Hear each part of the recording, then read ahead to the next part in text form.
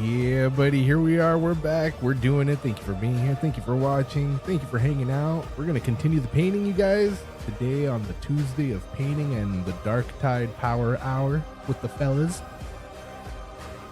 Hope everybody's doing well. Hope everybody had a good weekend. Hope you have a good week ahead of you. Thanks for stopping through and chilling. Yo, 51, Francois, thank you for stopping through. Hell yeah, here we are. Yeah.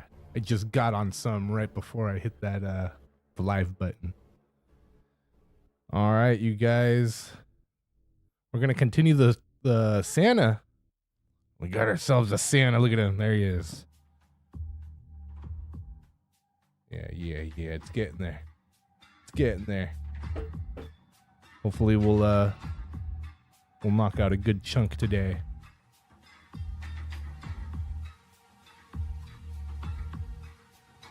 And we'll probably listen to some more of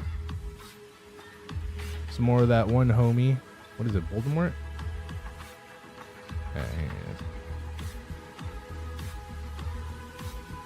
Yeah, Voldemort.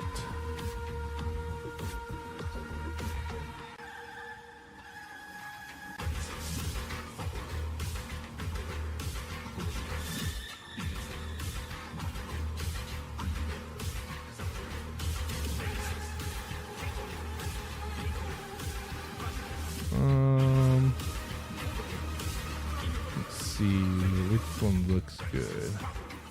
You guys want to listen to an audio, like an audio book, or because he has like audiobooks on here, and then he's got his, looks like his own,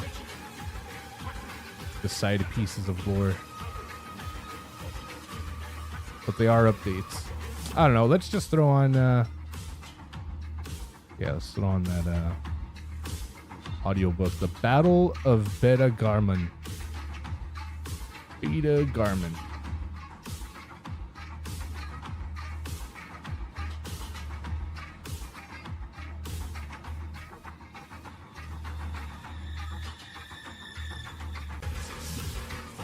All right, we'll pause the music.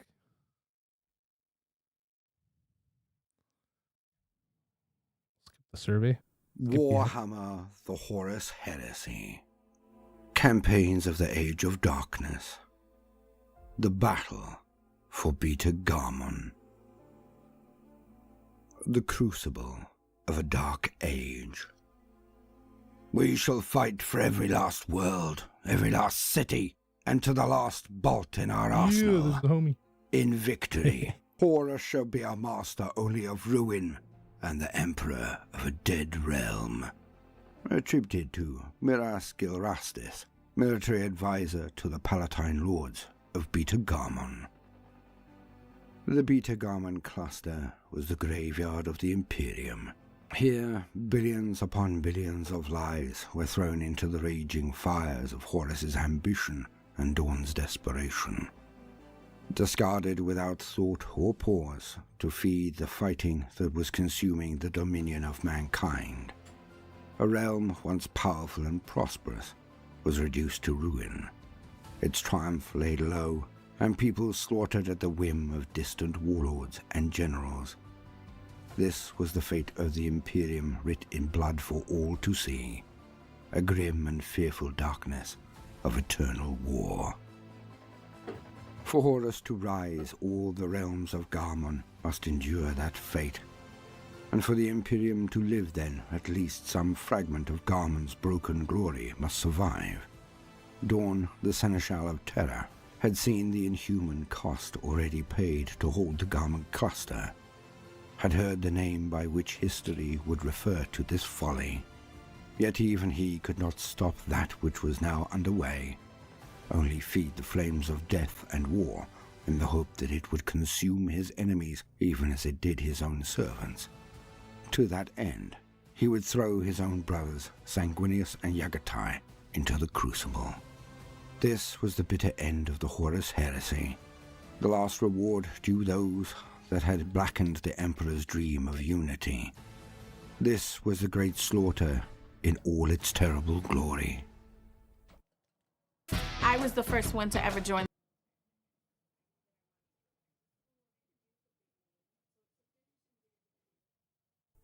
The Garmon Cluster.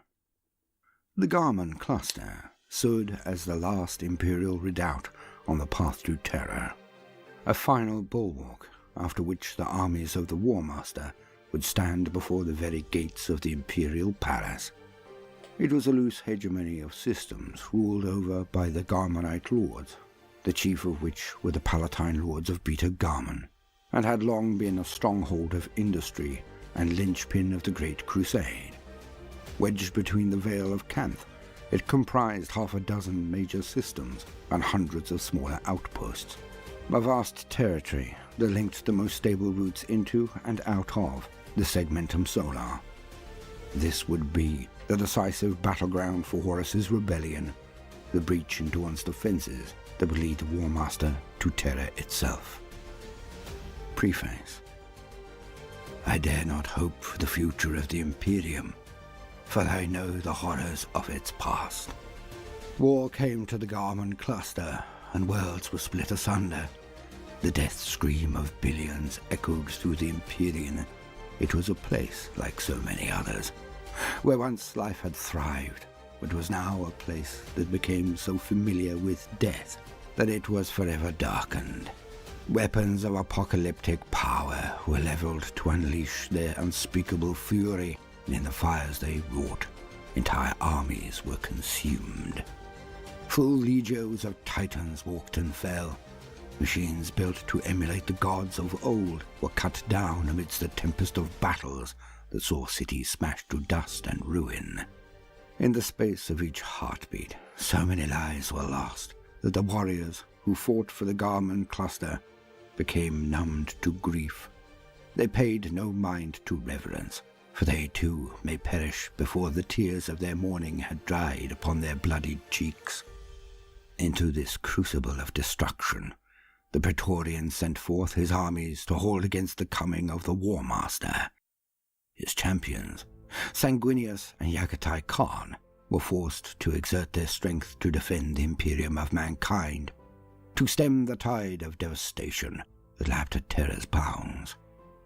From this unthinkable task, no victory could be gleaned, merely a demonstration of the defiance of the Imperium. Herein is an account of the Garmin cluster, a place destroyed, not in a desperate struggle for victory, instead laid to waste in a battle for survival, the outcome of which would decide the fate of mankind. The War for the Garmin Cluster. All have witnessed the horrors unleashed in mankind's darkest hours, but they are naught compared to what has awoken. Unsanctioned inscriptions applied to the Sector Municipalis, Bulkhead A63, quadrant of the Imperial Planets. Swiftly, the shadow of Horus's betrayal enveloped the galaxy. The initial acts of fratricide committed at Istavan III became a pall of darkness that spread throughout the Imperium. The fell power of prescribed weapons was once again unleashed upon the field of battle, no longer leveled against the Xenos threats that encroached upon the borders of the Imperium, but upon those who had bled to establish its foundations and raised it to grandeur. Brother fought brother with all the vitriolic fervor that mankind had once vented upon the alien and the despot at the frontiers of the domain of the Emperor. The War Master's armies were joined by new and terrifying threats, beings of murder and hatred made manifest, coaxed forth through tears in the fabric of reality itself by the dying screams of billions. They joined alongside the ranks of space marines and human warriors that swore allegiance to the War Master, to bring death to the Imperium of mankind. No place was spared the onset of apocalyptic destruction. Cathonia, the home world of the War Master, was embroiled in a bitter war between the Imperial Fists and the Sons of Horus that would see the planet broken to fragments. The splendor of verdant Calth, a glittering jewel amongst the 500 worlds of Ultramar, was scoured by the radiation of its wounded sun, part of a ritual performed by the Word-bearers to stir the ruin storm itself into being. In the Segmentum Tempestus, the surface of Talon was reduced to an irradiated wasteland by the virus bombs of the Iron Warriors. Another lush and plentiful world laid to waste under the heels of the traitor host. With the destruction of these worlds and many more like them, billions of humans experienced torturous suffering beyond the scope of imagination. They were caught in the tempest of a war between the grandest armies ever raised by mankind, led by warrior demigods, the Primarchs, born for this purpose. Many were found longing for death as an escape from the horror-filled existence within the ruins of the galaxy that once was. Oblivion, no matter the means by which it came, began to appeal as a tempting respite from the reality of life that now awaited them. The warriors of the Emperor's legions would not wish for such an escape, and instead, divided by betrayal, they would fight on, desperate to prevail as the tempest of war burned around them, driven by the bitter enmity for their cousins, who they had once known as kin. Internecine war reached every corner of the Imperium. In addition to the legions, now divided by their loyalties even within their own ranks, the Martian Mechanicum were embroiled in a civil war that engulfed the Red Planet. Factions within their coalition aligned with either the Emperor or Horus, and swore to destroy the other in a bid for control of the forges of Mars and their production of machines and weapons, the tools of war itself. Each of the thousands of solar auxiliar cohorts was forced to choose their side as their domains were shrouded by the creeping darkness of Horus Lupercar's betrayal. In the same manner, the countless billions under arms that formed the Imperial Army and the militia auxilia throughout the reaches of the galaxy were forced to stand with the Emperor or to bear aloft the banner of the Eye of Horus and join the War Master's crusade upon Terra. In football can be complicated, like choosing a worthy vessel for your wine. When it comes to barefoot in the NFL, it's easy.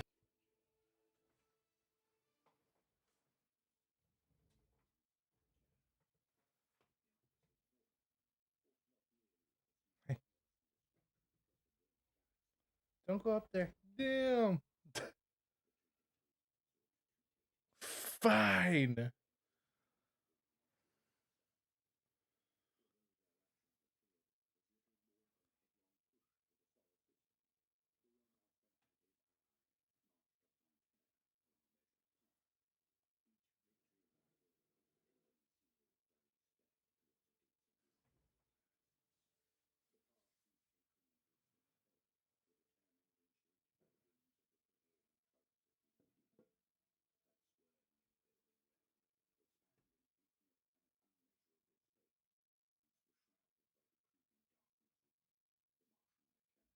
Were embroiled in a civil war that engulfed the Red Planet. Factions within their coalition aligned with either the Emperor or Horus, and swore to destroy the other in a bid for control of the forges of Mars and their production of machines and weapons, the tools of war itself. Each of the thousands of solar auxiliar cohorts was forced to choose their side as their domains were shrouded by the creeping darkness of Horus Lupercar's betrayal. In the same manner, the countless billions under arms that formed the Imperial Army and the militia auxilia throughout the reaches of the galaxy were forced to stand with the Emperor or to bear aloft the banner of the Eye of Horus and join the War Master's crusade upon Terra. Yo, thank you, man. Appreciate you. Terra. The armies of Yeah, we're Horus working on the Santa Claus fought for not right merely now. to seed chaos and destruction That way we can across give the it to our burning mom galaxy. for At Christmas. the command of the War Master, And then we're going to be starting the traitor some host sought to take Terra, the seat of the Emperor's power over the inquisitorial Imperium itself. agents. Whoa, sorry about Although that their brightness. actions appeared Like as little more than a inquisitorial headlong agents. push for the Sol system, the War Master and his allies marched upon this'll Terra probably be next along a week, measured though. path. Each victory in battle gotta- constituting hopefully it'll a be next single week, but I want to bloody finish step this guy up, towards the so gates of this the might take a little Imperial longer. Palace. We only do this on The Tuesdays, that's path why these also. incremental We steps might follow throw an were extra day in determined there and just to shaped try by and the finish it whims off of the quicker, prevailing but we'll see. currents of the Empyrean. Thanks for being here, dude. Appreciate you. Realm Appreciate everybody's that spanned time. an Thank you guys for infinite hanging and out. unmeasurable Time is space valuable, beyond precious. the bounds of physical reality. We'll never get it back. To follow these paths, many of which were only mapped by the trial and error of early warp voyages, facilitated the most rapid and reliable travel throughout the galaxy, and it was along these conduits that Horus's armada moved. Although the War Master's Probably forces, go one more aided coat by of the red. pantheon of dark gods that they served, and favored by the whims of unreality, suffered less in the perilous turbulence of warp energy due to their malevolent allegiance. The forces of the Imperium relied on these routes for resupply and reinforcements. It was by these actions that Horus sought to block and impede with the presence of his own forces. The Garmin cluster sat at a waypoint between Paramar and Terra, on one side of the most stable and predictable warp conduits to the west of the galactic core. It represented a pass through the mountain ranges of the Empyrean and would be a critical staging point for the War Master's final assault on Terra.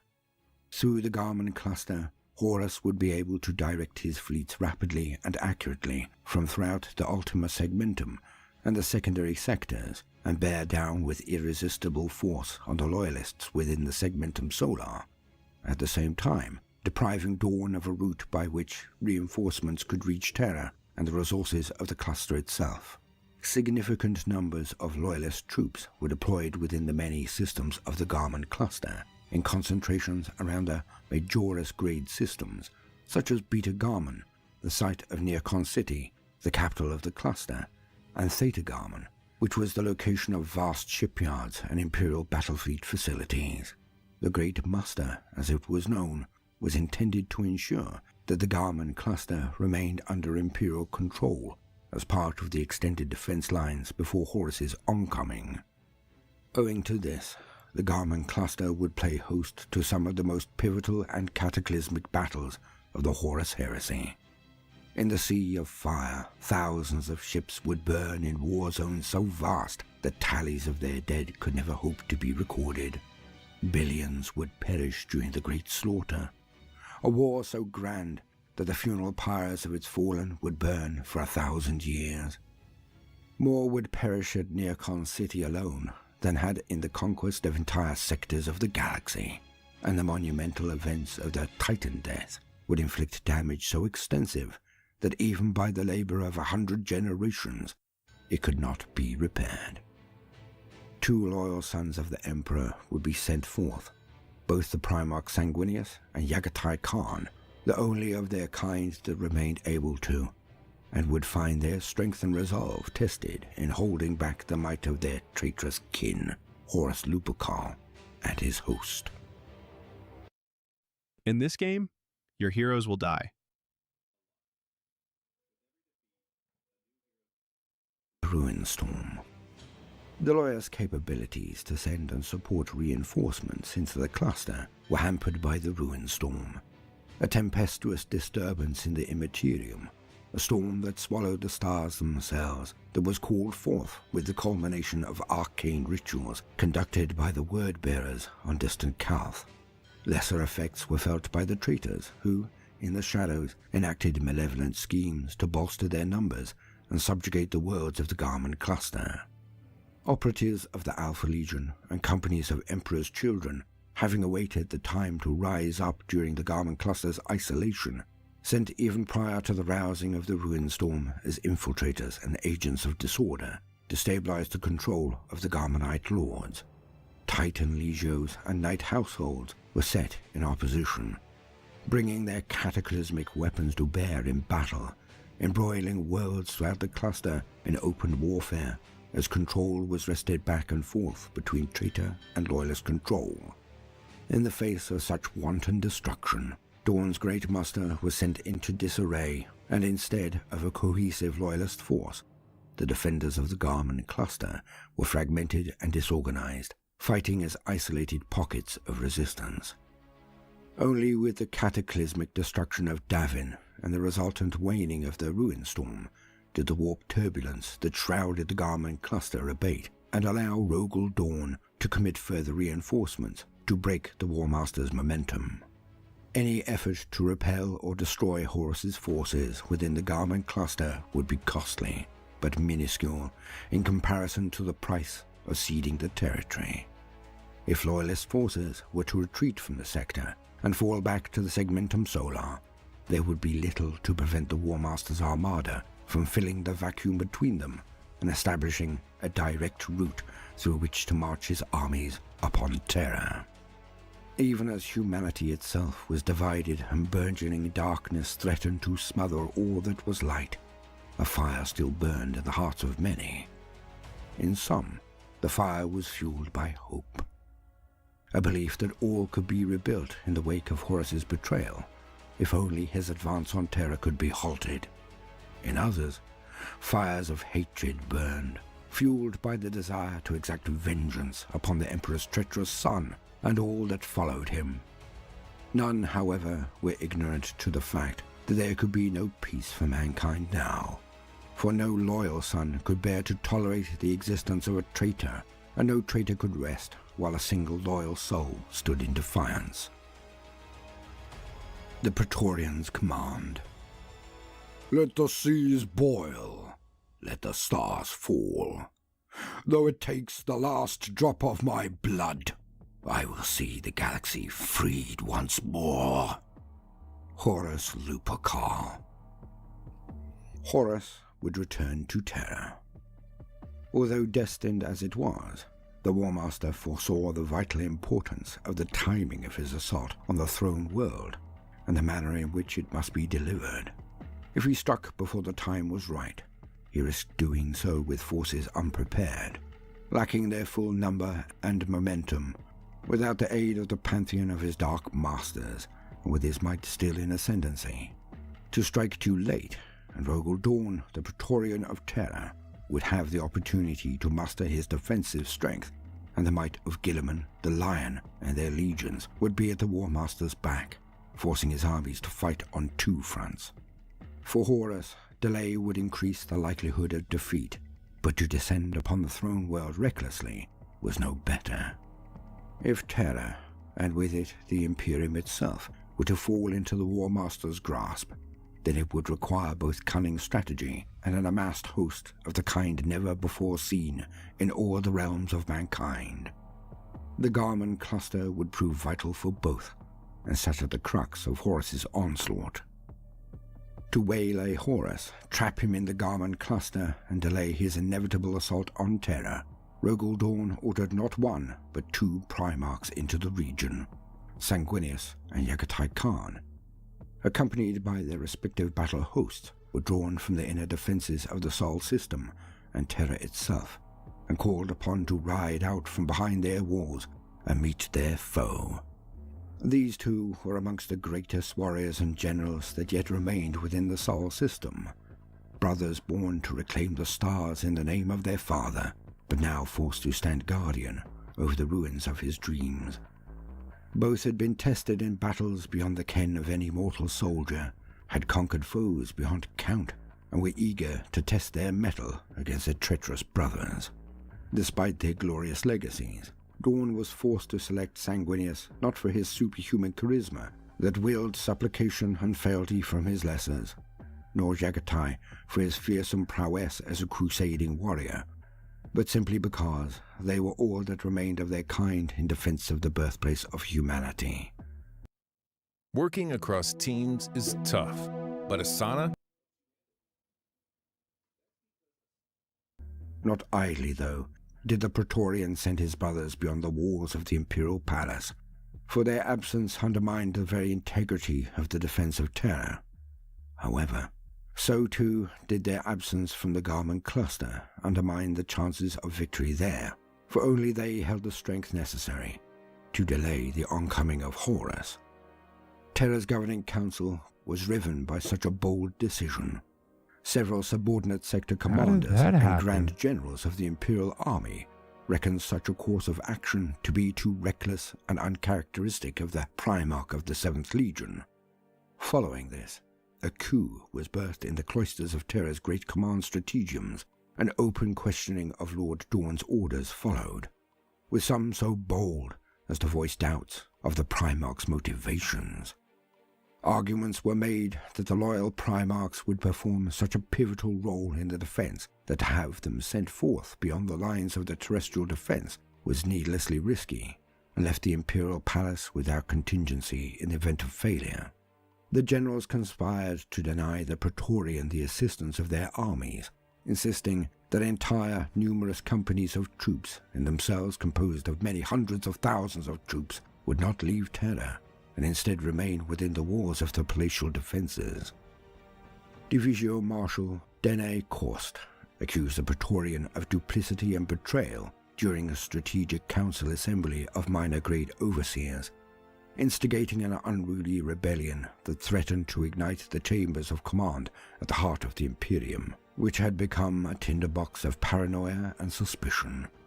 Elsewhere, Violence erupted, and the blood of dissenters was spilled upon the white marble steps of the Sanctum Centrum, as Palatine arbitration squads were forced to bring lawless protests to order with deadly force.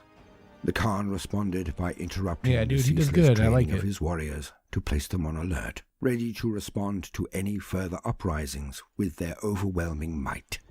He viewed the unrest to be instigated by privileged bureaucrats who had earned no place to criticize the methods of warfare, and instead promised that further dissent would result in the enforcement of the order by the blades of the 5th Legion.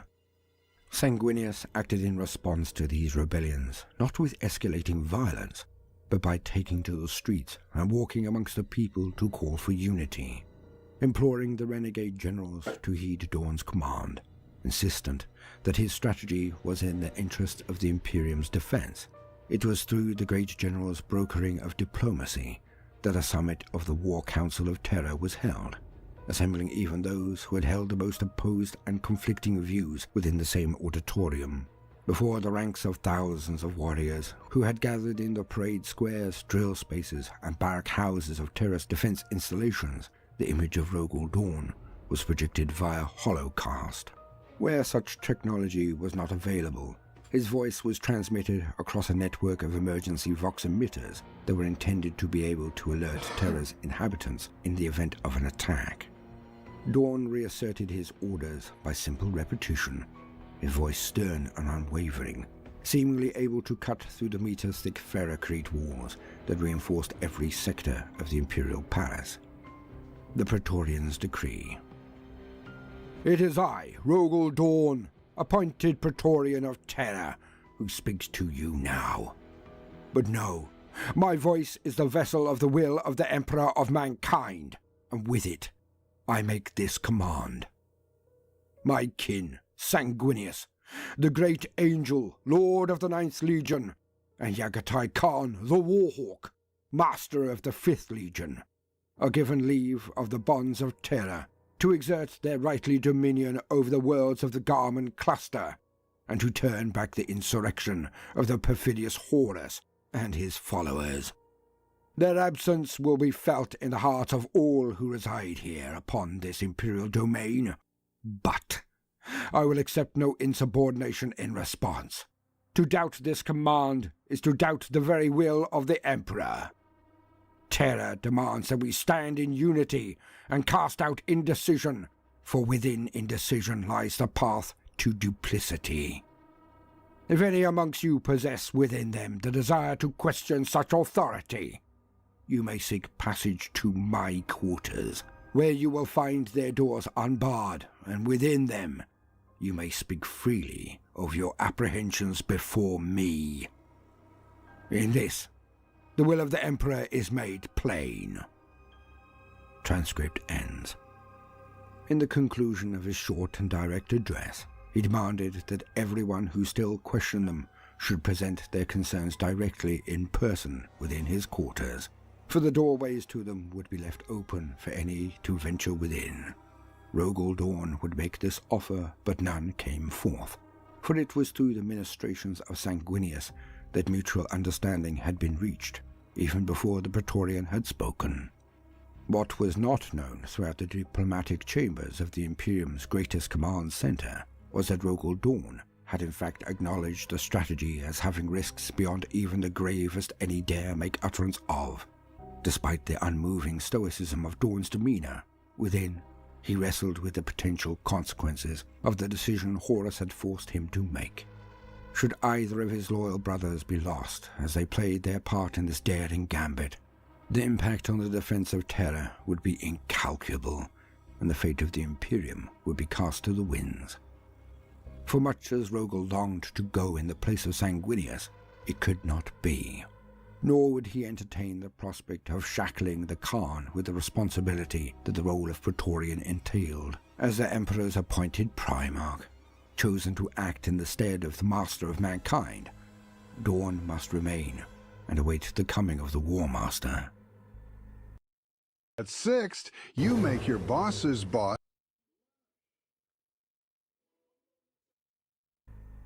The Mortification Index.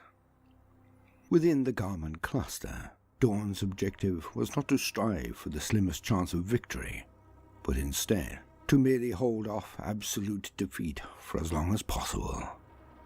In order to gauge the success of his endeavor, whole communities of Militarum adepts formed from generations of laborers that lived only to fulfill their predisposed roles, toiled at the cogitator banks within the grand strategium of the Praetorian to determine what was known as the Mortification Index, a vast and carefully calculated algorithm by which the viability of the actions within the Garmin cluster and the resultant threat to Terra and the Imperial Palace could be judged.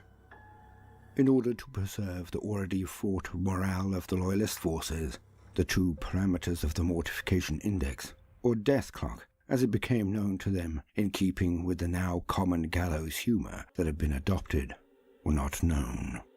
Outside of the Terran-based command, the Primarchs and the highest-ranked members of the Divisio Militaris, none knew the critical numbers at which victory could be claimed, or even effective defeat occurred.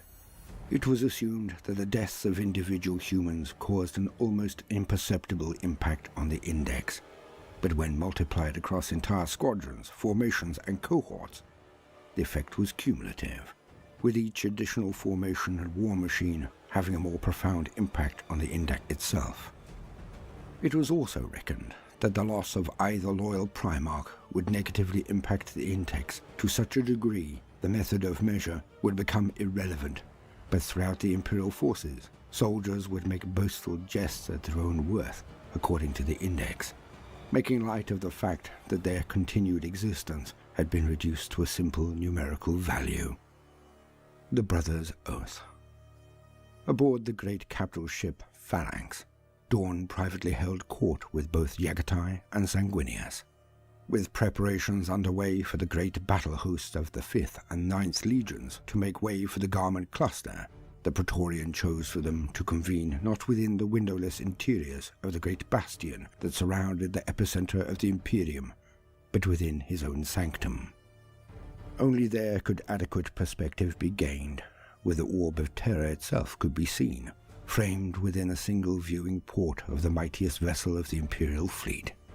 The three loyal brothers could gaze upon the one place when the entirety of humanity had, at one point, lived and died, in an uncharacteristically emotional display, the likes of which would be revealed only to his brothers. Dawn wished to impress the importance of the mission he had devised.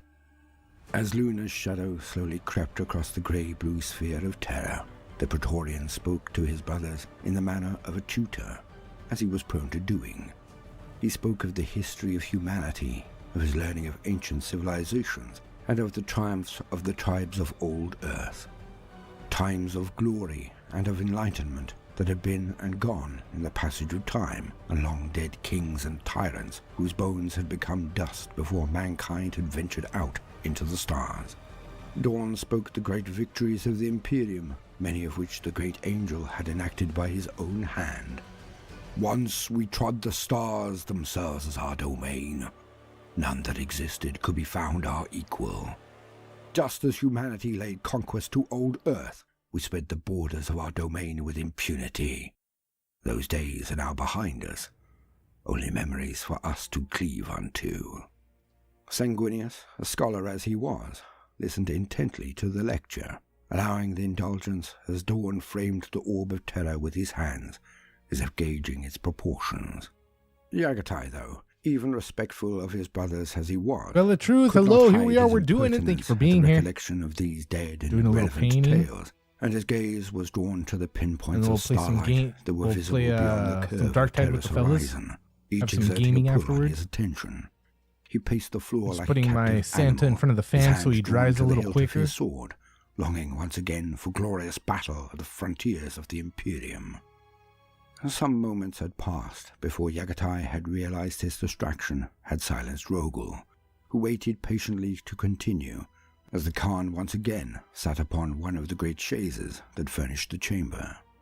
As the eclipse of Luna came to veil terror in full, Dawn's oratory finally came to its point, his face hardening as shadows grew from the deep lines that had been etched across his features. Much as it was demonstrated before them by the alignment of the celestial bodies, the War Master's shadow threatened to envelop Terra in a darkness from which it would never emerge. The Garmin cluster would be a critical point at which this darkness could be held back, and the light of the Imperium could be allowed to eventually prevail. As close to the Praetorians' equal as any that lived, the Warhawk and the Great Angel understood the nature of the Garmin cluster and the vital role that it played in the defense against Horus, but it was not of this that Dorn wished to entreaty them. Dorn did not need to rouse the spirit of either one of his brothers to perform acts of heroism or bravery, for they were already the embodiment of such attributes, but instead he must implore them otherwise. He warned them that although the Garmin cluster must hold, their actions should not be motivated by their personal desires to exact vengeance upon their traitorous brothers, but instead they must be restrained, as should they fall in an ill-measured attempt on Lupercal himself, they would damn the defense of Terra to the same end. I found myself at a time in my career where I knew I needed to finish my education. I chose Purdue Global because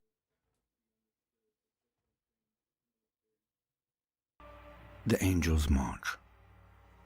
As the red tier prepared to depart from the Sol system, its glittering gold hull latest with the scars of a lifetime at war, the navigational lights on the flanks of each escort ship within visual range blinked in a salute to the departure of the Great Angel. Despite Yagatai and his legion's prior departure, itself an understated affair reduced to a plain, logistical action by the ever-pragmatic Warhawk, Sanguinius and his war host still represented a gathering of imperial might rarely seen since the conclusion of the Great Crusade. With ceremonial order, a hollow cast was broadcast to every ship's bridge and relayed to the pick screen in every cabin and galley, the image of Sanguinius upon the command dais of his flagship. Across the fleet, millions of crews, soldiers and space marines paused in the conduct of their duties and turned to view the nearest hollow-picture display or listen to the voxcasters as the hail began. Mighty power-armored warriors towered above the human proportions of the crowds that gathered around them, eager to catch but a glimpse of the majesty of the Great Angel himself as he prepared to deliver his address. Sanguinius began to speak. He told of Horus Lupercal, a brother he had once held dearest, how Horus had become consumed by pride, and how power had corrupted his sense of humility and duty. Of a warlord who had been corrupted by his own authority, turning against the ones he had once served, and of a brother to whom he could deliver their own salvation. In place of an account of the realities of the age, he told a tale of hope. What Sanguinius did not speak of were the things he wished to shield the Imperial forces from. He did not speak of the monsters that he had faced in the dark recesses of the galaxy, at Cygnus and at Davin, and he told not of the inescapable and ruinous influence they had over the psyche of humans. Sanguinius spared the truth, and he alone carried the burden of the horrors he had witnessed, the things that now haunted his mind, because they were things too terrible to know, things that were the ending of hope. With the conclusion of his address, void drives flared into life and combat stations were manned, setting the bulk of the fleet following the red tier and Sanguinius Crack those drinks on a open, you direct course guys. for the Delta Garmin system. Thank you for A being chain here. of Thank you for watching. astropathic relays lit in the Thank you fleet's for hanging wake, out. carrying word of the commencement of their mission back to Terra and Cheers. to Dawn. Here we are. We're doing it. The Primarch's muster. Night has fallen, and with it has come darkness and fear. Here I bring the torch that will bring light unto the coming of a new dawn. Attributed to Sanguinius, addressed to the 567th Solar Auxiliar Cohort. The assembled might of the White Scars and the Blood Angels translated from the warp within the borders of the Garmin cluster to little fanfare. In any other age, the spectacle of such a gathering would be sufficient to bring an entire subsector of space to a standstill. But even the coming of two mighty Primarchs, each capable of laying conquest to entire systems with the forces under their command, would be overshadowed by the dire situation and immensity of the battles already underway. The people of the Imperium within the Garmin cluster cried out for aid. Neocon City had already been besieged by the War Master's armies, and the Royalist resistance was forced to adopt guerrilla tactics in order to survive. The planet of Beta Garmin II was contested by two vast armies, and the fires of that war threatened to consume Beta Garmin III as well. Imperial troops had been drawn to the outlying systems of the Garmin cluster, only for Horus to orchestrate fresh attacks on targets within Delta Garmin and Theta Garmin. Few places in the cluster were beyond the scope of the vast war, and those that still lived longed for their salvation. To mark the arrival of Sanguinius and Yagatai Khan, I think we can do those that one more could spare shade of time green away on from here. the front Not lines shade, made coat. good their battle-worn uniforms and I think then unfurled the green their will be frayed all and right. bloodied battle standards to stand to attention, paying respect to the angels they hoped would deliver them from oblivion. Sanguinius was shuttled from aboard his flagship, the Red Tier, to preside over the muster aboard the loyalist cruiser Celestial Fury as it rearmed at the Delta Garmin system. His serfs clamoured to tend to his ceremonial armour as he walked, buffing his mirror-polished plate and smoothing the drape of the exotic furs that hung at his back. Within the great launch bays of this venerable craft, itself racked by months of ceaseless war, the great angel was met with a paltry display of troops, ordered by their commanders to honour the coming of the Primarchs, despite many recovering from grievous wounds, not all to their physical bodies. The psyches of those who had so far survived the wars of the Garmin cluster were often shattered. Fear held these injured veterans in its imprisoning grasp, some forced to relive scenes of horror over and again each time they slept. Others scrambled for cover each time a bulkhead door was slammed closed within earshot, or ceaselessly sought to reload rifle magazines they no longer held. In the presence of the great angel, the fires in the hearts of these broken soldiers were stoked, and behind their glazed eyes lit a glimmer of hope.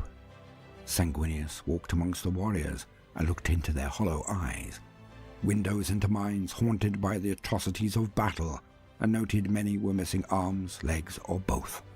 He inquired why they had not been fitted with mechanical replacements, and was informed by his escorting staff, who spoke in hushed tones, that the supply of such items was limited and reliant on units that could be salvaged from the battlefield dead and reused. Sanguinius fought to maintain a neutral expression, and he detached one of the priceless animal furs that hung over his pauldron and draped it around the shoulders of a young soldier who balanced on a crutch, his right arm and leg missing. The soldier attempted to salute, as per the custom of his cohort, forgetting the limitations inflicted by his still recent injuries, and stumbled as he did so.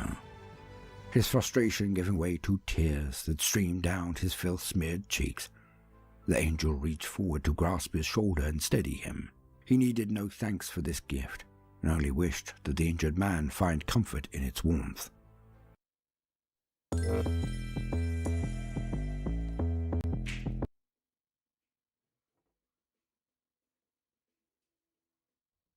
Yagatai followed Sanguinius in procession, looking over the assembled troops that bowed in supplication to the might of the demigods of war before them, and observed their pitiful state.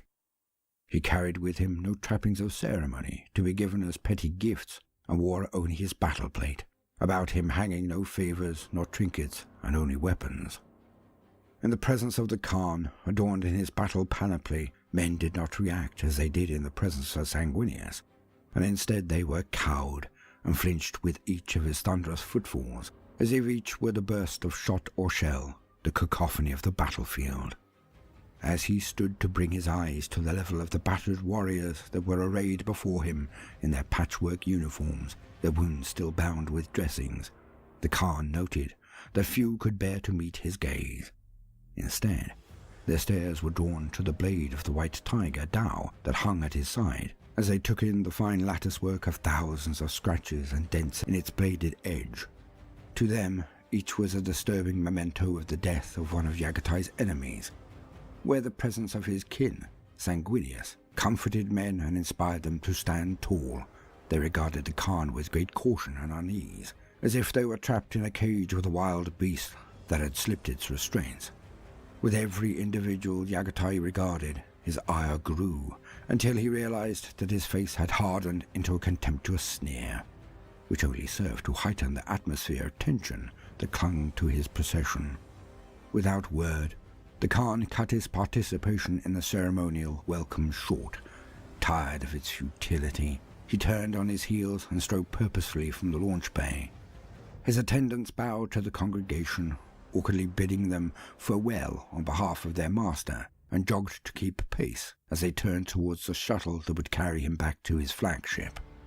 Even as the great angel continued to walk amongst the assembly of his troops, offering his thanks for the sacrifice they had already made, Yagatai had returned to the Lance of Heaven and once more assumed his position upon the command throne. The fleet set to delve into the fires of the Garment Cluster. The Khan could not win the hearts of the people of the Imperium through charisma. He knew only the ways of war. Keen to prove his worthiness of the role that Dawn had assigned him in comparison to that of Sanguinius, the Khan drove his white scars into the Garment Cluster with haste. Overlooking the opportunity to relieve the Loyalist forces held in the systems local to his point of ingress. Despite the bridge of the Lance of Heaven detecting numerous distress beacons as they passed through the sector, the Khan decreed that they would go unanswered by the 5th as he sought to reach deeper into the Garment Cluster, where glory would await him. He had been asked to seek out the enemy and harry him wherever he was found, and so the toils of humanitarian aid would be left to Sanguinius and the fleet of the Blood Angels. Instead, Yagatai's fleet skirted the center of the Garment Cluster under his orders to find a war away from the core systems, or to instigate one of their own making. To do so was to distract the War Master's troops and occupy them, so that an overwhelming concentration could not be gathered in any one place. The reality of the war being fought was that, even far from the front lines, none were ever truly beyond the predation of enemy patrols. Like the hunter-seeker organisms that lingered in the wake of dueling leviathans in the deep, cold oceans of Europa, countless fragmentary warbands cruised between the stars. Those under the War Master cruelly struck at targets of opportunity, keen to sow fear and disruption amongst the Loyalist camp. Likewise, those loyal to the Imperium were not limited to only the forces committed to the great battle zones, and instead, some fought as piratical raiders, striking at the underbelly of the beast, where they could interrupt the supply lines and logistic chains with targeted strikes. The Shattered Legions. Composed of Iron Hands, Salamanders, and Raven Guard warriors, all the embittered survivors of Istvan swore to enact revenge on the traitors. Meduson's new legion was one constructed from the broken fragments of many. They fought as an intermingled force, each individual bearing the heraldry of their own parent legion, bonded together by their specializations, demeanors, or experiences on the battlefield. Whilst training and doctrines between the legions were far from standardized, the common experiences and pacts of vengeance shared by the warriors that fought under Meduson's banner were sufficient to overcome the cultural and doctrinal differences in battle. Driven by a singular and encompassing desire to seek vengeance against the War Master's forces, Meduson's warriors used the flexibility of their combined experience to bring war to the traitors where they were least prepared, to act as the hidden dagger that supplemented the sword and shield that the united Loyalist legions represented. Continuously growing as greater numbers of Loyalist troops consolidated and sought to fight their own war against the traitors, Shadrach's army ever lacked the numbers to attack the Sons of Horus and their allies head-on. Despite being actively hunted by cadres of traitors, Meduson used the pervasion of untruth and misguidance surrounding his own survival and whereabouts as a shroud, and in its cover waged a disruptive war, striking measured blows at the War Master's armies at the fore of a contingent of what had become known as the Shattered Legions. The Hunters and the Hunted. There's nothing like access to the largest global airport lounge network.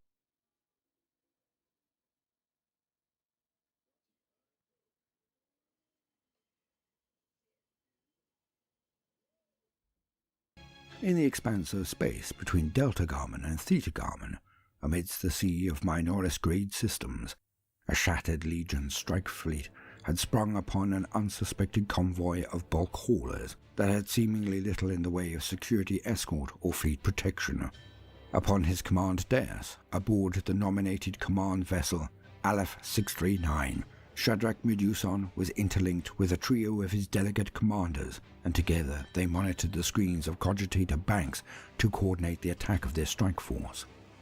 In near silence, various squadrons were readied and sent the signal to attack in perfect synchronicity, as boarding torpedoes and Charybdis assault claws were launched at the targeted vessels.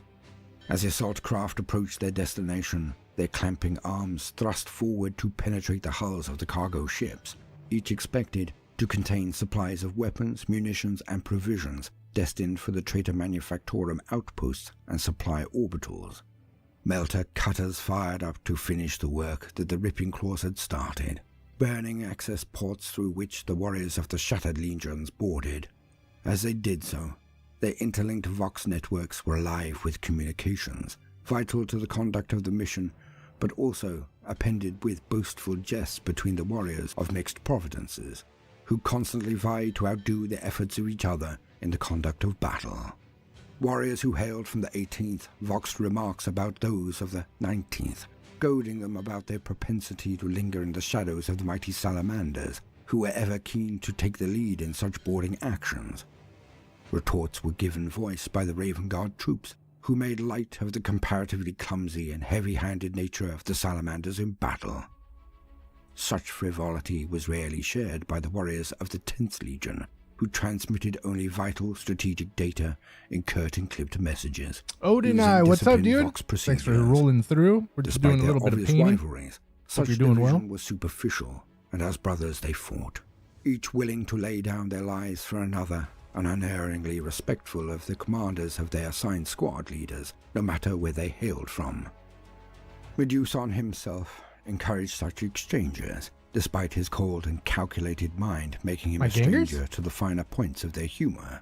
He believed it to break the barriers between the legions and allow his warriors to interact in combat with the fluidity and cooperation that would otherwise be hampered. Moreover, it allowed for a brief moment of relief from the crushing grief that every member of the Shattered Legions felt at the losses already suffered in this dark age. A spearhead of salamander breachers blasted a path through the inner void hull layers of their targets, their melter charges punching through the bulkheads, leaving yawning breaches rimmed with molten iron through which they pressed their advance. Their drake-skinned boarding shields held out before them to deflect the salvos of incoming rounds fired from the defenders and the automated sentry weapons.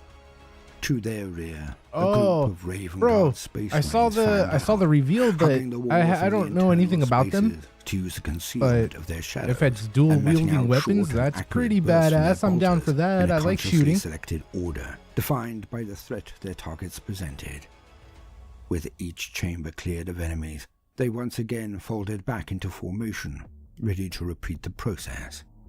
Elsewhere, warriors of the Iron Hands deftly overrode the security protocols of the enemy vessels, fooling their systems into parting the vast tooth-locked ceramite slabs that served as doorways between sectors. That's for a name I don't know. They progressed through the assigned target levels. Have you come up with a name for yours? Their footfalls echoing through the corridors in unison as they marched in lockstep, allowing the foremost warriors in the advance to fall back to the rear of the column when their bolters required reloading.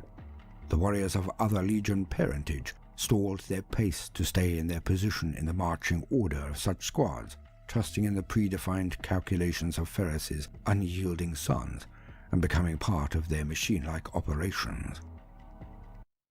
At 6, you can finally stop dreaming and start driving.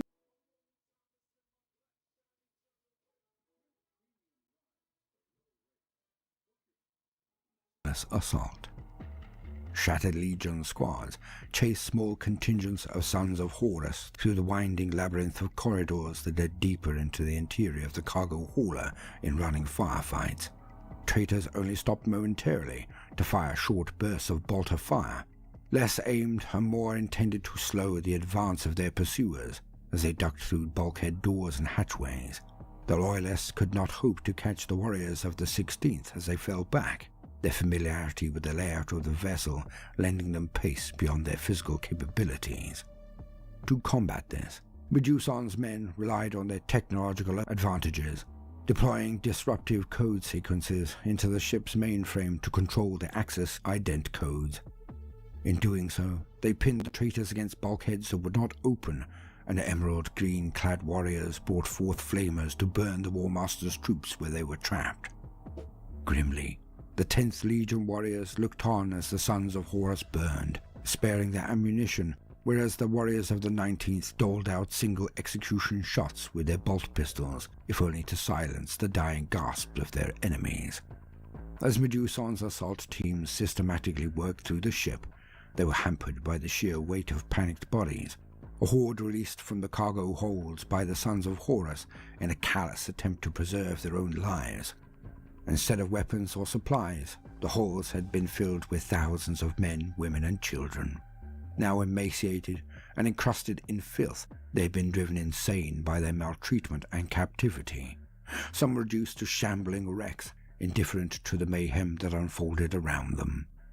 Others were driven into frenzied rage, unable to decipher the difference between their captors and the warriors of the Shattered Legions who had come to liberate them. As the Loyalist warriors worked to restrain the human cargo that had spilled out from the ship's holds and to understand the reasons behind their presence, their tech marines decoded data manifests that revealed that they had been destined not for the fields of battle as first suspected, but instead for remote locations, I like deep Significant within more. traitor-held That's funny. space within the Zeta Garmin system. The Loyalist raiders found the holds of the ship stripped of all but the bare necessities to support unaugmented life, and littered with the bodies of the dead, numbering as many of those that still clung to life.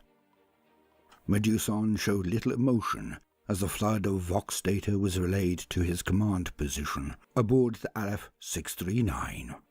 Instead, his mind worked to devise a solution to rescue the survivors extracted from the War Master's captivity. I like it. So often had retribution and vengeance dominated the objectives of the war they now fought, that rarely did the opportunity to preserve life present itself. Yeah. Sleep on it. Give it Even some thought. as he worked, though, You don't come his up with nothing valiant better than endeavors were shattered by the sure. reality of the war they fought. As contact alerts blared, bathing the command deck in red light, proximity alarms sounded, signaling the presence of approaching enemy vessels. A deadly ambush.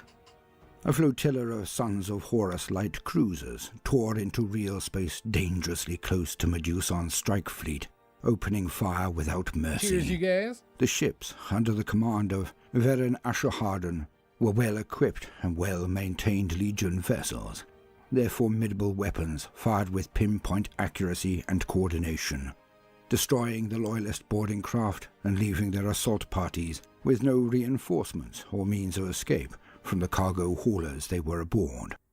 The sheer violence of the Sons of Horus assault set Meduson's fleet into disarray, and with malicious intent, Asherharden's fleet encircled the Aleph 639. Ruthlessly, they positioned themselves to unleash the full force of their weapons batteries, firepower intended not to tactically eliminate the capabilities of Meduson's vessel, but sufficient to overcome its shields in the blink of an eye and simply erase it from existence. The hulls of the Sons of Horus ships shuddered as their weapons charged. Their captains diverted power from their shielding in order to unleash their full strength in a single salvo of overwhelming firepower, intended to spitefully obliterate the Aleph 639 and Meduson himself. A starburst of white light erupted, illuminating the darkness of the void as plasma fire engulfed the hull of a starship. But it was not the Aleph 639 that burned, but instead the Sanctor, the ship that had served under the Don't Sons even of worry Horus. about it, man. As the explosion faded, the majesty of the Lance of Heaven came They're into in view, spirit.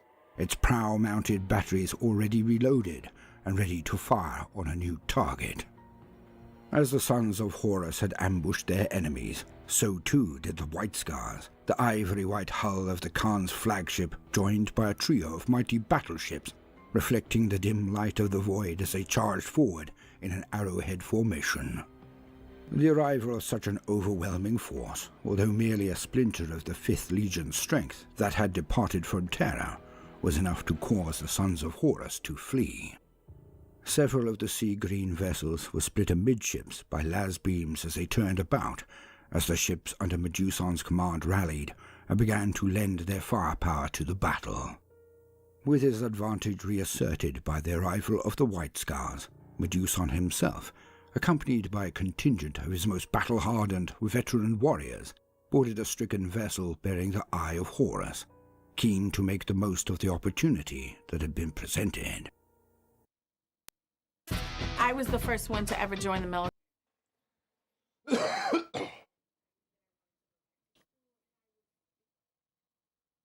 The warriors they fought were not the twisted veterans of the Great Crusade, shaped by generations of war, but instead they were inductii, taken from human stock born long after Meduson had walked upon his 100th battlefield. They had all been conscripted from the same world within the Garmin cluster to populate an induction cycle to swell the War Master's ranks. Under the command of Ashur-Harden, what the inductii lacked in battle hardening, they made up for in discipline and organization, emulating the hatred the veterans of the 16th Legion possessed for the followers of the Emperor, despite only now meeting them in battle for the first time. They did not fall back or attempt to flee, as their brethren before them had upon the ships filled with human cargo, but instead they stood and fought, unflinching as their squad mates were cut down by shot or blade. Despite their drilled order and coordination, the Sons of Horus inductii did not number enough to match the combined might of Shadrach Meduson with the support She's no of the veteran. White Scars. That's the only other The character 5th that I haven't Legion's made. vessel drove off the traitor ambushers and formed a hardened cordon, vigilant for enemy Yeah, reinforcements. we'll have to wait and see. With this assistance, the Shattered Legion warriors extracted from the enemy vessels they had neutralized to reinforce the ships in which the enemy had put up the most stalwart resistance. Meduson regained control of the battle. The warriors of the Shattered Legions moved with impunity through the corridors and decks, methodically eliminating the traitors aboard every vessel that had not fled the subsector. The Loyalists took no legionary enemy as prisoner or captive, and instead were motivated by the memory of the suffering inflicted on the human captives they had found aboard Horus's cargo haulers, taking the heads of all who had sworn an oath to the War Master without exception. As the din of battle faded, Meduson was hailed by the acting equerry of the Primarch of the 5th Legion, who had summoned the former Ironhad's captain to meet with him aboard the Lance of Heaven. Meduson dutifully responded and boarded the White Scar flagship, accompanied by a combat-ready squad of warriors drawn from numerous legions. Not a retinue or personal guard, but simply those who had completed their resupply routines following the previous engagement. The former Iron Hands captain had grown estranged from ceremonial proceedings and had become accustomed to a constant and unrelenting state of battle readiness. He carried his own battle panoply worse than the about his Psyker? person, even upon the command deck of the Khan's Because ship, I don't like the where he and Psyker his of how warriors were squishy they are, escorted but for somebody that knows how to play them, dude, before kicks the ass. Khan. But dude, As I can't. Meduson and his men crossed the I threshold can't of the multitask, bridge of the so Lance of Heaven, I'll blow they myself stood up before if the I, Warhawk, you know, who too if my was garbed percent in hits his 100 or battle gear, whatever. his weapon stowed at the side of the command throne he sat upon. For a moment, Meduson simply stood, momentarily forgetting the procedure or decorum expected when addressing one such as the Primarch of the 5th Legion. As he recalled the proper practice, the former Iron Hands captain quickly bowed in respect, followed by his company, and Yagatai smiled wryly before inviting them once again to stand at ease. Meduson took the opportunity to offer his gratitude for the intervention of the White Scars and their assistance in defeating the ambush attack.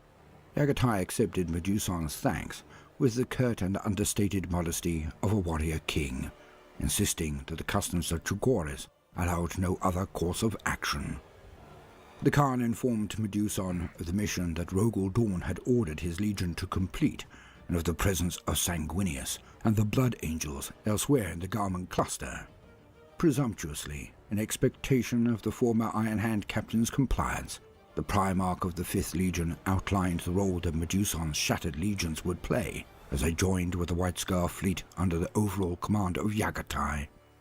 Meduson, ever respectful of the Khan, insisted that his oath-sworn duty in the war that engulfed the galaxy was not yet satisfied. Nice. That his path did not lead Does him it to involve serve having under the shards, Khan. the homing shards? To make such a bold statement, I love those homing provoked shards. the ire I don't of even the want to play Khan's the Psyker Kesher if I don't play guard, homing shards. who sprang forward with their power glaives raised, ready to cleave the head from Meduson's body for such an affront to their Primarch's honor. Yeah, I tried But a their different killing build blows that were that stayed. the homies Yagatai recommended. rose to his feet and called That for wasn't them to homing cease. shards, and clamor, yeah, I was members like of mad the the whole Kesher match. shouted Man, this thing indignantly, sucks. questioning why Meduson would not You know how it goes.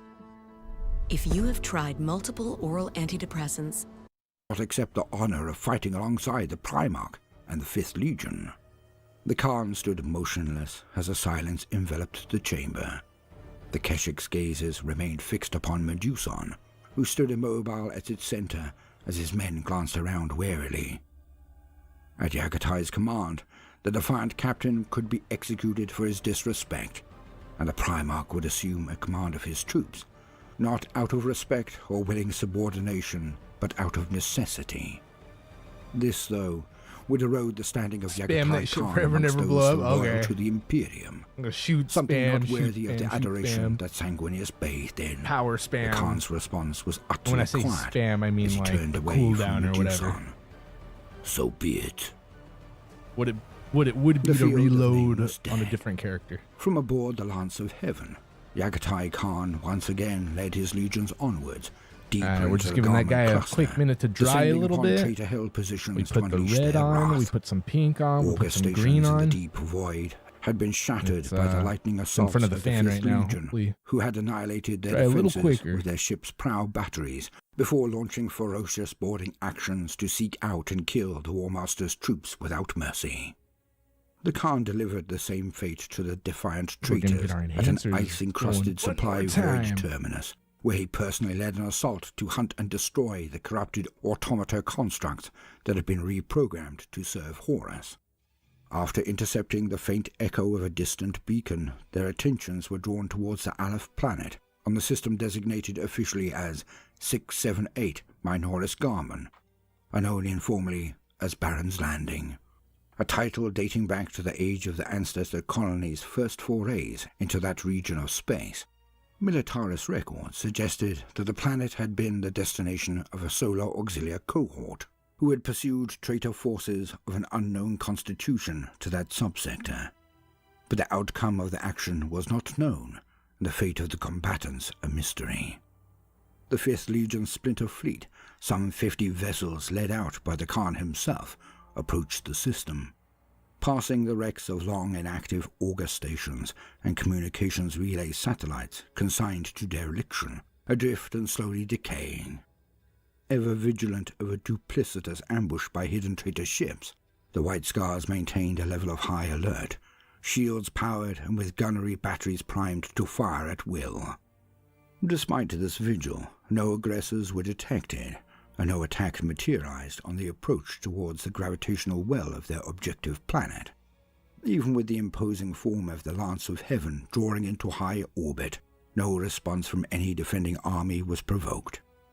Efforts to hail forces on the surface of Baron's Landing were met with empty static. A thick atmospheric Am I cloud having cover connection smothered problems? the planet, and several 1,000-kilometer-wide storm fronts generated electromagnetic interference great enough to make blind even the most sophisticated auspexes.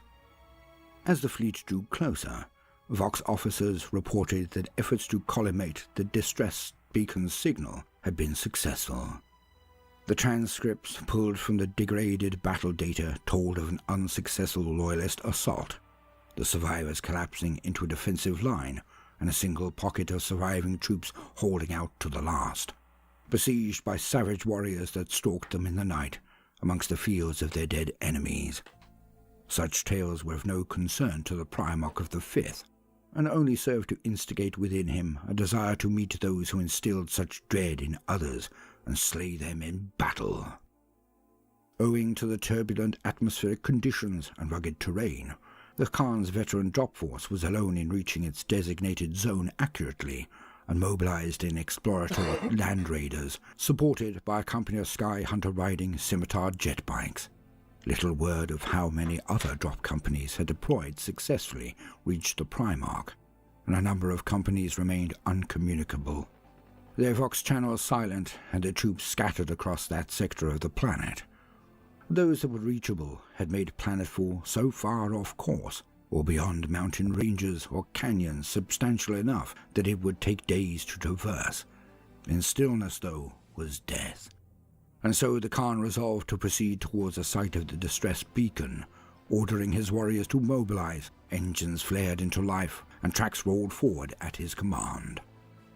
In convoy formation, the Khan's company made its way across the rocky, unforgiving terrain of Baron's Landing, relentlessly moving towards the objective location. The short-range auger arrays of the lead land raider began to return signals from beyond the crest of a wide, rolling hill that appeared to give way into an expansive hollow. Impetuously, the Khan gave orders for the company to move into line formation and crest the hill at full combat speed, with gunners to engage targets as their guns came to bear. The last survivors. As the formation sped over the summit, grit and exhaust smoke trailed behind the ivory-white vehicles. Target locks flashed red, infantry forces were identified, and as ammunition feeds jerked into life, a Vox broadcast opened up on all channels, prefixed by dated but valid Imperial ident codes, pleading for the White Scars to hold their fire. Each land raider ground to a halt, their tracks juddering across the rough granite surface, and before them stood a figure bearing aloft a tattered banner adorned with faded numerals behind the symbol of the Raptor Imperialis. Several hundred troops in solar-pattern void armor, each a patchwork of field repairs, stood 3 ranks deep at each side. Tentatively, they lowered their las rifles. They were the remnants of the 87th Solar Auxilia cohort, the Star Reavers, in service of the Emperor and loyal to Terra. The 87th cohort of the Solar Auxilia reported having been plagued by continued and harrying attacks by his 16th Legion warriors, whose description correlated with several recorded formations or cadres the War Master's own Legion was known to employ. The Star Reavers were merely a shadow of their former strength after suffering massive losses, having fought off the predation of traitor forces since the ruin storm had veiled the Garment Cluster. Led by Varsha Daul, who had been promoted directly to the rank of Cohort Marshal from that of Troop Master after the cohort's previous commander had been killed in action. Those that remained of the 87th were hardened survivors, few in number but fierce warriors, dedicated to ensuring the lasting legacy of the Star Reavers was one of bravery and honor, despite the inevitability of the cohort's demise. Save.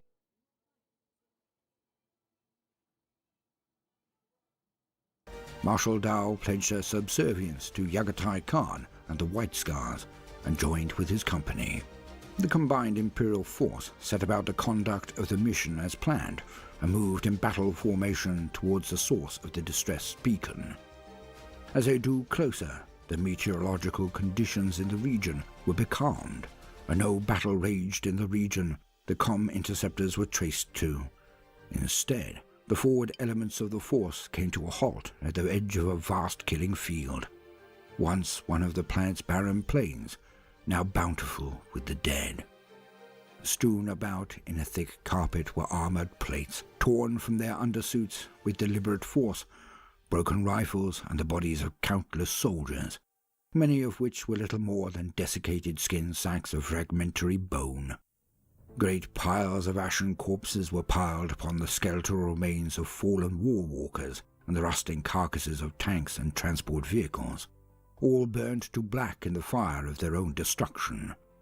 Duel informed the Khan that this was just one of many battlefields they had encountered upon this world, and the dead had mouldered there before the Star Reavers had even arrived. As the foremost troops of the White Scars Company dismounted from a Land Raider Explorator squadron to make their assessment, it became obvious that what had transpired was less of a battle a more carnival destruction wrought by the army that these dead had once constituted.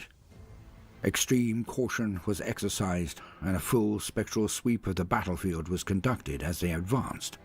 Conscious of the threat of unexploded ordnance or traps hidden beneath the piles of dead, Duel volunteered the Star Reavers to form the forward line of the advance in a demonstration of their ongoing fealty to the Imperium. In response to this request, the Khan saw no reason to deny the cohort's marshal's wishes. As the front line advanced close to the center of the expansive plain, with wreckage and ruins stretching as far as the horizon in all directions, the ground erupted in a cloud of powdered bone and shattered rock as hidden explosives detonated.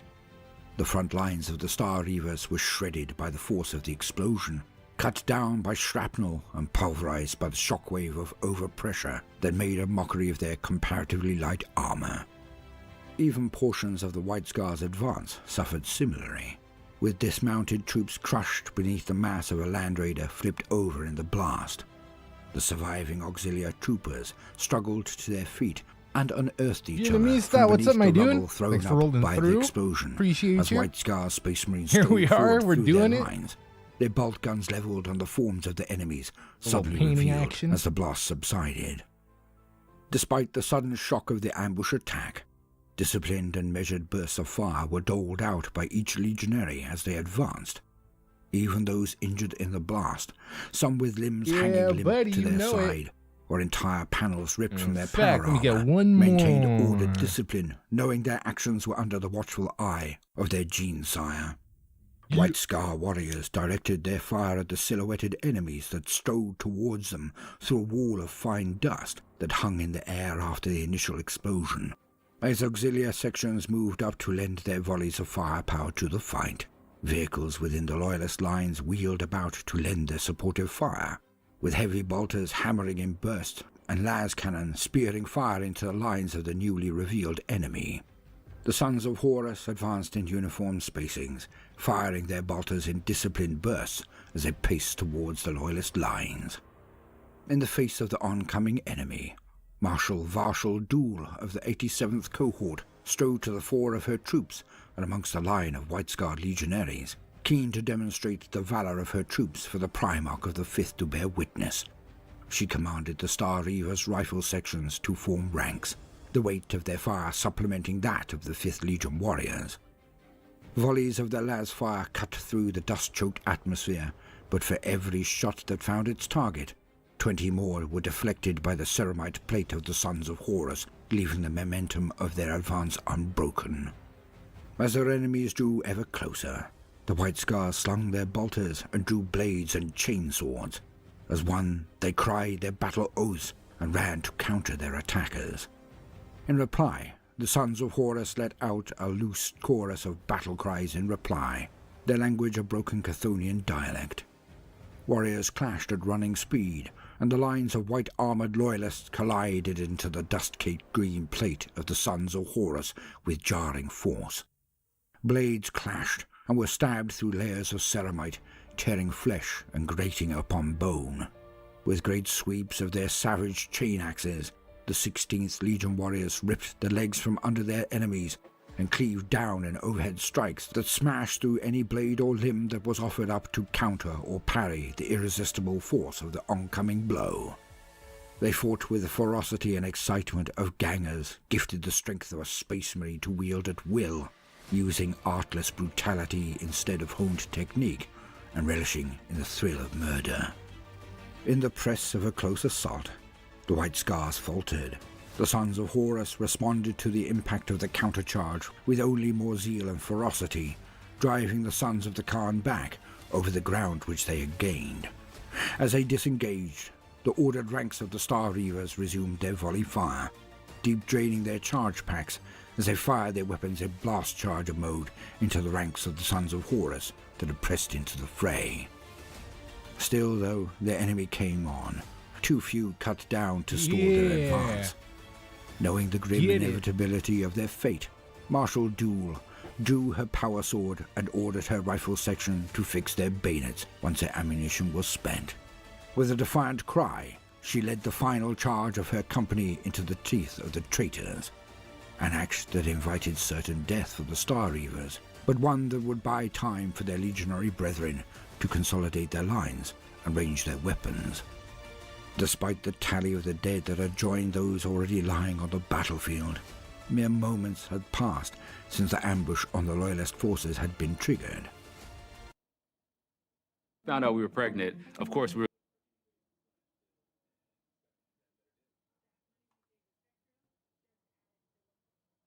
Khan had raced on foot to reinforce his troops at the first Vox signal, crossing the rugged ground in great bounding strides. He raced to the epicenter of the battle, weaving through the vehicles of the convoy, keen to vent his fury on the traitor attackers. And as they drew closer, the carnage wrought by the Sons of Horus ambush came into view. Marshal Duel fought fiercely in the center of a knot of warriors, desperately sidestepping the crushing blows of several traitors, whilst hacking at them with the single edge of her duelist sword. Within a scrum of warriors, Duel found herself amongst the tightening ranks of her troops, forced together as they tried in vain to evade the deadly strikes of the Space Marines that attacked them. She found an opening to strike as one of the Sons of Horus moved within her reach, her attention hyper-focused on the body of an auxiliary warrior he had hacked at with a gore-spattered chain axe. Duel forced her sword into the warrior's gorget seal with a lunge. Her strike was true, but even as she sunk the tip of her blade into the Space Marine's neck, he fought back against his own death with an animalistic determination. The traitor dropped his own weapons and gripped the polished blade of the elegantly curved sword as he fell to his knees, sputtering blood through the latticed vox grill of his helm as he choked. The Marshal tried in vain to pull her weapon free to no avail.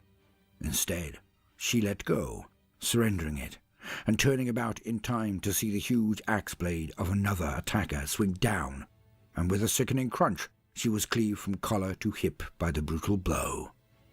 In witnessing the death of their commander, the remaining Star Reavers lost the will to fight, but no mercy was granted by their attackers as they routed. The Sons of Horus chased them down before they could reach the safety of the White Scar's line. The Khan witnessed the Marshal's ignoble death from afar, and with a Chogorian curse bellowed in fury. He renewed his charge, ignoring his warriors' cries on the Vox network, who had intended on using the power of their ranged weapons to thin the ranks of their enemy. The Sons of Horus ambush had caught the patrol unawares, but with the arrival of their Primarch, their advantage was lost. Darktide charged headlong, the impact of his momentum smashing several Sons of Horus from their feet, sending them sprawling into their own ranks. With great sweeps of his dhow, he split armored plating and severed limbs with contemptuous ease, filling scores of warriors with each passing heartbeat. Those who attempted to fight were no match for the Warhawk's fury, and those that chose to flee were gunned down by the White Scar's line until the Khan stood alone, surrounded by dust-clad bodies lying motionless on the blood-soaked earth. As the Khan looked to the horizon, though, he saw the attack had been merely the vanguard of a much larger force of Sons of Horus that had now amassed to encircle them. Garmon burns. Those who speak of victory before the foe lies dead are fools. Only once the final blow has been struck does the struggle end. Enred Ha, the Riven Hound. With Yagatai Khan having taken to the field of battle as the exemplar of his legion, the traitor resistance on the planet of Baron's Landing was methodically eradicated by the warriors of the 5th Legion.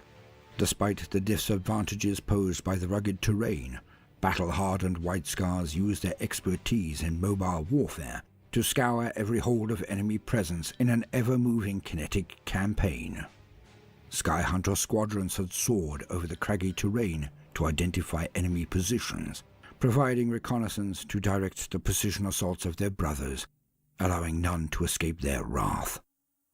The heavier vehicles of the Legion had moved relentlessly to smash the walls of their enemies' bastions with irresistible firepower, leaving only fractured rubble and the broken bodies of their inhabitants where their fortifications once stood.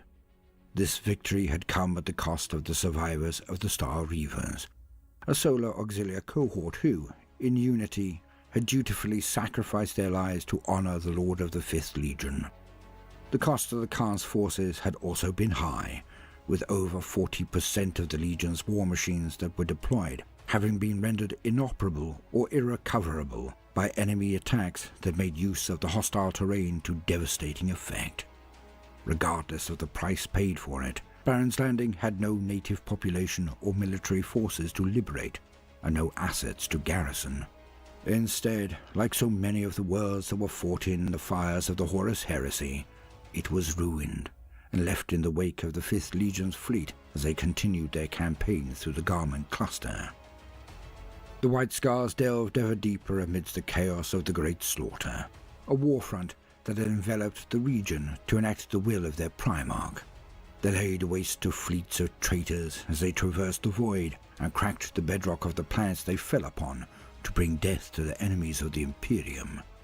The great battles of the preceding years had given rise to fragmentary warbands and marauding warriors of both allegiances, many drawn in from the surrounding space that still contributed to the growing carnage. Some factions were sent in by the command of their superiors, others arrived by their own volition or drawn in through a sense of duty to aid their allies and vent their hatred upon their common foes. Despite the fact that the War Master's campaign had reached a pivotal point, much of the fighting had become motivated by visceral emotion rather than the achievements of any strategic goals. With the war so far having shattered the unity of the Space Marine legions, many pursued the satisfaction of their own objectives as a priority, the vast area of the Garment Cluster providing ample opportunity for such endeavors. At 6th, you make your boss's boss blush. Rent premium business rides for low rates. Book now. The Fangs of the Emperor. Much as Medusan led his campaign against the traitors, so too did Endred Ha, at the head of a contingent known as the Fangs of the Emperor, a band of warriors who had erased the heraldry of their parent legions, eschewed their oaths of allegiance to their kin, and who had taken up a new purpose, to satisfy their own desires for revenge before all else. Of Terran birth and a warrior prior even to his induction into the World Eaters, Har himself had been spared the implantation of the Butcher's nails and segregated from the 12th Legion during their reunion with the Primarch Angron, setting him apart from his brothers even before the Legion had sided with Horus at Istvan. In the wake of the World Eater's treachery, Har had renounced the lineage of Angron and his oaths to the 12th, and had surrounded himself with those who had also done likewise, unlike Medusan's warriors who, united in their loss, had vowed to continue to fight until such a time came when they would be reunited with their own legions. Har's warriors cared not to restore what had once been. Instead, they sought to bring death to Horus through any possible means, and tolerated nothing that waylaid this end, to the extent of turning on and killing those amongst their own who questioned Har's perilous endeavors. Like sharks drawn to blood, the Fangs of the Emperor entered the Garment Cluster seeking the War Master, but found instead a vast mire of open war. In order to operate freely from the restraints of the Imperial Command, Har's ingress into the cluster was via the eastern sectors, amongst the dead systems far from the cluster's core. Making no effort to communicate with any allies in the region, and having little desire to abide by the orders of Terran Command, the Fangs of the Emperor stalked the interstellar space, spitefully striking at the enemies they encountered as they searched for any hint of the War Master's location, the same as their including outfit, preying or upon like the 16th brown Legion like their garrisons boots. that watched over mining worlds recently spurred back into action to resupply the traitor armada as it pressed inexorably towards the Sol system. With the pretense of honor long forsaken, Har stopped at nothing to ensure that he could bring his own traitorous brethren and their kind to justice. At the vast munitions caches of the Axioma Pass, a company of Fangs of the Emperor led by Har himself feigned allegiance to the War Master, claiming to be the sons of the Red Angel, and still sworn to the body of the 12th Legion. Amidst an atmosphere of heightened suspicion, the company was granted access to the Void freight docks only after Har had threatened to take the head of the Auxilia Commandant, Ortura Pin, if he had continued to question Har's loyalties and defy his wishes. A promise Har intended to keep once their vessels were allowed entry. Immediately as the Black Shields were given docking authorizations, their veneer of falsehood was shed, and they set about butchering the Auxilia cohort that stood in defense of the facility, rampaging through the orbital stations in loose packs rather than the highly ordered squads of conventional legions. Although equipped to repel a void ship attack, the defensive batteries and perimeter cordon of the Axioma Pass offered little of their capability in the event of a successful boarding action, and it was left Velataris sections that guarded the munition stores to hold the facility until further aid could arrive. They sealed bulkhead doors and erected makeshift barricades in an attempt to slow the ingress of their attackers, a futile offering of resistance as Tartarus-plated warriors equipped with chain fists cleaved through them with impunity, and their more lightly armored brethren followed in their wake. The standard doctrine governing Legion assaults in such situations would call on the use of flamer weapons to purge the tight corridors and confines of such structures. But Har's men favored the option of closing with the enemy to make visceral use of shot and blade, regardless of the additional risk factor to their own survival that it posed. In a matter of minutes, the fangs of the Emperor had breached every major sector of the facility and had used the ferocity of their attack to force the defenders onto the back foot. Har himself led the push into the Void Station, striding through the corridors and walkways of the Axioma Pass Void Station, bellowing the name of Ortura Pin as a challenge, as the last bolts of defensive sentry guns deflected harmlessly from his armor. Those who would attempt to bar his path were swept aside by the wide swings of the Raven Hound's great studded gauntlet as it cracked with barely restrained power. In support, squads of Space Marines, each a warrior who had sworn new allegiance to the fangs of the Emperor, advanced. They wielded familiar weapons, bolt guns and pistols that roared fiery muzzle flashes with each round fired, but also bizarre and esoteric weapons not commonly seen in the hands of the Emperor's legions. From elongated barrels, ridged with cooling fins, and draped with bunches of cabling that appeared to conduct dark energy, these weapons emitted howling blasts of black light that scalded the air and instantly withered living flesh to carbon husks at the slightest touch. The frantic cries of numerous auxilia sections echoed over the voxnets, and comms addressed hailers, calling for their comrades to fall back to escape pods and abandon the facility. I found myself at a time in my career where I knew I needed to finish my education. I chose Pin ordered his closest officers to sever the lines of communication to prevent the dissemination of such messages, and instead reasserted that all under his command should stand and fight, lest they dishonor the name of the War Master. Where Pin's men chose to stand, they raised their power axes against the roaring chain blades wielded by the Space Marines. Now. Small groups of several soldiers working in concert in an attempt to resist the augmented might of each enemy warrior.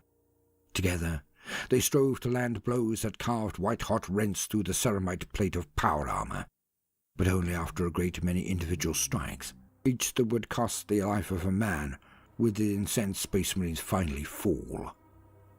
With every sector of the Void Station overrun, and with the chaos of open war his cover, Pin ordered his companion Guardians to fall back to the escape pods and to bar each hatch behind them, stating that any men left behind would be considered an acceptable loss, their deaths earning them the honor of facilitating Pin's survival. As the corridors of the Axioma Pass Void Station ran with blood, and the Black Shields claimed territory in the name of the fangs of the Emperor, Ortura Pin fled, sealing himself with the remaining members of his companion guard within the sanctuary of the facility's escape craft. The vessel, a basic and outdated mark of retrofitted civilian transport shuttle, failed to launch as the auxiliary power systems began to falter. Their workings destroyed as the structure rang with the reverberation of explosions.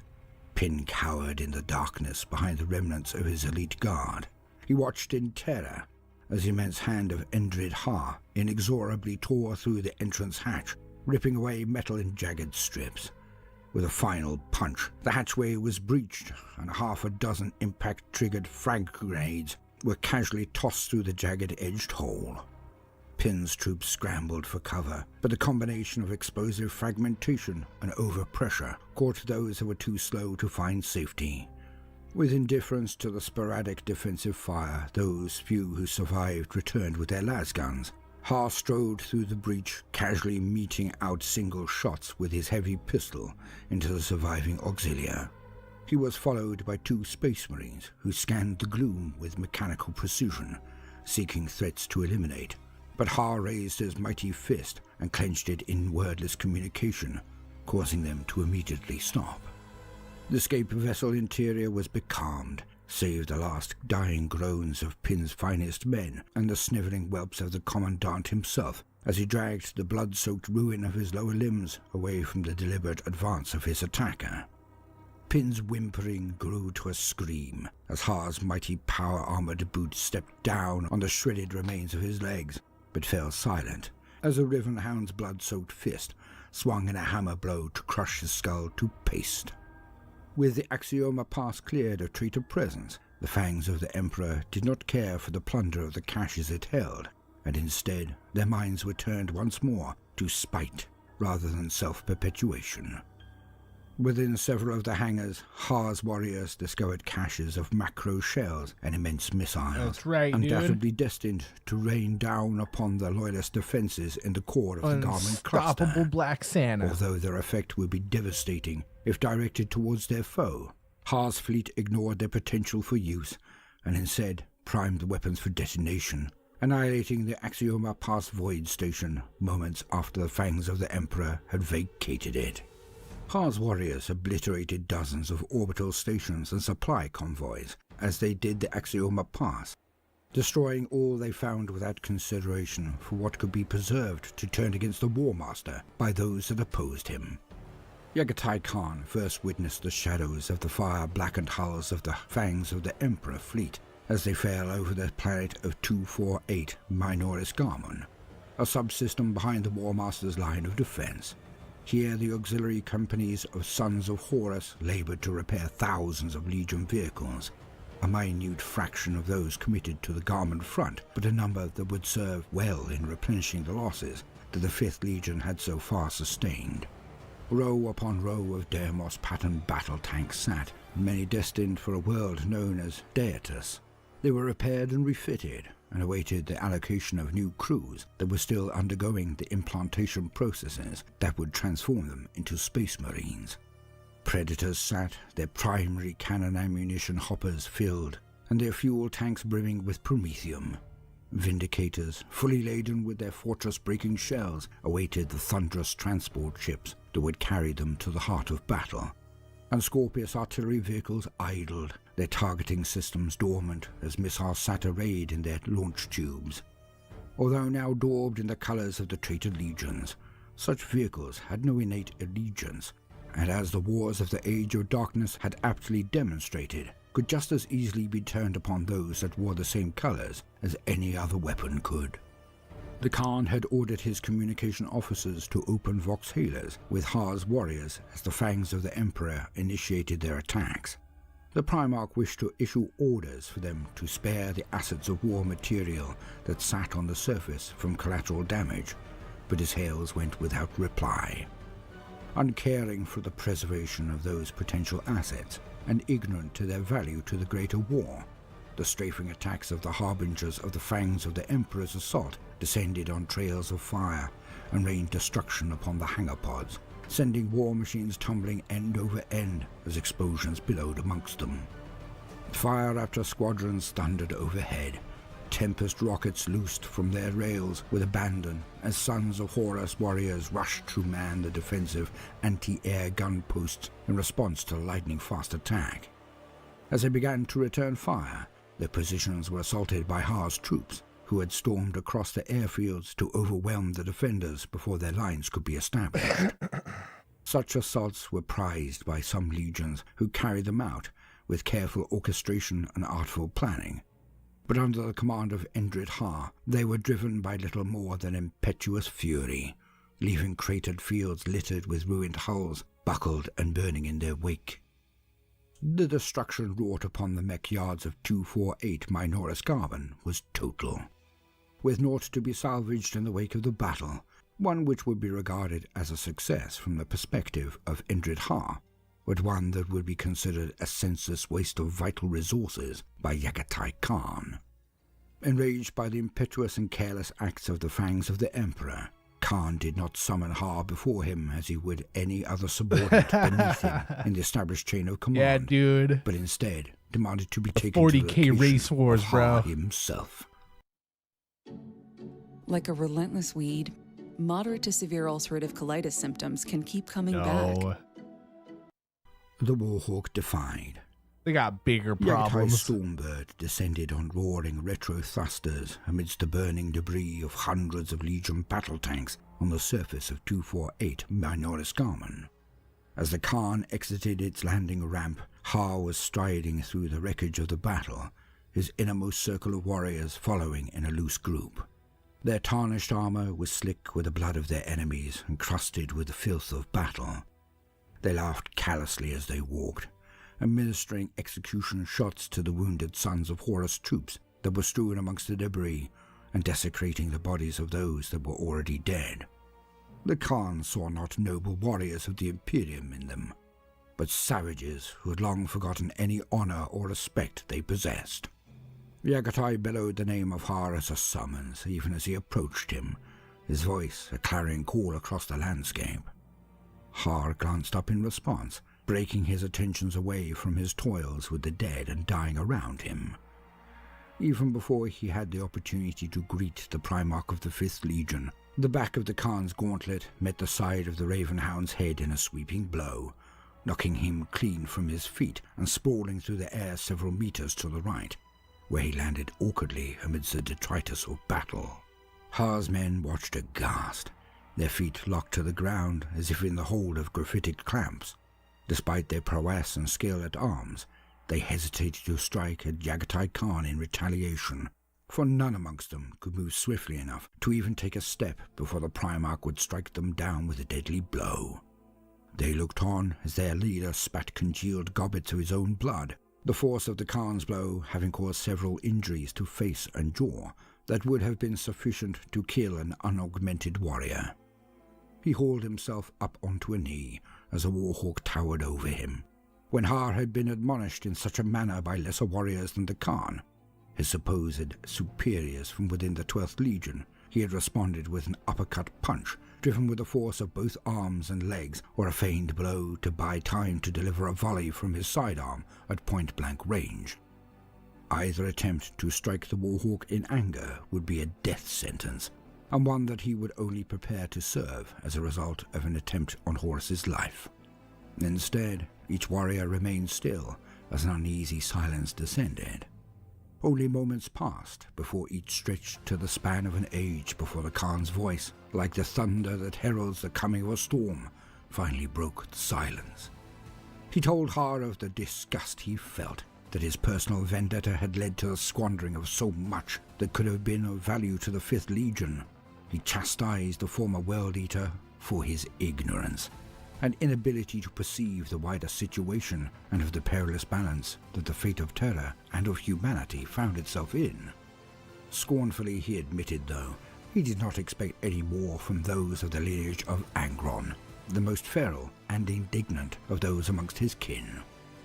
The Khan watched intently as he saw the fury boil behind the eyes of Endred Har, the weight of his anger building like water behind a dam, until finally his restraint failed.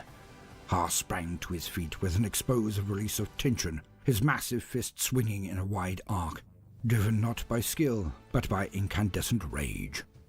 Yagatai had predicted such an outburst of emotion, leading to such an inelegant and poorly balanced attempt to strike him down.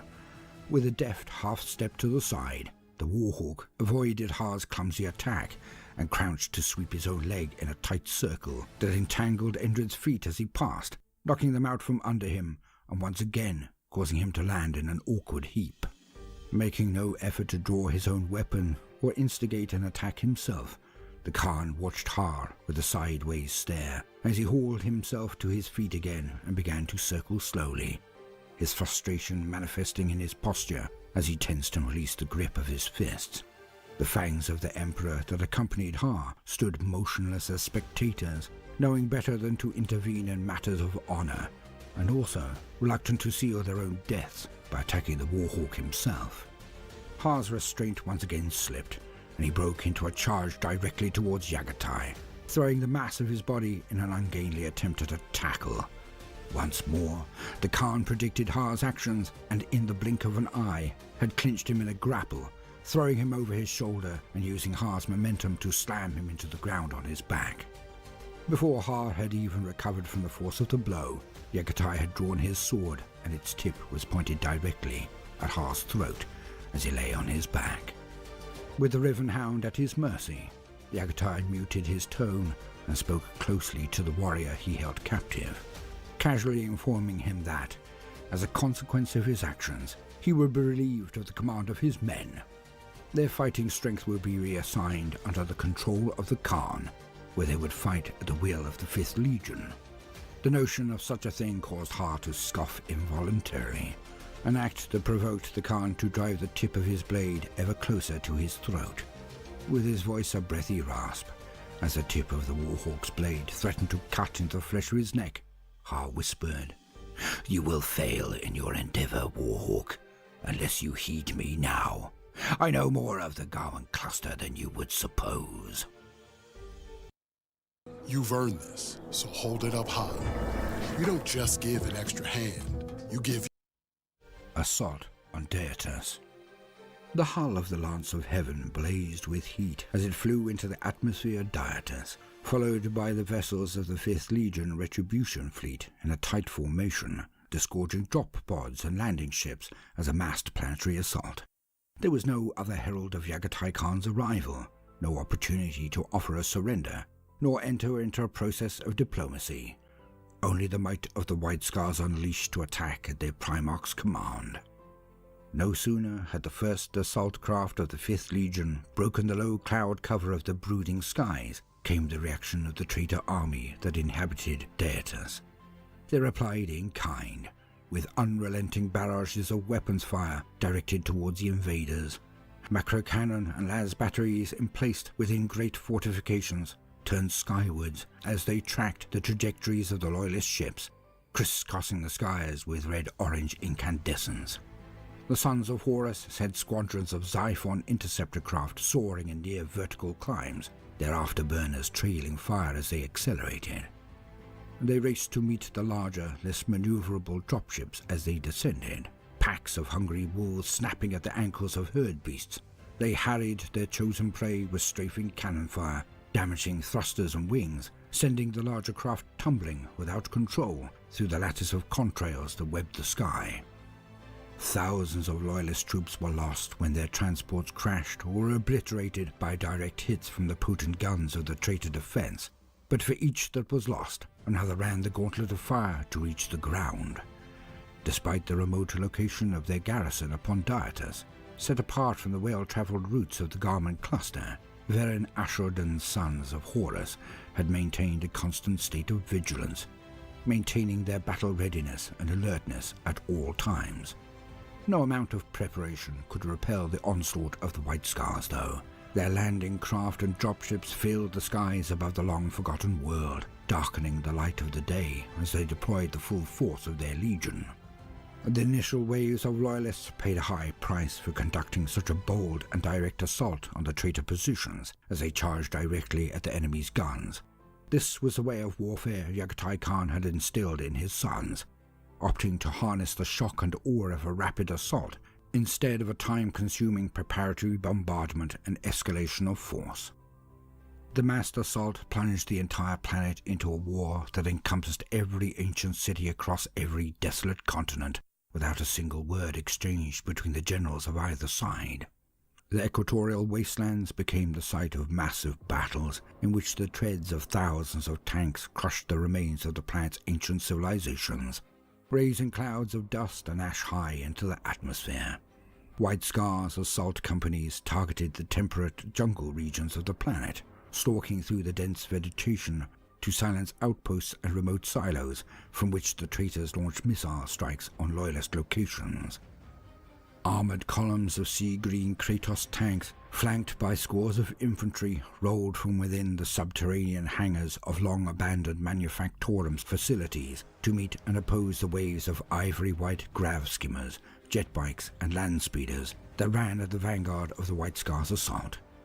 Entire Civitas blocks erupted in vicious room-to-room fighting as companies of the Khan's troops and their allies performed aerial drops, landing on the highest rooftops to fight floor by floor through the defenders down to the ground. Ashurhardin's men had repurposed the dilapidated structures of Daetis's ancient settlements to meet their requirements, turning ruined habitation settlements into barracks houses, and armories and agri-sectors into launch pads and ammunition caches.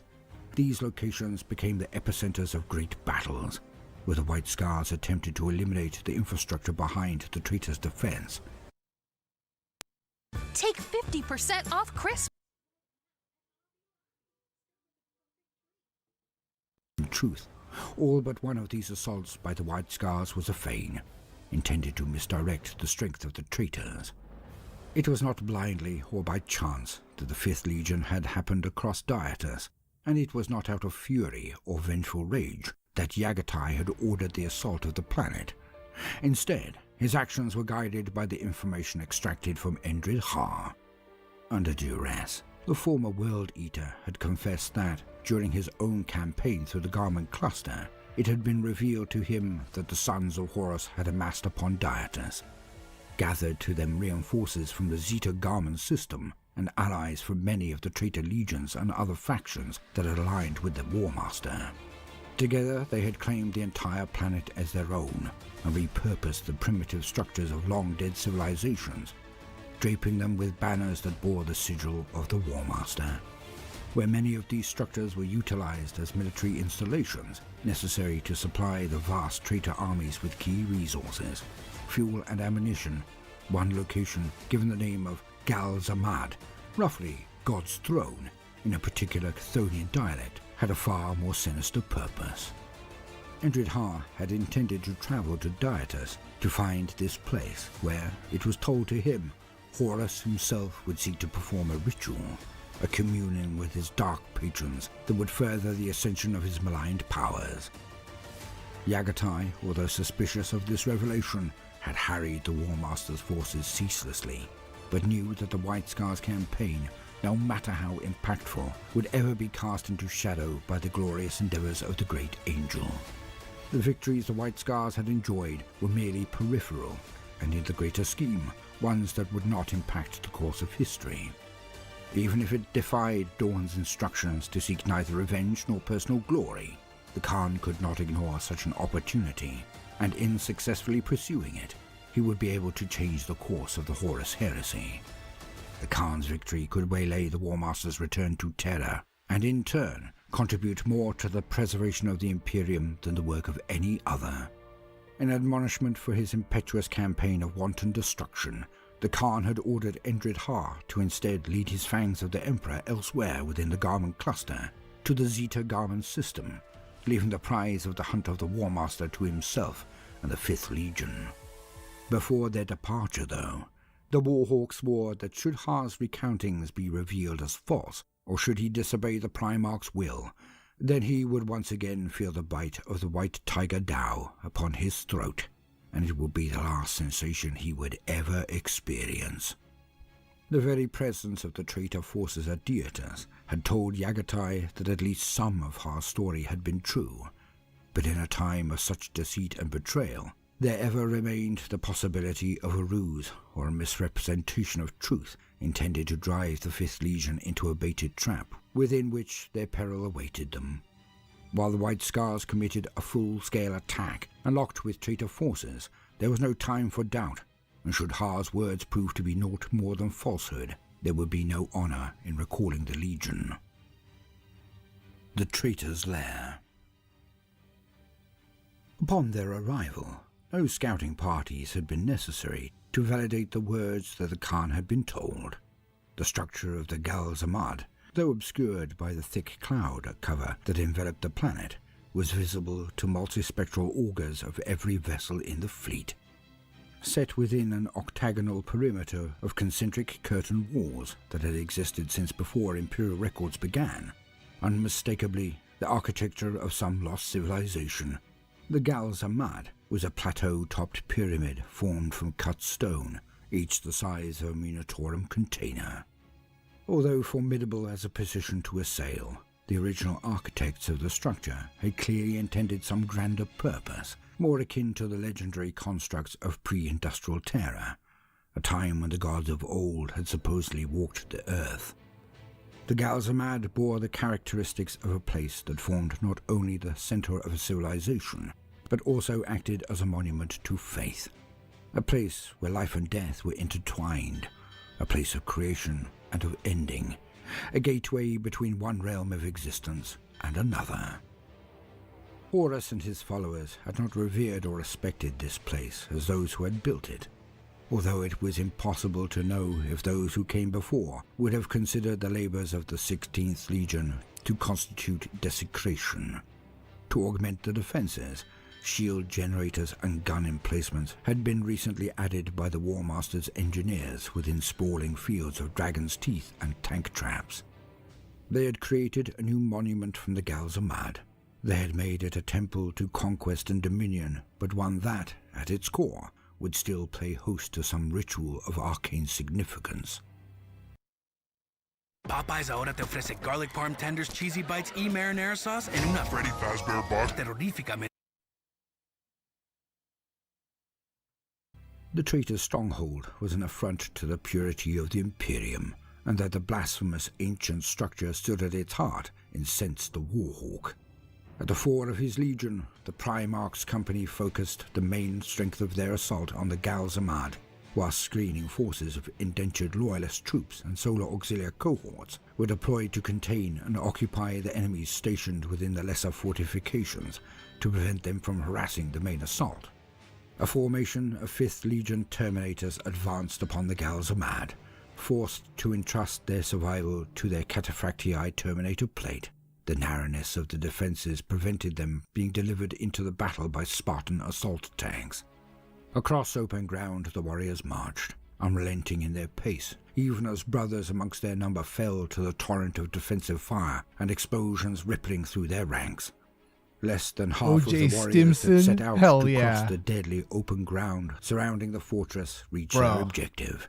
The rest were slain during their advance, a loss deemed acceptable according to the Principia Bellicosa and its teachings on the conduct of siege warfare. Those that remained set about breaching and disabling the networked gun emplacements around Gal Zamad and bringing down the void aegis that shielded it from players direct to assault. drink their OJ. With roaring chain fists, they carved through the shoot 'em up with bulkhead the stim. hatches and burned out the enemy gunners with their heavy flamers, igniting the ammunition in the magazine of each position they went.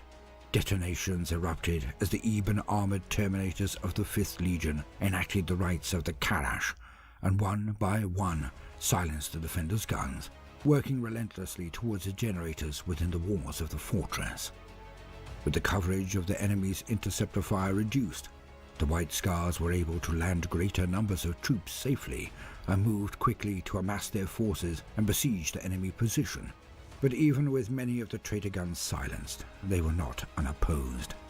Wild, ravaging packs of World Eaters charged from Port Cutlass gates in the wars as outriders, too filled with bloodlust and fury to stand behind the defenses and wait for their attackers to come forth. Although with numbers enough to form companies, the 12th Legion warriors fought no longer with the organization of a legion force, but moved in loose bands and recognized no central command elements, instead relying on an instinctive desire to move forward and tear their foes limb from limb to guide them. They disembarked from their vehicles and rushed forward on foot when their drivers had to slow down to maneuver between the angular ferrocrete defenses to avoid collision.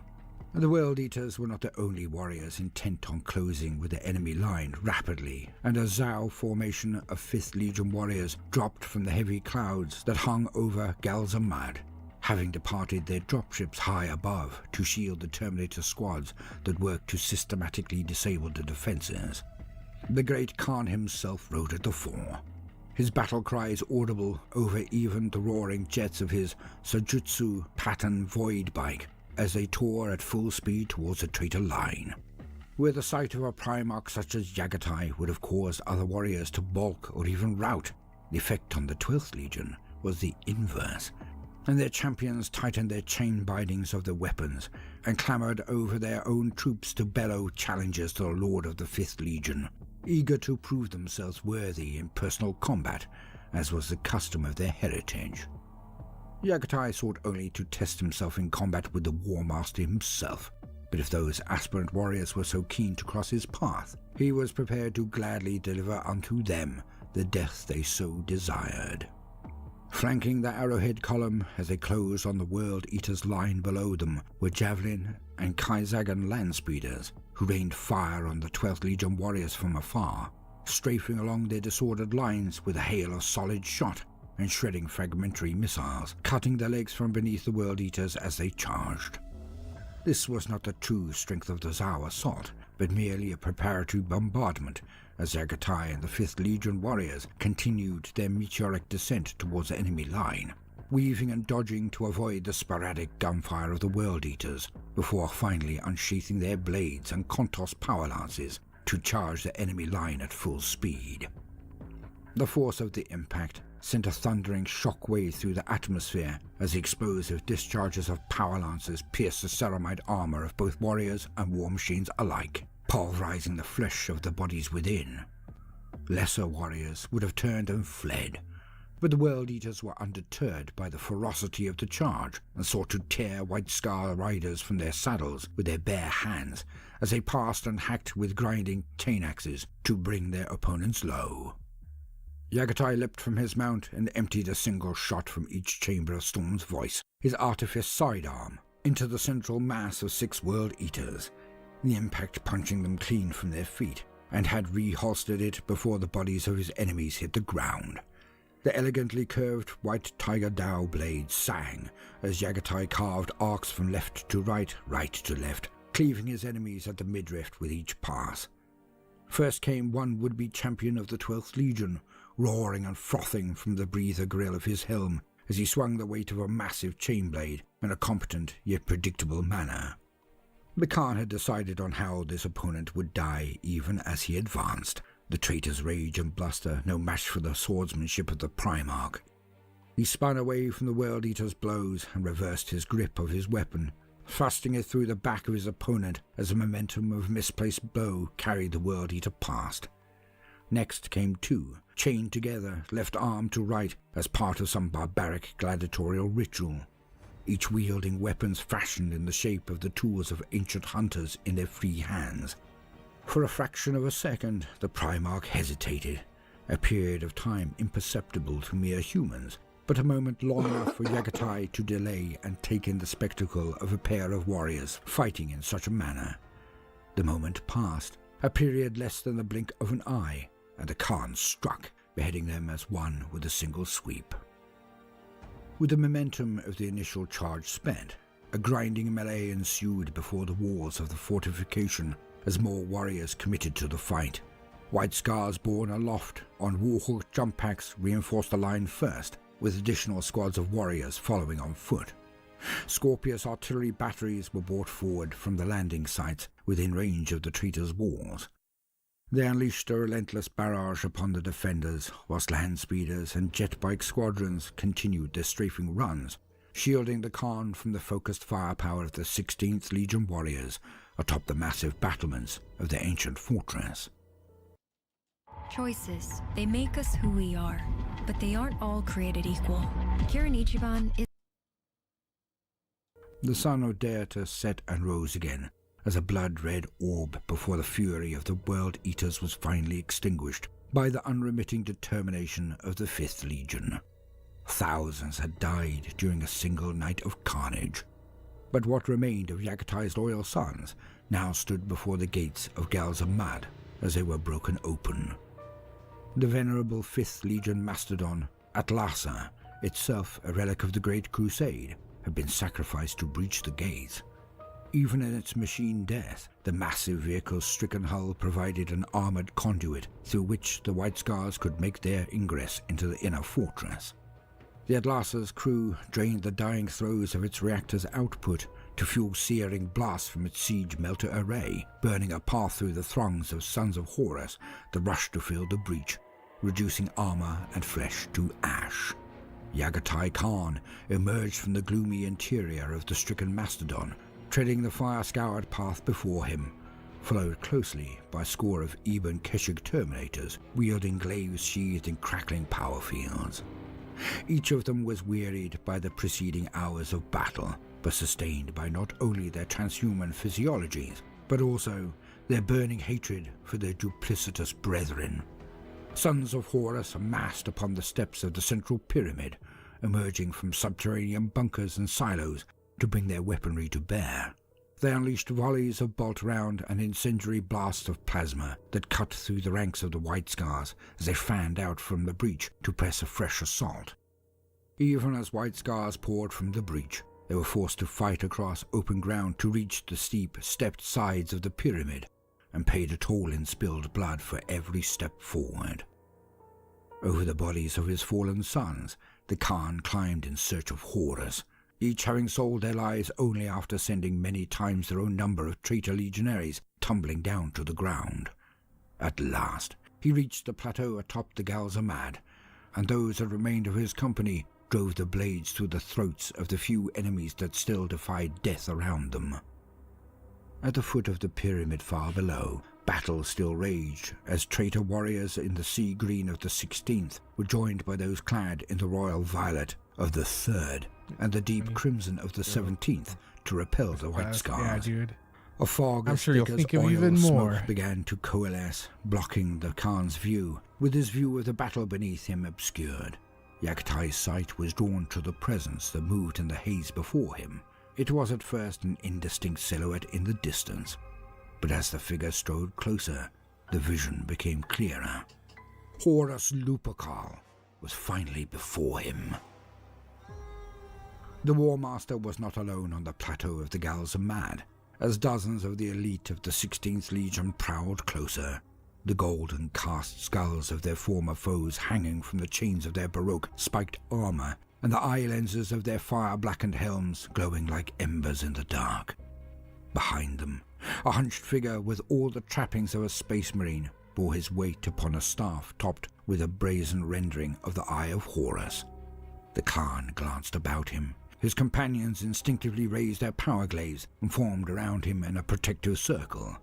But he had no intention of fighting defensively. Instead, immediately breaking into a charge directly towards Horus himself. Yagatai struck out at Horus with the force of a hurricane, a storm of fury and vengeance unleashed against the arch-traitor.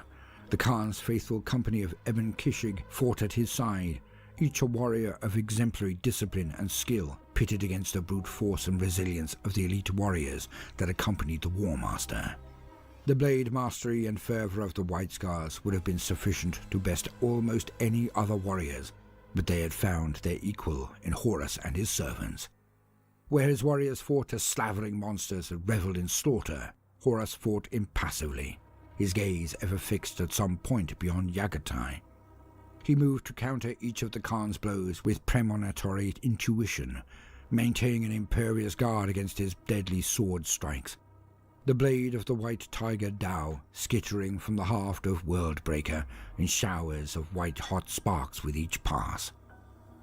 Even with the preternatural stamina of a Primarch, Yagatai began to tire, but the War Master's strength was unwavering.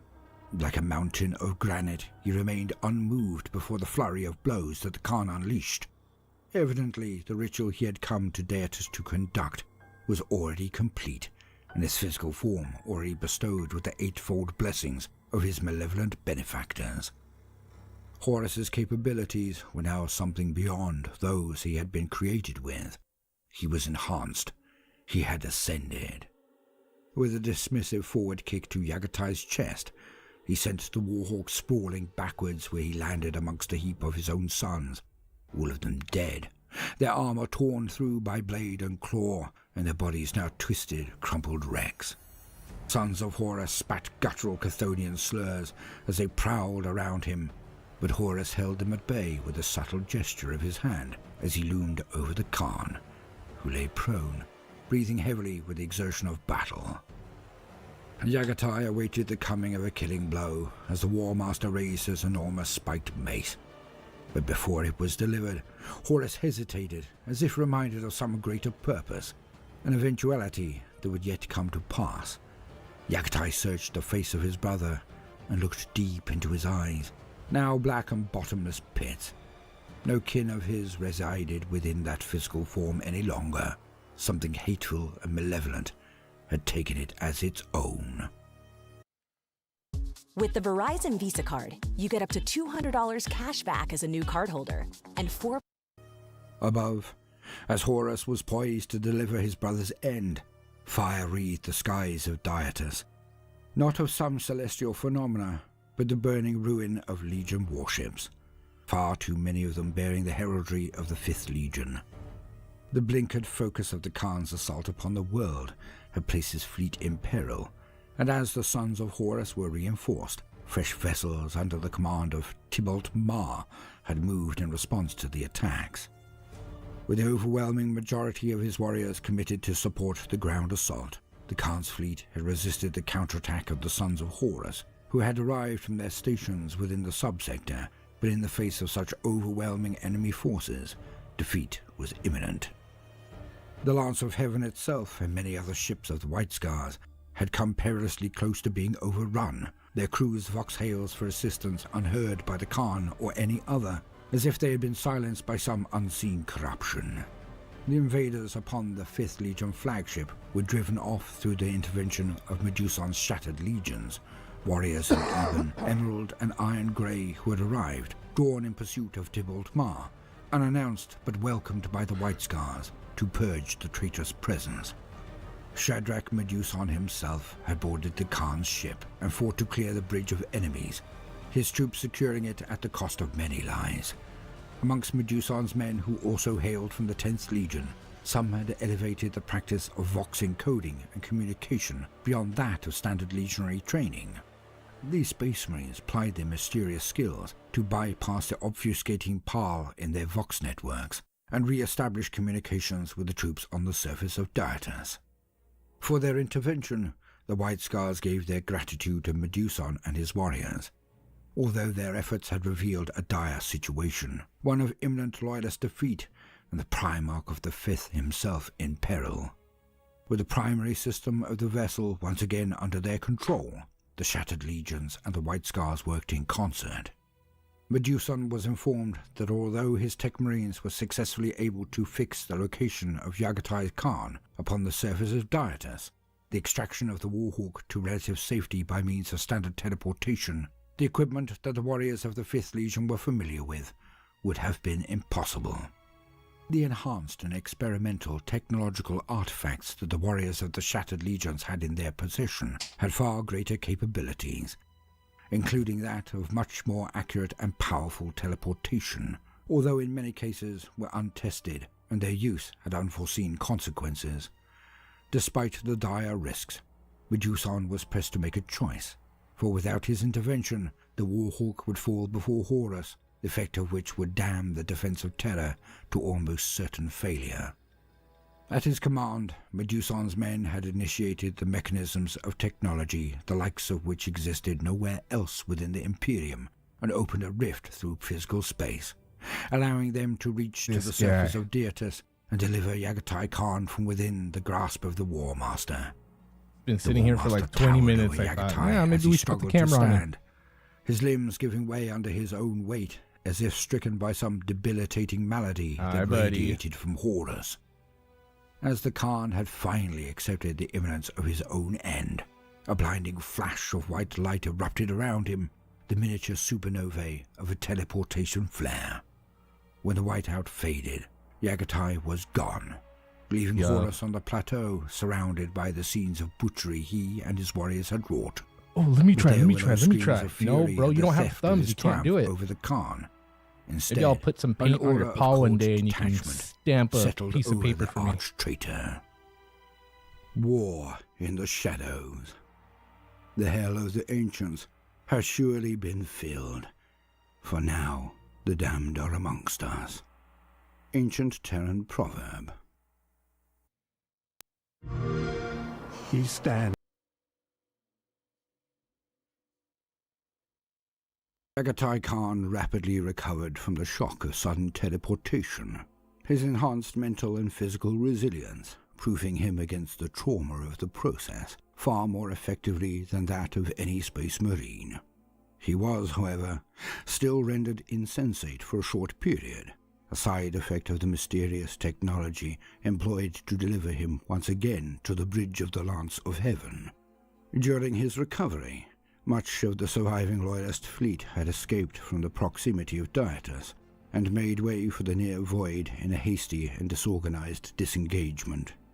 As the Primarch was roused, he brushed away the attention of the Legion's serfs, who clamored to tend to his wounds and the rents in his armor, surrounded by the cacophony of battle communications that still screamed across the Vox network. Medusan had watched over him in vigil since the teleportation had been completed, and took to a knee in respect as the Primarch regained his bearings. The Space Marine bowed, and for a brief moment Darktide Khan regarded him as his prodigious mind rebuilt an eidetic recollection of events, before placing his hand upon the former Iron Hand's pauldron, willing him to rise up once again to his feet. The Khan did not chastise Medusan for his intervention, nor did he thank him, for there was little time for sentiment. Instead, he asked to be appraised of the strategic overview of the battle fleet. Initially, the bridge crew began to relay the list of battle companies and their remaining strengths. The Khan ordered them to cease, asking simply what had survived. Hesitantly, a lowly adept announced that losses were estimated to be in the region of 47%, and detailed how extraction ships had flown hundreds of sorties under heavy fire to ferry troops back into orbit until the fleet was forced to break away from anchor. Much had been lost, and many remained unaccounted for. Despite the option to retreat from the surface of the planet, far fewer White Scars were extracted than had been part of the initial planetfall. Not only had the losses during the fighting been great, but also many had refused to leave, instead opting to continue fighting stubbornly to hold back the tide of traitors that would give chase to the escaping Royalist fleet. Darktide remained silent, locked in introspection for only a moment before he spoke. He bade that those who had remained on Dietus should not be mourned, for they were not lost, but instead that fate had set them on a separate course. He spoke of the assurance he had that their paths would cross again, if only they found the resolve to continue to fight. As the 5th Legion fleet, now joined by vessels under the command of Shadrach and Medusan, continued on its course away from Dietus, its personnel began to reorganize and recover from their rapid departure. Amidst the toils of repair and the restoration of order throughout the decks, Medusan himself remained upon the Lance of Heaven alongside Darktide Khan. The two sequestered away from the laboring crew and staff. Bro, if I don't tell him was to chew, he'll extended just the swallow honor it of whole. accompanying the Khan within the Primarch's private quarters. Right now, because I'm talking about him, he's they chewing on communicated it, but openly of the war within the Garmin cluster. I don't tell him, sharing one their after own another, one concerns after and another, no aspirations, chewing. as Bro, what are you Darktide doing? You better chew emulated that the shit. mannerisms of Sanguinius, offering not only inquiries of his comrade, but also listening intently as he spoke. Medusan suggested that a valid contribution to the war effort may still be made if only a victory could be claimed at Zeta Garmin, a comment that the Khan considered intently. Under Medusan's command, his shattered legions had waged a disruptive campaign of targeted attacks on the traitor's logistical framework, the gears that drove the war and undermined the War Master's foothold within the Garmin cluster. Much as they had strived to do since the atrocities at Istvan had riven their legions apart. Inevitably, Medusan knew the Leviathan's gaze would shift, and the might of the War Master's forces would be focused upon those who sought to destabilize the mechanisms by which they waged war as his war, and this was an unavoidable consequence of his actions. The shattered legions were forced to claim victory not over vast armies upon grand war fronts that spanned entire continents, nor would they march triumphant at the fore of grand hosts of celebrated warriors. Instead, their wars would be fought in the darkness, in the shadowed regions where the golden light of glory did not shine, and through the perpetration of acts that few would ever speak of. In this, Yagatai saw the parallels between Meduson's legion and his own in the war for the Garment Cluster. These victories would not be won over the War Master himself, nor would the conquest of the core systems be listed amongst their accomplishments, but without their contribution, nor could they be won by Sanguinius. The 5th Legion had suffered defeat at the hands of the sons of Horus at Dyatus, and without the intervention of Shadrach Meduson, the Khan's hubris would have led to his ending at the hands of the War Master. The strength and skill of Horus had always been amongst the greatest of their brotherhood, but now he had been enhanced, somehow imbued with ever more power and speed. Where that battle had been lost, though, the greater war may still be won. Meduson told the Khan of the gene forges of Zeta Garman, one of several places his scouting vessels had witnessed from afar, facilities under the control of the 16th Legion that provided a seemingly endless stream of reinforcements with which Horus enforced his reign over much of the Garment Cluster and fed the battlefields of the core systems. Although this region was far from the Beta Garment system and the capital of the cluster itself, to prevent its supply of troops would starve the traitors of reinforcements in the core systems and had the potential to swing the balance of the wider war in Sanguinius's favor. Instead of striking at the supply convoys of the War Master's campaign, they would strike at its heart. When Yagatai and Meduson emerged from their seclusion aboard the Lance of Heaven, they did so with new clarity of purpose and vigor. Together they stood as the Khan gave the address to his fleet and set course to Zeta Garman. The tide of devastation. The Zeta Garman system itself had been sheltered from the rigors of war. The tide of devastation had not reached it, and from its worlds a stream of Space Marine inductii had issued forth as reinforcements for the 16th Legion. Vast numbers of enemy troops were produced by gene forges constructed at numerous locations across the system and fed with human stock, originally sourced from the populace of Zeta Garman's penal colonies. When those populations had been exhausted, fresh candidates, extracted from systems throughout the Garment Cluster, were shipped in aboard the War Master's Black Arks. When the Lance of Heaven broached the system under the steerage of Yagatai Khan, it became clear that they were not the first to attack Zeta Garman, and instead, it was already embroiled in open warfare. Before the Loyalist fleet, battle raged as the distance between immense voidcraft was closed, with reckless speed and endless rafts of boarding torpedoes sped between the lines. The ravaged hulls of ships from both factions listed lifelessly, their passengers and crews spilled into the void and already long dead. They beheld not the crimson majesty of the 9th Legion arrayed, but instead the scoured and blackened hulls of the myriad ships of the Fangs of the Emperor engaged throughout the system. Yagatai saw that this was where Endred Ha had ventured to vent his fury upon the enemy, and his features hardened as his crew began to assess the state of the battle before them. And following standard Legion protocols by attempting to make contact with the ships that assailed the traitor positions. Sternly, he called for them to cease, ordering that no attempted communication with Endred Ha or any of his followers should be made. In his wisdom, the Khan knew better than to attempt to restrain Ha's intentions with any pretense of strategy or coordination. The Riven Hound spoke only the language of war, and any attempts to suggest the utilization of a complex strategy or install a hierarchy of command would fall upon deaf ears. But worse still, he knew that Ha would ask questions of the success of their actions upon Dyatus. These were things that Yagatai Khan did not wish to speak of. Instead, the Warhawk commanded his crews to make communication with Meduson and his vessels. They were to join the attack alongside the Fangs of the Emperor. Where Ha had charged headlong into battle, the traitors had risen up in response and gained the upper hand, as the initial shock assault had bled off its momentum.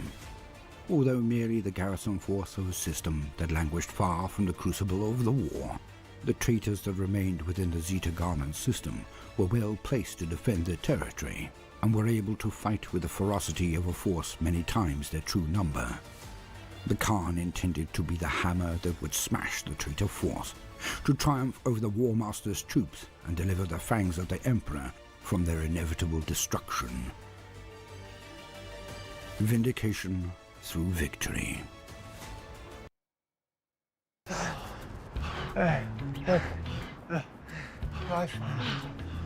And when you get iPhone 17 Pro on Spectrum? The disposition of Ha's forces was the evidence of a one-dimensional attack, one that Yagatai Khan considered ill-conceived and destined for failure, but which was characteristic of the perpetrators. The evident lack of counter-contingency and depth of strategy employed by the fangs of the Emperor would have caused the Warhawk dismay had they been the conduct of any other faction. Instead, the Khan was buoyed by the opportunity to intervene as he rapidly directed his sub-commanders and company captains via Vox as he made his way to his own Stormbird. He paced through the corridors of the Lance of Heaven in strides 3 times the length of that of his adjutants, causing them to run to keep pace as they relayed critical battle data. The Khan was informed that, initially, Ha's forces had attempted to form a semblance of a blockade of the traitor forces at Zeta Garment 2, their ships ringing the high orbit of the planet, but the besieging fleet had not the numbers to maintain their cordon, and their lines were now perilously close to being overrun by the sons of Horus that sallied forth from their encampments in defiance. The Khan showed little interest in the sub-theater of the conflict, and suggested that Meduson may wish to direct his forces there. He gestured for the adjutant to continue. In the crystalline asteroid belts between Zeta Garment 5 and 6, the traitors maintained an iron hold of their territory, resisting and repelling the fangs of the Emperor's every attempt to gain a foothold, leaving the sundered hulls adrift amongst the barren rocks. A bloody war of attrition had set in there, what's up, buddy? and would not be decisively concluded Thanks, while the man. surrounding territories remained It's contested. starting to. This too disinterested No, the Khan, yeah, and maybe he a couple more impatiently coats. ordered Yeah, for the yeah. adjutant to We'll be proceed. there. Another human subject Thanks, dude. shuffled through data sets Hope you're having clumsily and began to relay information good regarding morning. Zeta Garment 10, where the main strength Hope of you're the traitor laying there defense was still gathered. chilling. There, the ship Ha had most recently commandeered, the Balthansa, along with a number of other ships of comparable tonnage, were completing the final stages of an orbital drop. Yagatai's eyes widened and his pace quickened ever more. He would strike here, at Zeta Garment 10. He would make his mark upon the Garment cluster. Even as the last landers and drop pods of the fangs of the Emperor were expelled from their flight decks above Zeta Garment 10, the hulls of the vessels that had delivered them began to slew away in cataclysmic explosions. The void shields that had protected them finally succumbing to the relentless barrage of fire that they had been forced to endure. They had flown too close to the surface of the planet. Good morning. Hell Their yeah, pilots, dude. I as passed out impetuous and watching your reckless as stream, their dude. leader, and had been trapped inescapably. I thought within I'm the just gonna gravity lay a well little of bit Zeta Garment and 10. listen to it and watch The Khan's it. strike and force threaded gone, through the gone, burning bro. wreckage that began to tumble towards the surface like meteors of adamantine and iron. Yeah, my bad, dude. I'll be there Squadrons again of on ivory-white Stormbirds carried companies of elite warriors, flanked by scores of smaller craft that reflected the red-orange light of explosions, causing them to glitter like jewels against a backdrop of smoldering umber. Yagatai had shed the flight restraints of his drop cradle and stood amongst the warriors of his retinue at the center of the hold of his personal Stormbird, despite the violent turbulence of their descent. On open Vox channels, broadcast to his entire drop company, he promised that the traitorous sons of Horus would taste defeat at the hands of the White Scars, and that the fangs of the Emperor would be delivered a victory by the intervention of the 5th Legion. Little more was dude. spoken, All the and lurkers out instead, there, the Khan appreciate let the lurk, wrath you of their guys. guns speak And don't of forget their to hit that intentions like. as they opened fire on the traitors. At 6th, you make... Appreciate you all. Cheers, you guys.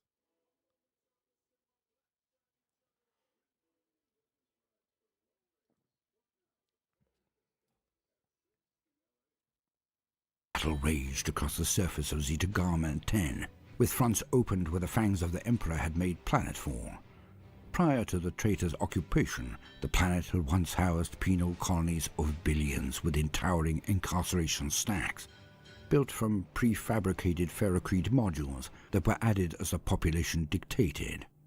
Around them, the vast plains had been stripped of vegetation and utilized to train and harden Imperial Army troops to the conditions of combat throughout the galaxy. To escape from incarceration on Zeta Gamma 10 had been to flee into an active firing range, littered with explosive mines, ordnance, and the furnishings of a deadly battlefield. Hold on. Most now found use under the control of the War Master's armies, many becoming gene forges filled with rows of amniotic tanks and surgical slabs as far as the eye could perceive. Penal facilities had become strongholds studded with hardened bunkers, clad in ferrocrete and bristling with automated weaponry that watched over conveyance lines, constructed to ship cargo to and from the landing pads that had been built on the featureless plains. With little attention paid to disabling the orbital guns of the enemy, or to establishing staging and resupplying points, Ha's troops had attacked indiscriminately, striking only at places where the presence of legionary resistance could be assured. 5th Legion troops were divided amongst these locations to reinforce the points at which Ha's assault had floundered. Spearheads of land raiders had led assaults on fixed positions where the fangs of the Emperor had been pinned down by enemy fire. Their armored hides were able to weather the explosive barrages that sent shrapnel scything through the ranks of Ha's infantry. When the distance had been closed, assault ramps opened like the jaws of howling beasts to disgorge the warriors of the 5th Legion in close assault. Bolt guns roared the fury of Chugores and silenced the Sons of Horus's ranged weapons that had halted the advance of Ha's assault. Despite the entrenched positions held by the Sons of Horus in the defense of the planet, the sudden influx of the White Scars and the ferocity of their assault was sufficient to unweight their defense and allow the Loyalists to gain a foothold. The traitor lines of defense were forced to fall back on themselves, but in doing so, they goaded the Loyalist attackers forth across killing fields that were overlooked by hardened positions that bustled with heavy support squads who brought autocannon and las cannon to bear. Undaunted, the White Scars reinvigorated their charge to once again close with their enemies, heedless of the price in blood that they were forced to pay. Path of Destruction. Yagatai Khan's target was a nexus of battle in the planet's southern hemisphere. As his Stormbird dropship approached for landing, the scale of the conflict already fought here became apparent. With the roads that ran between the squat grids of functional structures littered with both dead Sons of Horus and a great number of the fangs of the Emperor. At the junctions between the roads, tank hulls still burned inside the craters that they had punched into the surface as they had exploded. The rear section of a Felgrave smoldered, the front rendered into a molten pool of white-hot slag by the cyclonic melter lance of the Leviathan dreadnought that itself lay motionless, its ceramite hide pocked with molten shrapnel, only several paces away. What parts of the Felgrave that remained identifiable were still larger than the Deimos Rhino chassis that were scattered around it. Upturned and draped in the bodies of their occupants, gunned down as they had tried to escape from the inferno of burning promethium fuel that had engulfed them. Amidst the wreckage and death, a path could be discerned. Ha's warriors had pressed their assault through the enormous armored blast doors of a cavernous hangar and into the dark interiors of the gene forge Natus 17. No cordon had been left by the fangs of the Emperor to prevent them from being pursued and surrounded by their enemies, and thus it fell to the Khan to implement such measures, apportioning companies from his strike force to hold their position and prevent the ingress of traitor forces into Natus 17, as he led the remainder of his contingent into the depths of the unknown structure. Oh, bro. Soon after they had been deployed, the White Scars that held the gates of Natus 17 were beset by indentured forces of the War Master, cohorts of the Solar Auxilia that no longer bore their heraldry, and instead each warrior now bore crude renderings of the Eye of Horus upon their uniforms. Thousands of auxiliaries marched upon their position, driven before squadrons of Lehman Gruss battle tanks that advanced in support. entrusting his rear guard to hold against the enemy forces that amassed outside. The Warhawk and his company advanced at a pace to reach the front line of the fighting, now within Natus 17, several levels below the surface of the planet. Endred Ha himself was at the forefront of the fighting, locked in combat with a contempted dreadnought adorned with vicious spiked studs and draped in chains of black iron. Upon its emerald green armor, it wore an accumulated film of gore and soot that stained it a glossy burgundy brown. The dreadnought bore down upon Ha, grasping with the bladed claws of its two massive power fists, but the former World Eater sidestepped each blow, batting away the enraged attacks of the war machine with his own mighty fist and causing it to stumble forwards, overbalanced. Instinctively, Ha lunged and tore the adamantic core from the rear of the Contemptor's chassis, ripping out power conduits and cables like a biomechanical spinal cord, causing the reactor to overload and explode in a miniature supernova. The surrounding warriors, both fangs of the Emperor and sons of Horus engaged in combat, blade against blade, were caught in the blast, and several were immolated by the sunfire that enveloped them. Ha himself was blasted from his feet and thrown through the air, but even as the brief instant of brightness was still fading, he had regained his footing. You can get this fixed now and pay later. You can get this fixed now and...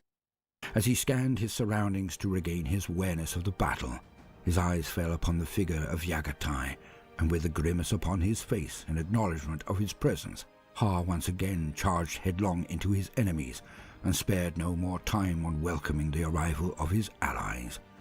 Yagatai followed in kind, bounding through hordes of enemies that climbed from the depths of Natus 17 to oppose them.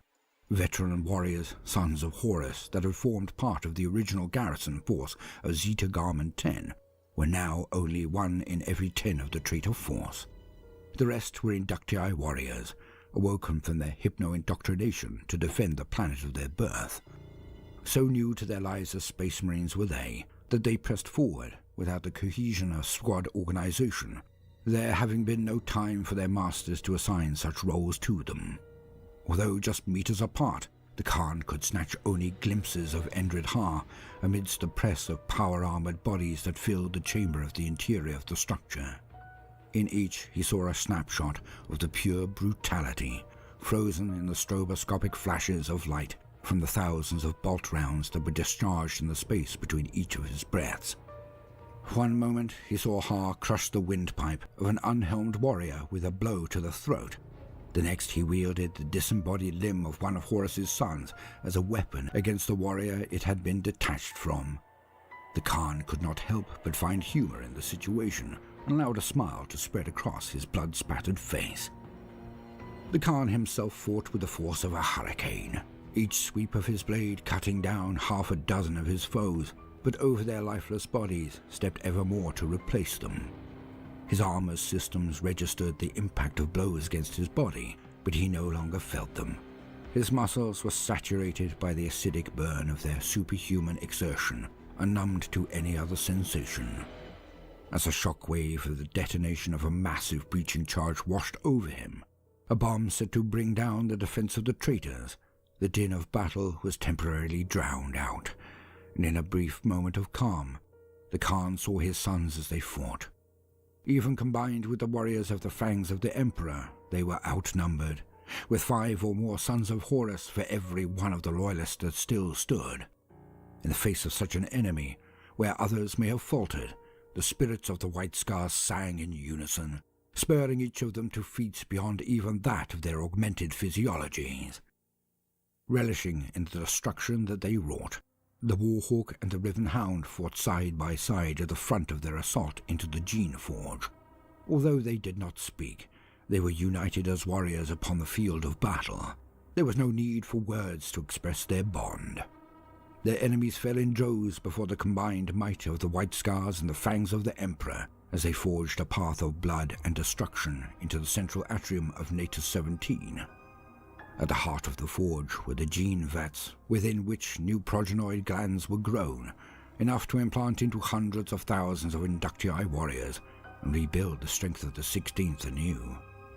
Here, the coalition of loyalists had found a wellspring of the War Master's strength, the means by which Horus leveraged his conquest of the Garmin Cluster, and here they would bring about its destruction.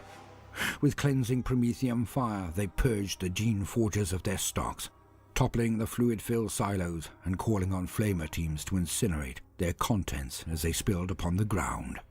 They raised an inferno as a means to create thousands of traitor reinforcements was destroyed. The Khan received reports of numerous similar facilities uncovered as his forces fought to take Zeta Garmin 10 sector by sector. He ordered them all to be committed to the same end, their gene stocks burned to ash and their structures razed. 5th Legion logisticians estimated that enough resources had been stored within the planet's facilities to build a force of Legion strength. Hundreds of thousands of warriors that would doubtlessly have been committed to the battle for the core systems. Zeta Garmin was left under the control of Endred Ha and the fangs of the Emperor, who pledged to prevent it once again falling under the control of the War Master. Extant records suggest that Ha's forces rebuilt at least one working gene forge at the site, or otherwise discovered the location of one that was not destroyed under the watch of Yagatai Khan. Through its use, his warband was reinforced with a number of inductii recruits, each created from the unwilling people of the Garmin Cluster, and its strength was bolstered. Epilogue. After 7 years of torturous conflict, the Garmin Cluster had seen atrocities to rival any theater of war that had or would ever exist. Billions were lost, and planets were scoured of life, rendered uninhabitable by dread weapons wielded by those who exercised the power of vengeful deities. Entire armies had been eradicated, those both aligned to the Emperor and to Horus, and those who survived had done so only by guile or by chance, for none had been spared a modicum of mercy. Such were the wars of an age of unparalleled darkness. Those on Terra had watched as the Garmin Cluster had been set ablaze. The hellish glow of the fires of its destruction had grown ever brighter with each planet and system that was burned. Although these wars were still beyond the horizon, they loomed now with ever-increasing threat, as if the clash of blades and cries of the dying could be heard, carried on cold winds that blew in from distant mountains.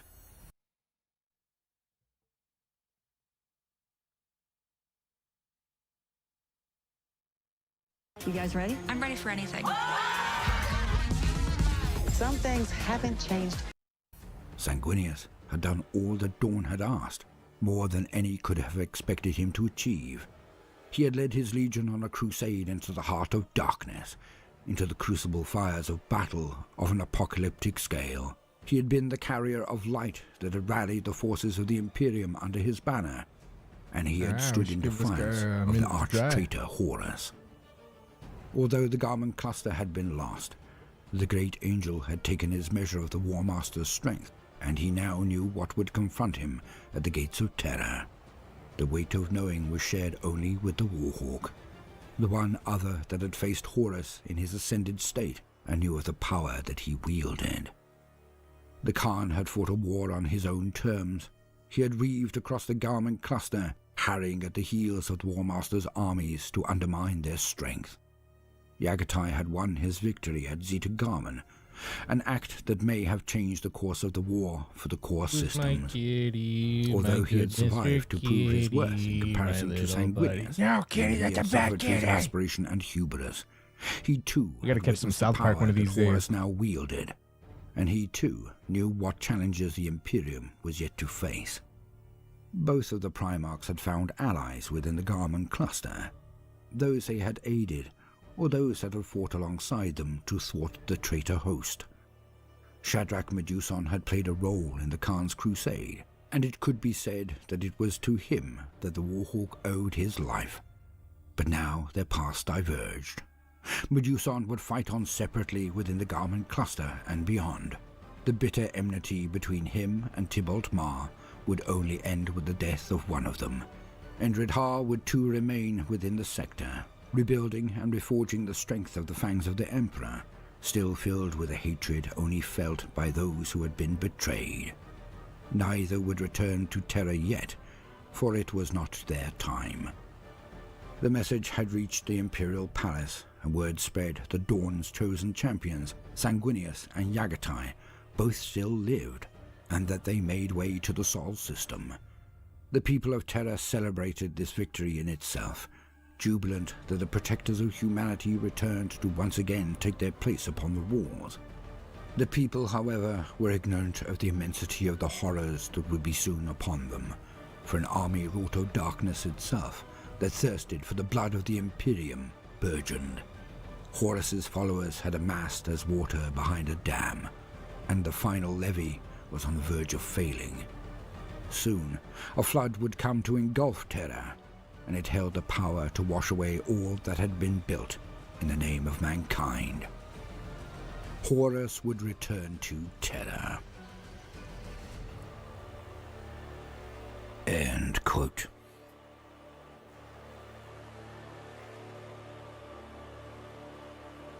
Damn, that was the end of the story, you guys.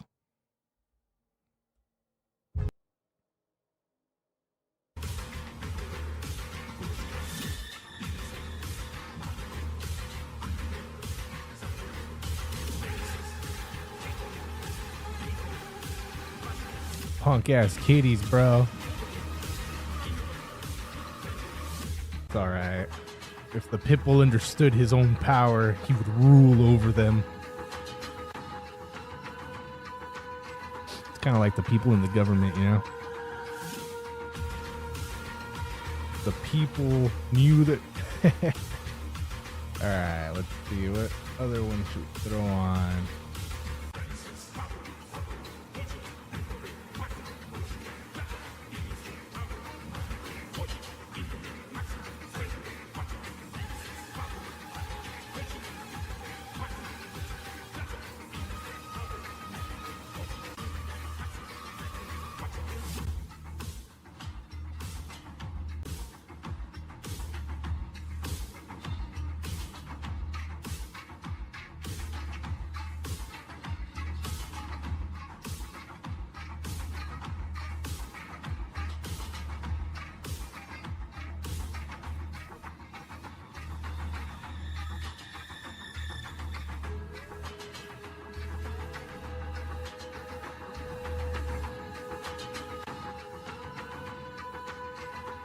Go with the Siege of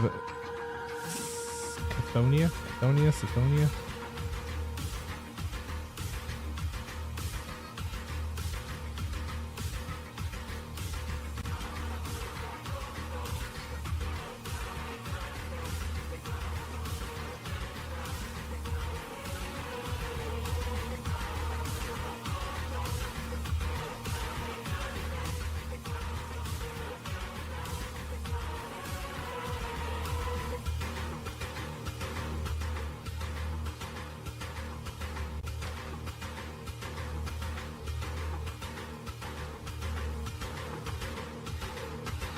The Siege of Cthonia. Years of darkness and blood. It is said that the annals of war are inscribed only by those who have tasted victory, and in that it may transpire that the truth will die with us here today. Fight now not for triumph or glory, but with your heart filled with spite and vengeance, and die comforted in the knowledge that no chronicle of our darkest hour will be made. Unattributed Vox Intercept. Yeah, we listened to a bunch of Gavin Bob ones. There's like 3 long ones, I think. Empire. And maybe a couple short ones? In the years that followed Horus's treachery, the Imperium had been dragged down from the precipice of a golden age and plunged into cataclysm. The War Master's betrayal had allowed the bitter seeds of rebellion and corruption sown over the span of 2 centuries during the Great Crusade to take root, and from them, gnarled and warped boughs had grown to shade the galaxy in darkness. Bro, so funny. Where once sanity and order had prevailed, good old desperation animals and chaos now reigned. All that had once been held dear, now nothing more than fuel for the mechanisms of war. Those who had pledged their allegiance to Horus had shed any veneer of nobility and revealed themselves as unashamed, debauched, and possessed of twisted ambition. What was not reduced to ruin and ash under the feet of the grandest armies that had ever existed became the prey of the denizens of the Immaterium, beckoned forth through ruptures in reality itself by acolytes of the profane and the corrupt. Even as the vast legions of Horus bore down on the Sol system to claim the prize of Terra itself, a war like no other raged out amongst the stars. Deeds that would otherwise pass into the annals as legends would kind of sad, bro, without being recorded in so much as a cursory I had no note. idea Mighty heroes fell, only to be buried had so much under the feeling. bodies of the nameless dead. All those who would remember them, now slain, and memory of them lost to a war that consumed all. Such was the magnitude of the final bitter years of the Horus heresy. Frug knows how it is. Battles were fought not for strategic gain or for tactical advantage, but rather to indulge murderous intent. The blood of billions was spilled simply to facilitate the deaths of billions more. In the wake of war, worlds were left as charnel houses, the bones of once thriving bastions of the Imperium mouldering upon blackened and tainted earth. Here, when it seemed the flickering light of humanity itself would be extinguished, nothing of what once had been had value now. The Great Crusade had been for naught, and in the end there was only death.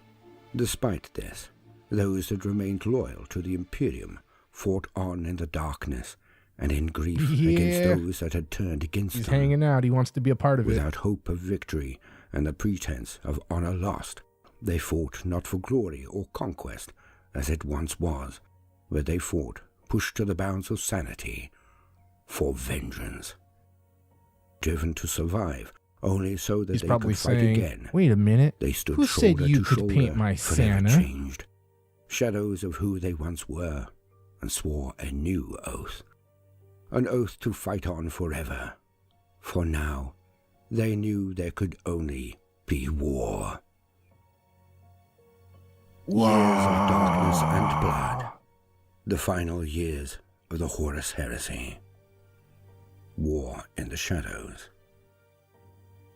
The events that took place in the proximity of the Segmentum Solar during Horus's march on Terra would become some of the most storied and significant battles the Imperium had ever known, overshadowing any throughout the entire history of mankind.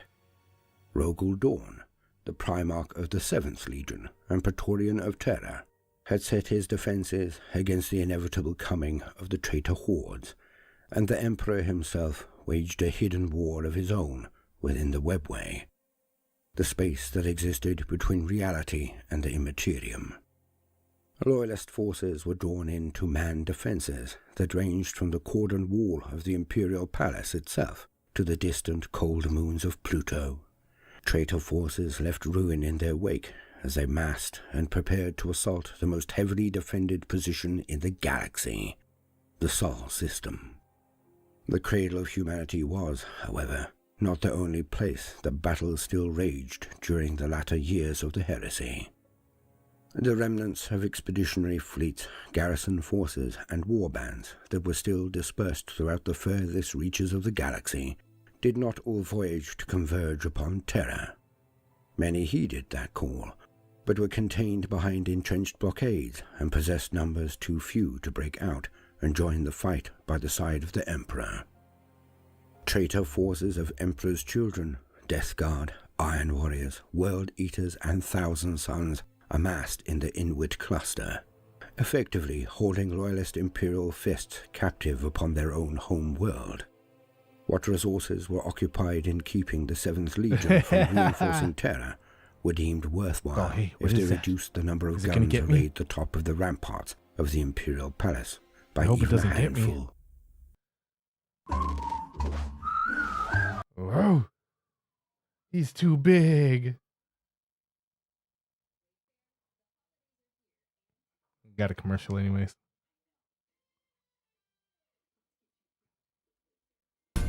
Push it. Elsewhere, upon the distant worlds of Drusen, contingents of the Iron Hands and Iron Warriors had maintained their alliance and were oblivious to the events of the heresy. In 010 Millennium 31, the peace was shattered with the arrival of both Raven Guard and Alpha Legion warships in open conflict. Legionary war rapidly engulfed the planet as the horror of betrayal was revealed anew. The entirety of Drusen's capital city and billions of its inhabitants were lost in the space of a short few hours. The immense structure toppled from its gravitational harness and sent crashing into the planet's surface. Some were embroiled in wars of their own making, campaigns to exterminate those who they once had called cousins, or wars of attrition fueled by bitter hatred.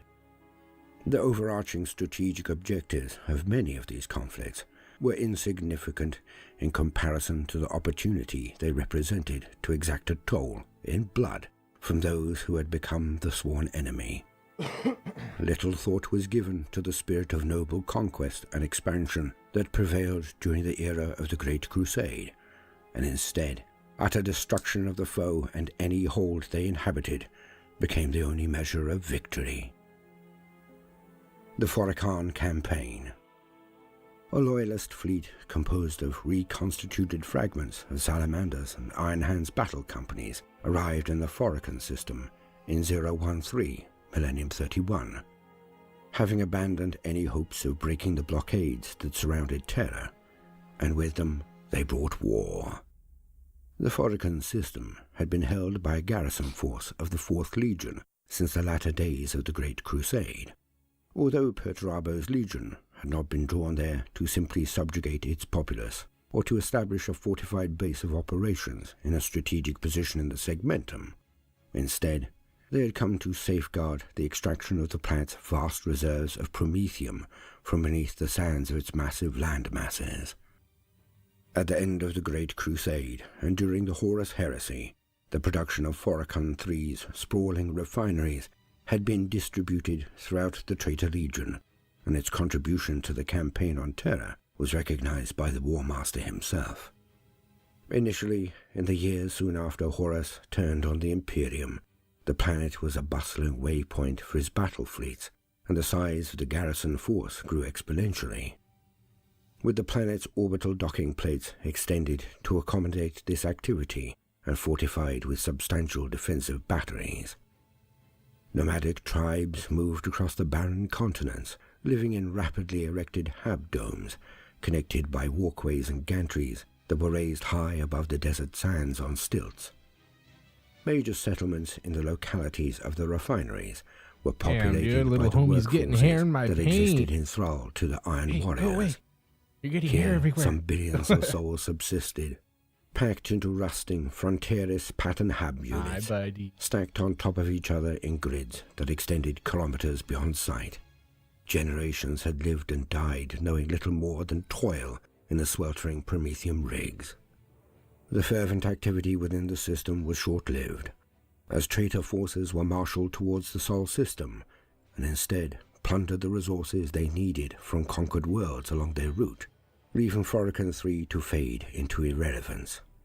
Although no formal order had ever been issued to the Iron Warriors to abandon their position within the Foricon system, the shift of focus led some of the more impetuous commanders amongst their ranks to take leave with their respective companies to join the front lines of the war. This left a section of only the most stoic and resolute 4th Legion commanders who resolved to maintain dominance over the system, if only to deprive Loyalist forces of its remaining resources. Identifying an opportunity to strike at the traitor stronghold on Foricon III, while its strength was diminished and much of its manpower had been directed towards the Sol system, and to make use of its resources, the Loyalist fleet immediately went on the attack. A spearhead fleet ran a gauntlet directly through the fire arcs of the orbital defenses around the planet, much of the fleet operating on automation protocols due to the lack of crews available to operate them. After punching through the inner cordon of the defensive network, combined salamanders and Iron Hand strike forces were able to make planetfall and establish a beachhead on the expansive, barren plains of Forican III's northeastern quadrant. Initially, they encountered little resistance, as they grouped into mechanized formations and dispersed from their primary landing sites in a methodical sector-by-sector sweep. The first actions of the traitor forces on the surface were indicated by heat signatures blooming on the ranged auger sweeps of Loyalist forces that peered beyond the horizon. The pipe stills of thousands of Prometheum refineries had been set ablaze at the command of the Iron Warriors, with fuel enough to burn for decades. Thick clouds of oily soot rose high into the atmosphere, then rained back down as greasy sludge when it condensed. With this destructive action, Perturabo's legion intended to create a polluted hellscape through which the Loyalist forces must cross in order to join in battle. No matter the direction of the Loyalist forces' advance, they were met with a determined resistance from the Iron Warriors, whose time on Forican III was spent honing battle strategies, perfecting their defenses, and remaining ever vigilant, despite their apparent redundancy in the wider war. This, however, was perfectly matched looking by at the us all vengeful sideways rage that burned in the hearts of both the Iron Tenth and the Sons of Vulcan. Both legions, shattered and broken at Istvan V, had consolidated their fury and resolved to bring death to their sworn enemies at any cost. Armored spearheads clashed as they engaged across 100-kilometer-wide fronts in the expansive desert plains, leaving the blackened, burnt hulls of thousands of armored vehicles littering the dunes. Vicious fighting enveloped the dense worker settlements, the junctions of narrow alleyways between the hub blocks, becoming murder traps as squads of snipers and marksmen picked off any individuals brave or foolish enough to attempt to cross the open ground. In the tumult of Horus's defeat, the fate of the Forican system was forgotten, and of whichever force claimed victory there, it seemed that so few survived that no significant records exist.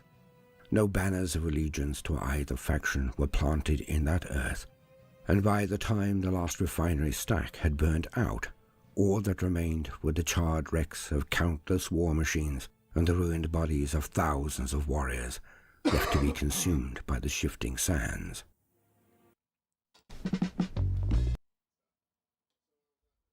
Well, you guys, it's been a solid good 3 hours on painting. How you guys feeling on moving it over to Darktide?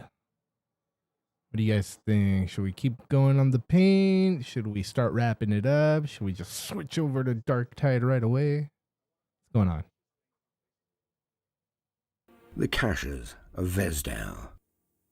Across the breadth of the galaxy, legions carved paths of destruction through space, their commanders unbeholden to any higher authority and unrestrained in their fury. At Vesdale Secundus, the Primarch Leman Russ and his sixth legion Francois needs had no about 20 knowledge minutes. of the plan's Sounds good. secrets prior to their assault, and so had And not come to Misal says liberate we're the rocking with bountiful it. caches of weapons stored Feel there. it, bro. Instead, Thank you guys it for was being an here. Thank action you for compelled chilling. by rage and fury, and a longing to destroy their traitorous brethren. Little was known of the value of the Armorium world outside of those of the 20th Legion. Indeed, it is posited in contemporary times that the concentration of supplies and equipment, such as it was a component of one of the many complex subterfuges devised by Alfarius himself. Fittingly, the planet itself had not possessed overt orbital defenses that would have marked it out as an objective of military value, and instead it lay some distant from frequented routes, inconspicuous and innocuous, amongst a galaxy racked by disruption and unrest. As a Space Wolves fleet amassed within the system, the Alpha Legion and their allied secular and janissary cohorts made no effort to resist or confront them, an act that enraged Leman Russ, who perceived it as a failure to acknowledge his authority and standing. A direct address from the Primarch himself was relayed by the Vox Hailers of every vessel under his command, a challenge for the highest ranked of the Alpha Legion host to face him. But no response was made, and only silence was the reply. Defiant, the Alpha Legion host that held Vedzel under its protectorate, supported by a large cohort of the Solar Auxilia, left Russ's hail unanswered, and instead opened fire on the ships of his fleet as they assumed an orbital strike formation. Across the entirety of Vedzel Secundus, the 6th Legion were overcome with a bestial fury as they attacked all who stood before them. The price in blood was paid mainly of the Securan Janissaries, their numbers counting for little against the vicious assault of Russ and his legion. Ever elusive, the Alpha Legion contingent refused to meet their assailants in a pitched battle, instead opting to strike and fade, forcing the Space Wolves to expend their energy hacking through the vast number of the auxiliary soldiery. None were offered mercy or the option to surrender, and none sought that outcome. Records of the battles that raged through the expansive storage facilities of Vedzel, including picked feed captures from the helmets of 6th Legion warriors, accounted for an alarmingly low number of confirmed kills of 20th Legion enemies. A curious fact that was corroborated by the presence of very few dead and wounded in the aftermath of major actions. Even more alarming was what was revealed in the vaults below the surface of Vedzel's vast storage yards, many of which were obliterated during the battles that took place. When Vedzel finally fell to the Space Wolves, and when 6th Legion tech marines managed to decrypt the ciphers that secured the great blast doors to the subterranean stores, they discovered endless rows upon rows of Legion battle plate of numerous designs. Some recognized as standardized patterns, along with many esoteric, unrecognized markings, bearing the heraldry and iconography of each legion. Coal-black armor dating back to the earliest days of the Great Crusade, adorned with winged swords, were arrayed in their thousands, while sleek Mark VI suits of crimson decorated with lustrous gold filigree around each eye lens were stored in their hundreds. Elsewhere, segmented suits with great hemispherical pauldrons of ivory white bearing crescent moon icons were stored in complete sets, along with suits lacquered in hues that matched those of no known legion and bearing symbols of unrecognized provenance and meaning.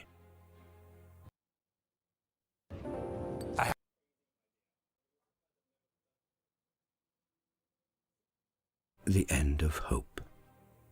These battles and countless more typified the Horus heresy during the latter years of the conflict.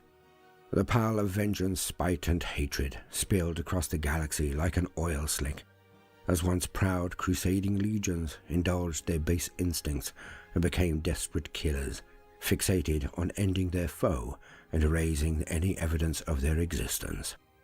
Despite the overarching goals of Horus, those that had joined in his rebellion were now fractured by infighting, chasing individual objectives to satisfy their own desires, and building petty empires in the shadows of destruction. Whilst the traitors had achieved much since the War Master had raised his banners in defiance of their Emperor, much had been lost along the way. With all eyes set upon the traitors' march on the Sol system, a splinter fleet of Horus's own legion broke away, drawn to reclaim their home world of Chthoniya from the clutches of the Imperial Fist garrison that had remained there for close to a decade. Unlike the attack on Terra, the locus of Horus's mad war on the Imperium, the siege of Chthoniya saw the 16th seek to reclaim what they believed was rightfully theirs, their homeworld and the honor of their legion. Once more it was the resumption of old grudges and the prosecution of private wars, bloodshed that fulfilled no strategic goal, an eternity of war that threatened to continue forever. Pride's bitter reward. The Siege of Chthoniya. Preface. This is the truth of the Imperium. This is the tale of the Age of Darkness, when Horus turned upon the Emperor and forever shattered the Imperium. A time of betrayal and heroism that has shaped our own pale age in its bloody image, condemning us to a grim future that holds only war. In the grasp of that cruel age, brother was pitted against brother, the Emperor's legions, warring with each other until the toll of the dead exceeded the count of the living. Worlds beyond number were ruined, their people slaughtered to feed the ambition of Horus, and the Imperium left a hollow wreck of its former splendor. Yet, to the bitter glory of that age, do we look with envy. For though it was a time of tragedy and hardship beyond measure, those who walked that bloody road did so at the side of gods. Now, none yet living witnessed that age. Only into legend, and even in the great libraries of Terra and Ophelia, we have but fragments of its truth. To those who lived in the shadow of its tragedy, it must have seemed that the Imperium would never recover from such reckless hate. Yet the cycle of history ever turns onwards, its misery and glory repeated in equal measure. Now, in these dire times, the tale of mankind's rise and fall is as vital to us as it was in those dark years. Or know the bitter end to which the tale must come, and yet, in its telling, find the strength once wielded by the heroes of ages past. This is the truth of the Imperium. This is a tale of the Horus heresy. Wars are won by those wise enough to put aside vainglory and pride. But legends are forged only by those courageous enough to embrace adversity. Attributed to Leman Russ, master of the Space Wolves. In the Eye of the Storm. The final cataclysmic years of the Horus heresy are replete with desperate last stands and brutal slaughters. Death and destruction were to be found everywhere. For all across the Imperium, the pretext of a war fought for any objective other than hate had fallen away. I'll be right back, Now you guys. armies sought only to slake their hunger for vengeance and blood, ignorant of victory or any hope for the future, but obsessed only with the need to drag down old foes and end once and for all the old feuds. Amidst all of this madness, the siege of Chthoniya stands as the epitome of needless sacrifice, forgotten heroism, and stubborn hatred. Here on the broken world that had molded the War Master and his legion, that had been ignored for almost 70 years of bitter strife, would be played out all the hatreds of the Horus heresy's last years. Even as the War Master's hordes in Sol broke the Eternity Gate and breached the Emperor's palace, the Imperial fists on Chthoniya fought to the last. And even as Horus succumbed to the dark lure of power in the skies above Terra, the sons of Horus on Chthoniya sought to erase the dishonor of losing their home world. In the years to follow, these acts of futile courage would be forgotten, overshadowed by the last apocalyptic battle on Terra, and those for whom these little wars would be counted their final epitaph are now little more than footnotes in history to be argued over by scholars of the obscure.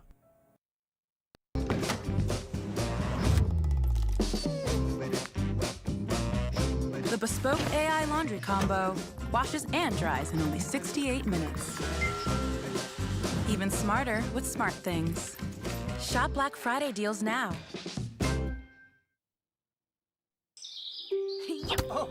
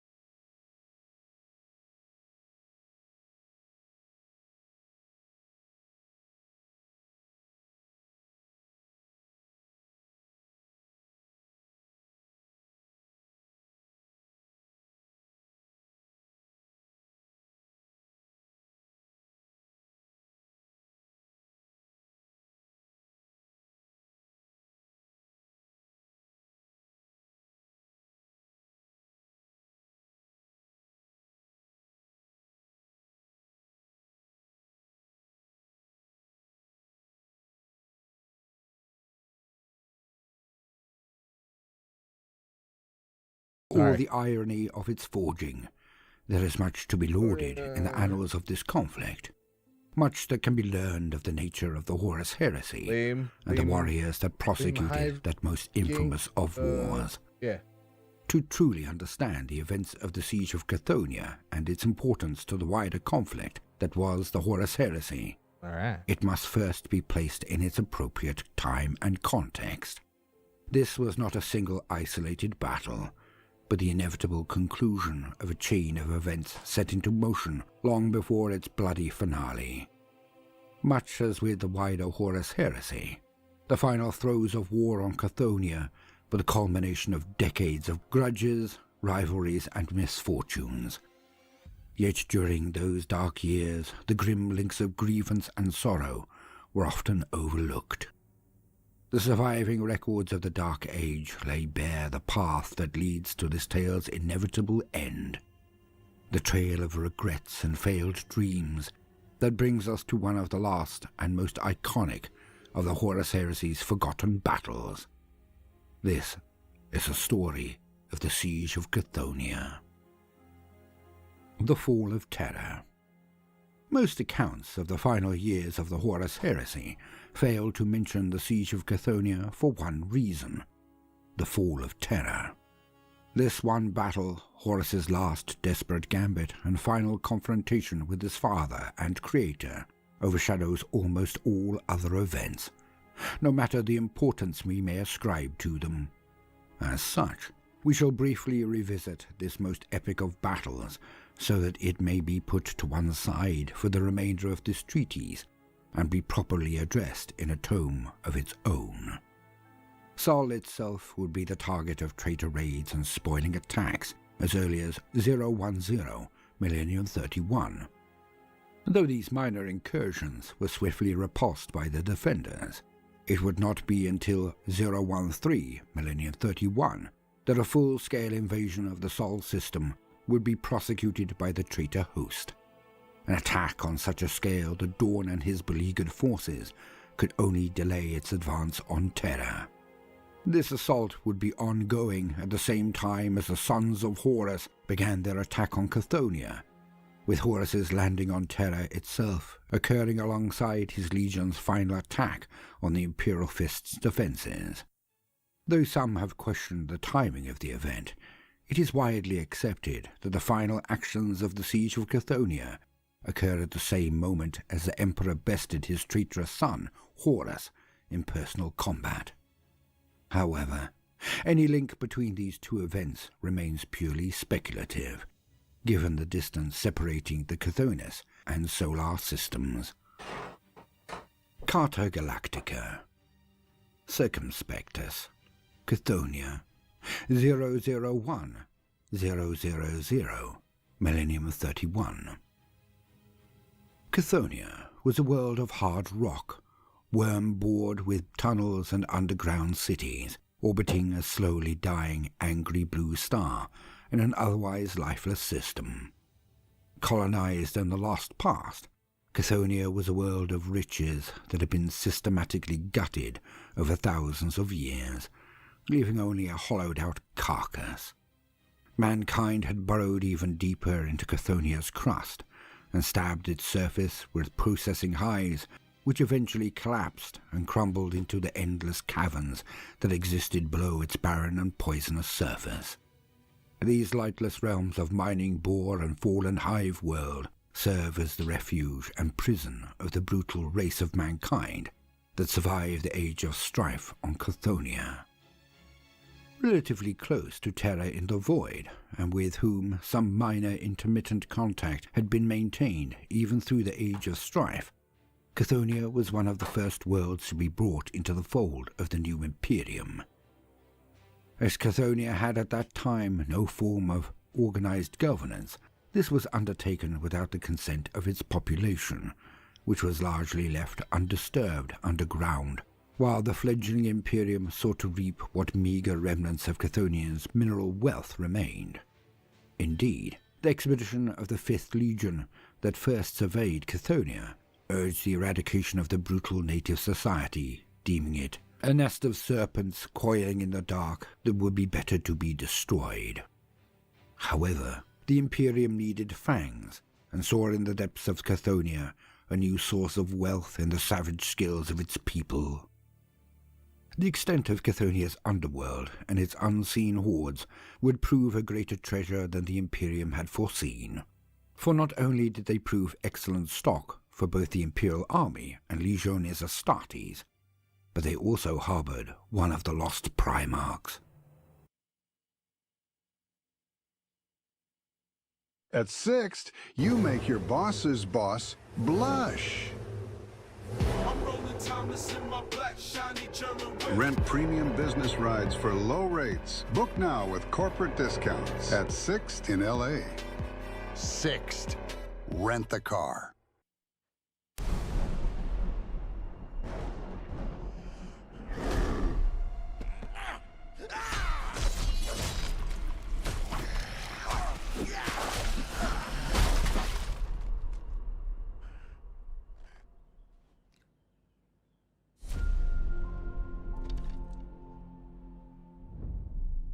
Hey, big guy! Oh, you wanted to see us? Don't move, I'll be right up. Sipping the soup, cleaning the paint, boodle-doo, boodle-doo, and also trim the bonsai bush. Here we go.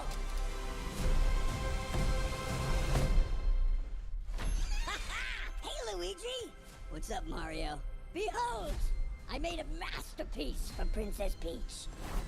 What do you think? Love the colors. It's trash. How dare you look at my masterpiece and say that? I'll burn the skin off your bones! Wow. Sorry about that. That's the old Bowser talking. Still working through my demons, I suppose. Anyway, I need my 8 hours or else I really turn into a monster.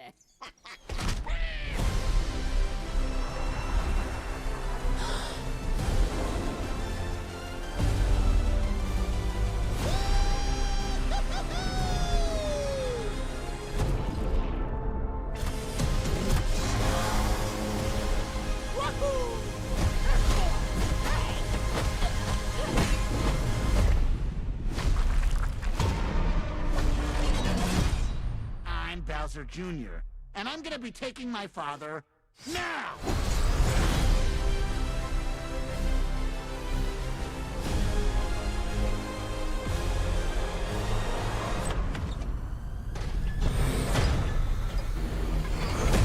Princess Rosalina, you're coming with me.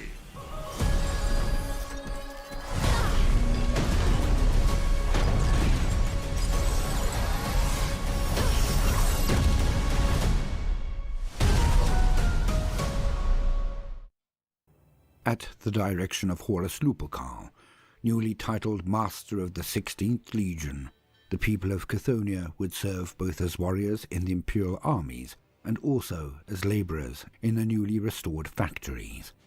Indeed, the greatest of these reborn highs would be renamed Lupercal's Gate and serve as a bridge between the lightless underworld that trained the brutal warriors of Chthonia and the surface world where outworlders struggled to restore the barest glimmer of Chthonia's former glory. Addendum. After the outbreak of the Horus heresy, Dawn would order the subjugation of Chthonia and the suppression of its indigenous people, seeing it as a stronghold of traitors on the doorstep of terror. The same garrison Horus had left to watch over his home world was scattered, its survivors disappearing into the trackless depths of Chthonia to continue their resistance. While the Imperial Fists contented themselves with occupying the surface and orbital infrastructure. Here in a the hot hive minute, of I've just been putting Lupercal's stuff Gate away. was renamed Traitor's Gate, and the monuments once raised to honor the War Master of the Imperium were toppled and smashed. All work to restore the shattered world of Chthonia stopped, and the Imperial occupiers turned their efforts to extracting whatever resources they could to feed the increasingly desperate war effort in Sol and beyond. Part 1. Shadows of the Future. Those who speak of victory before the foe lies dead are fools. Catch, bro. Only once the final blow has been struck just dropped my stuff does the struggle end. It's just plastic, but still. Attributed to Angron, the Red Angel, master of the World Eaters. 642006, Millennium 31. Chthoniya would see not one siege during the Horus Heresy, but two. The first, a bloody precursor to the second, a grim mirror of the fate that waited for Chthoniya in the final years of the Horus Heresy. This first siege, while brief and far less cataclysmic than the latter, serves to set the stage for what would become one of the more iconic of the Horus Heresy's final battles. In the wake of the infamous Drop Site Massacre, where the gathered might of several of the Loyalist legions were sundered by betrayal, Rogul Dawn enacted plans to fortify the Segmentum Solar and the Sol system. With much of his legion still scattered in the aftermath of that battle, Dawn could defend only a few key worlds, seeking to stop the traitors' advance long enough to rally the other legions. Paramar, Beta Garman, and Lauren Alpha would become the front lines of the Civil Called War. Hive Scum on the fortress worlds to hold the traitors' advance thumbnail in that I check. saw. I ordered Hive 200 Scum hand-forged class knives for my review. dorm room and built a Wix website to sell them. I'm Noah Rosen, founder and owner. Excuse me. Horus could not bypass these loyalist strongholds and leave them at his back as he pressed towards Terra and the inevitable confrontation with the Emperor, and would be forced to give battle on ground of Dawn's choosing at last. Chthoniya was the dagger at Terra's back, a world replete in warriors, arms and munitions, There it is. Here loyal we to the were. now We traitor did it. Warmaster, and close enough to the Sol system Slowly making my that an way attack towards force Darktide, could but arrive I'm long before slacking 'cause reinforcements I could be can. diverted from the fortress worlds of the Segmentum Solar. Such a threat could not be ignored, and even as Dawn rushed to halt Horus's advance, he also directed what troops he could spare That's supposed to say to dregs. neutralize the Oh, threat we of let them- Chthoniya and turn oh. that danger Good. to his Yeah, advantage. Yeah. For The that little- world, little, which left unchallenged, would grow science to become a kit they got traitor over there. stronghold in the heart of the solar segmentum, could become an armory for Dawn's Legion in the coming years, a prime source of both weapons of war and warriors to wield them. The first siege. To this end, Dawn delivered the 9th and 14th Battalions of the Imperial Fists and Space Wolf's 13th Great Company, several Terran cohorts of the Imperial Army, and even 3 sodalities of the Legio Custodes to Chthoniya. In command of the battle group was Lord Castellan Evander Garius, a warrior who had once served alongside the Lunar Wolves during the glory days of the Great Crusade, a veteran now out of favour with his master, Rogul Dawn. For this mission he was the perfect tool, for he understood his foe like Cheers, few you guys. others Thank you for could, being here and hanging was out. desperately Appreciate you eager to guys. regain Dawn's approval. Only 2 chapters of the Sons of Horus were stationed in defence of Chthoniya, both having recently arrived on-world to replace combat losses with fresh recruits, as well as a reinforced company of word-bearers. These limited forces could not hope to stand against the wrath of the Imperium, a fact that cannot have escaped the noted military genius of the traitor Warmaster, and which implies that Horus had no intention of fighting to retain control of his adopted homeworld. Horus had wagered everything on a grand attack on Terra from his new stronghold in the far galactic north. To him, it appears that Chthoniya was a strategic bluff, a means to draw off some of Dawn's strength, and nothing more. Perhaps it was foreknowledge of this strategy, or simply pragmatism in the face of overwhelming force that afflicted the traitor forces on Chthoniya in 006 Millennium 31, for they made little attempt to stand against the invasion fleet in open battle. Their starships abandoned the system in the face of the Imperial fleet that translated into the Chthoniya system, while the warriors of the traitor legions now stranded on Chthoniya chose not to contest the Loyalist landings. Instead, they retreated to the high spire of Lupercal's Gate and the Terminal Atlas, seemingly intent to mount a defense against the invasion from these more fortified holdouts. Deployed by drop assault, the fleet warriors of the Space Wolves' 13th Great Company led the Imperial assault, and on the grey plains before the towering spire of Lupercal's Gate, the first blood was spilled. The wolves offered no quarry and swept across those isolated units they encountered, unleashing every weapon at their disposal and allowing the foe no chance to rally or counterattack. Of those Sons of Horus units that faced the warriors of Fenris that day, none survived, and few of the remains that were left behind could be identified, most hacked apart or blasted beyond easy recognition. In their battles with the Thousand Sons, which had taken place barely a year earlier, the Things of the 13th Great Company had learned to hold nothing back when making war against the Legiones Astartes. As the wolves of Fenris anointed the soil of Chthoniya with the blood of its former lords, the Imperial Fist pressed the attack on the vast spire of Lupercal's Gate. With the Imperial army detailed to encircle the immense structure, a phalanx of 7 Leviathan siege dreadnoughts smashed apart the primary gateway, shattering the golden eye of Horus adorning it. Though the contingent of Sons of Horus defending the gate fought tenaciously, they could do little more than delay the hulking dreadnoughts.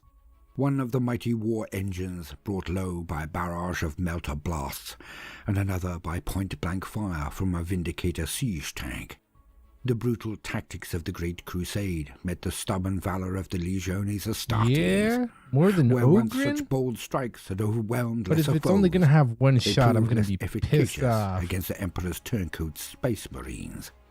Yet the Sons of Horus, for all their defiance, I hate could the not guns hold that against are the numbers only of one the shot foe, with the Ogren. and the Imperial fists pressed home their attack, leaving only sea-green corpses in their wake. On the heels of the warriors that had cleared the gatehouse came a cadre of Huskarls and Varagir, gold and grey, led by Evander Garius of the 456th Company.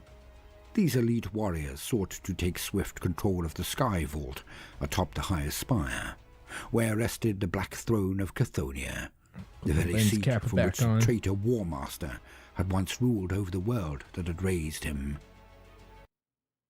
I've been excited.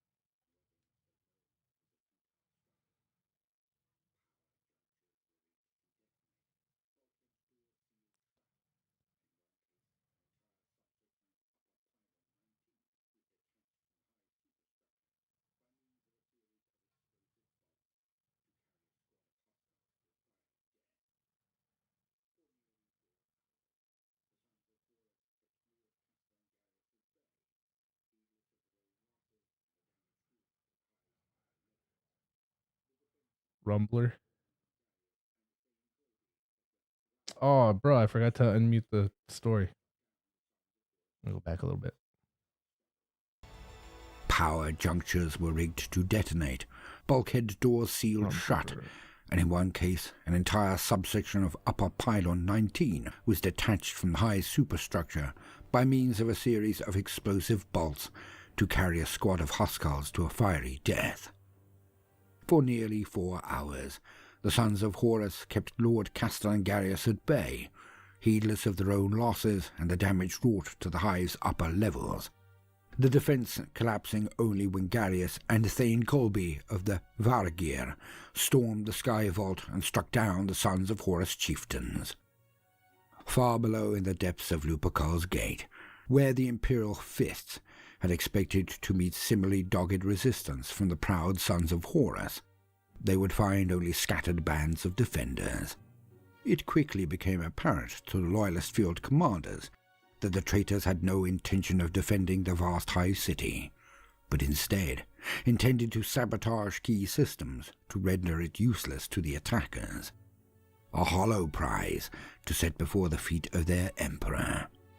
Left with little choice, the Imperial Fists committed themselves to securing a few key facilities, knowing that they could not entirely thwart the wiles of their I'm heading enemy. in right now. Cadres of shield-bearing breachers overwhelmed the Sons of Horus saboteurs that were attempting to overload the ancient reactors of Lupercal's Gate, but could not stop the Sons of Horus from destroying the Hive's augury arrays and macro-cannon defense batteries. Harried by Imperial Fist Rangers and the Stalkers of the Space Wars, the vast majority of the Sons of Horus garrison retreated through the vast subgate in the very roots of Lupercal's Gate and disappeared into the uncharted depths of Chthonia's underworld, where, while isolated, they continued to present a threat to the occupying Loyalist forces. A bitter trophy. Despite such minor setbacks, Chthоnia now belonged to Rogel Dawn. The immense banner bearing the Eye of Horus that had once hung high above the flanks of the ancient hive of Lupercal's Gate was torn down and burned. The city renamed as Traitor's Gate and ceded by order of the Emperor unto Dawn's control. Chthоnia would be stripped of all its assets and treasures to fuel the ongoing war effort. What minerals and ores that could be extracted would be sent to Greia to power the forges of war, while the hardy people of Chthоnia would serve either as brute labor, fodder for the thrall factories of the Lacrimata, or fill the ranks of the Imperial Fists as inductii. All sign and memory of the traitor War Master was to be removed and forgotten. His legion not just to be defeated on the field of battle, but those that would have been its future, suborned. All right, I'm gonna kill the story time, you guys. Loyal warriors of the Emperor as Imperial Fists. Imperial Fist.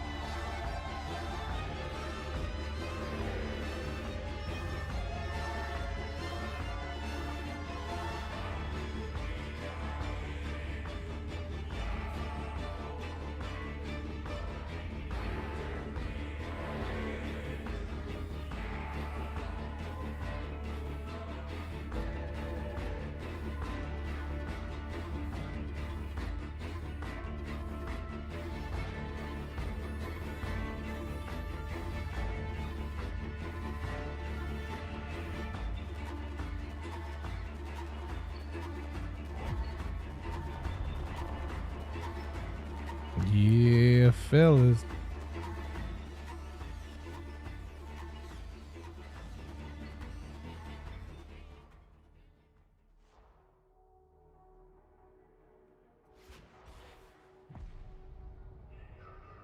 Yeah, buddy, you hear me? Oh, wait, hold on. I gotta get the other mic closer to me. Hang on.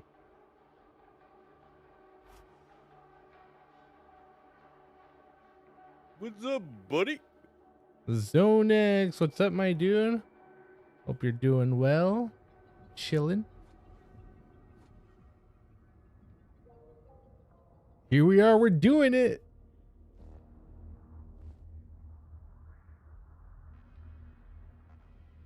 I heard you for a second, but now I don't hear you. Oh, can you not hear me in the game? Damn, hold on. I think I forgot to plug in the microphone. Yeah, I don't know if you're talking in game, but yeah, there's no audio coming through.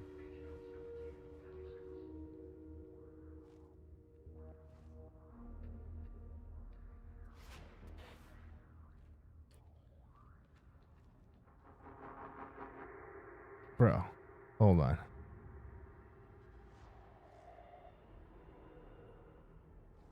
Hang on.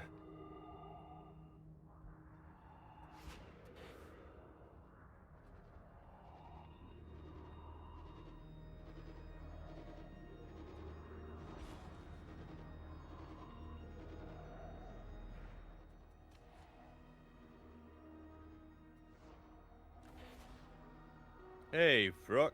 How are you doing? And Jack in a boot. Yo. Hang on, I just gotta get my mic plugged in.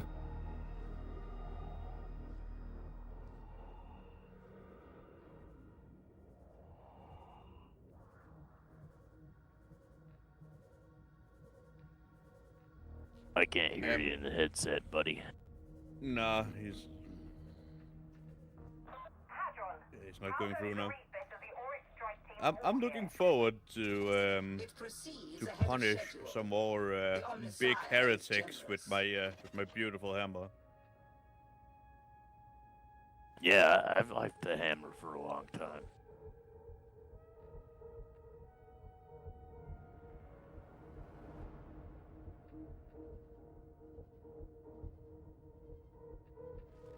I just use a little auto pistol, cut down tons of chaff, and then charge right at something big with the hammer.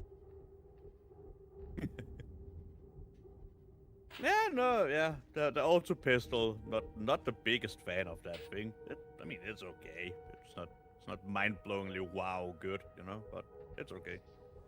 I've gotten really close to the like 20 headshots in 20 seconds. Yo, thank you for the follow. Appreciate you guys. Times with that pistol. Just getting my microphone plugged in so the fellas can hear me. Yeah. Yo, Phil, what's up, my dude? I've been Thanks for stopping close with through. Hope the you're doing revolver well. lots of What you been up to, my times, because guy? we just line hits up and annihilate hits. But the problem is if you don't hit everything like straight on,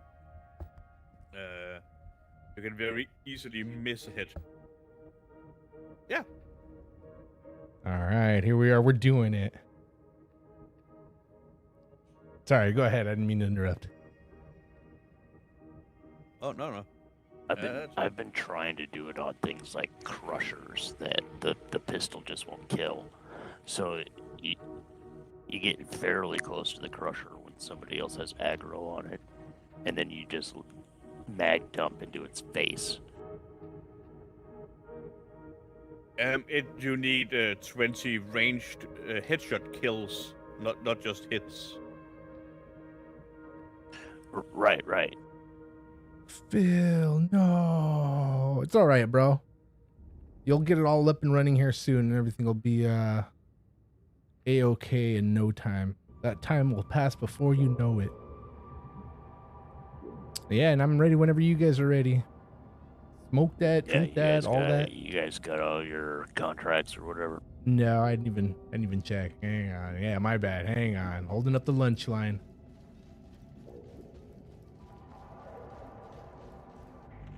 You do have a fine opinion of yourself, don't you?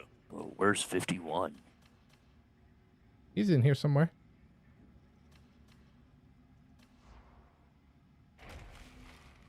Don't oh yeah, I see him there. I'm not. I don't hear him though. How am I supposed to rescue him if I can't hear him yelling for help? I'm running around front of my headphones. Oh, there he goes. Oh, there he is. There he is.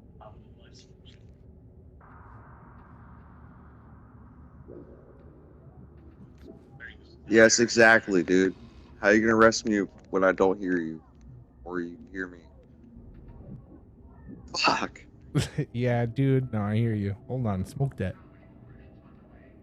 And since this is a late night show, we don't have to turn the camera anymore.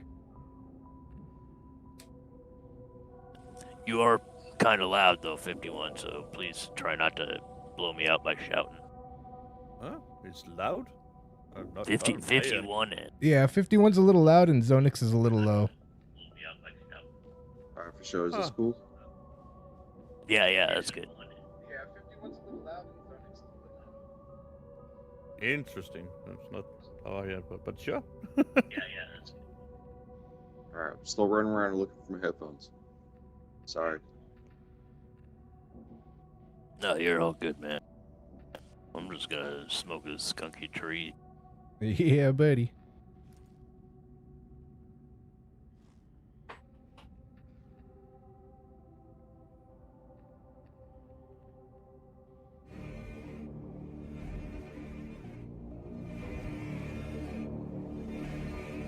Gotta take that safety break.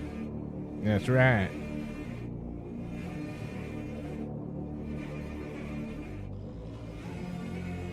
How are you gonna make sure you're safe if you're not like thinking about it for like 30 minutes and doubting all kinds of stuff about it?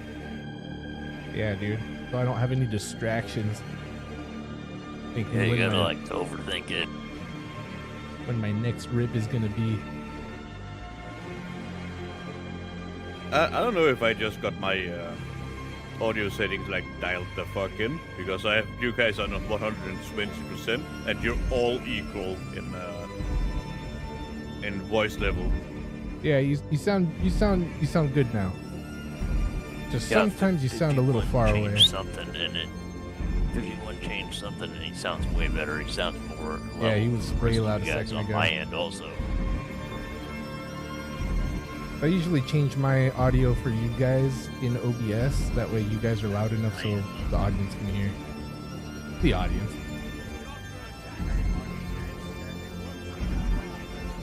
There's an audience. There's an audience. So nice over there. And There's 7 people watching. Phil, All the Phil buddies. does They're things. buddies, not the audience. They're buddies. Or, yeah, the watch party crew. Yeah. Oh yeah, shit. Hey, what's up? Phil does things. Yeah. The homie Phil.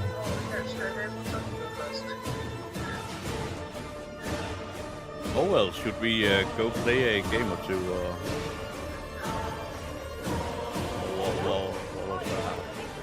You ready, 51? You should find your headset.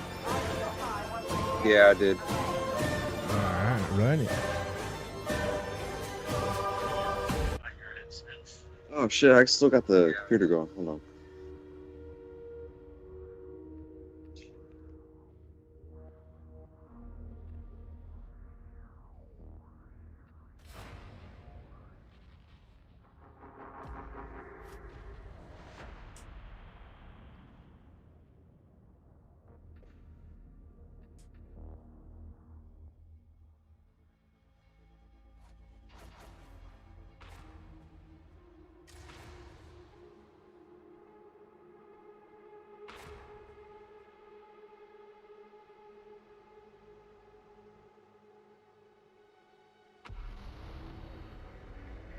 All right, let's step on some necks and blast some dogs. Crush them.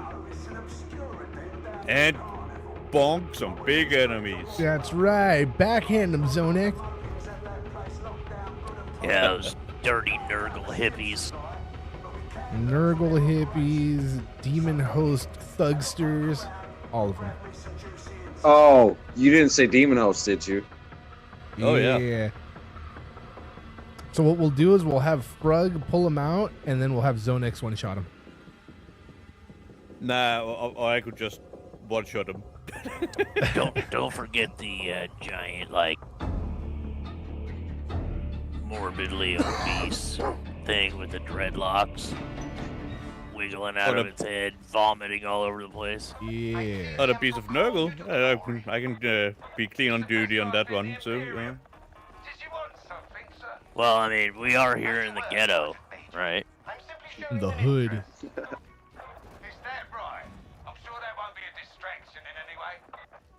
The 40K hood.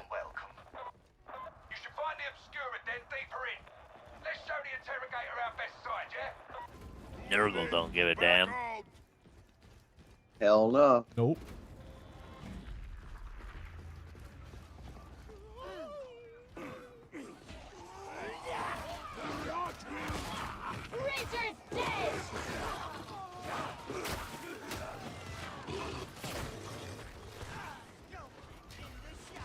You will not see me, scholars.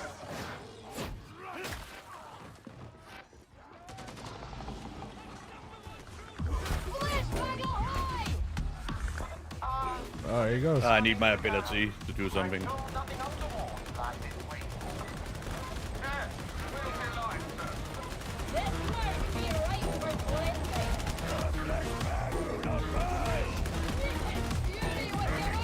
Yeah, good looking out, fellas.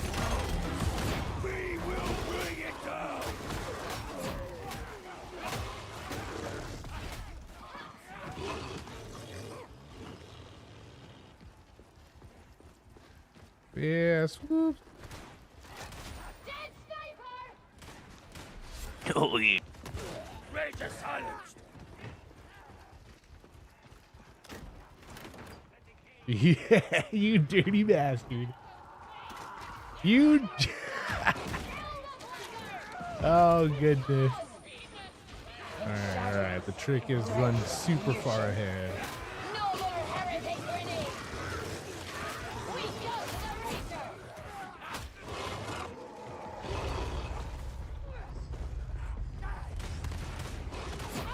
Run.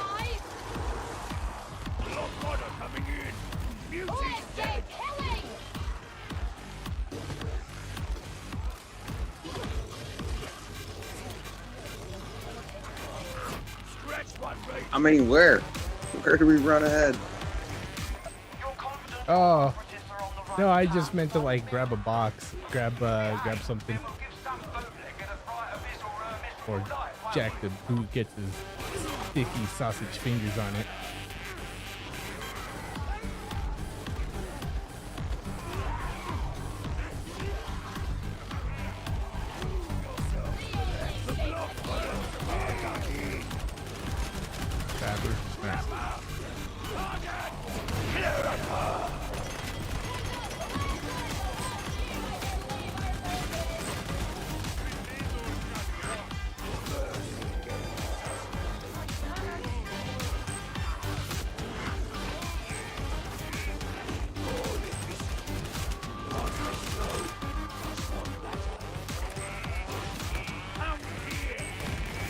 Oh, let's get up.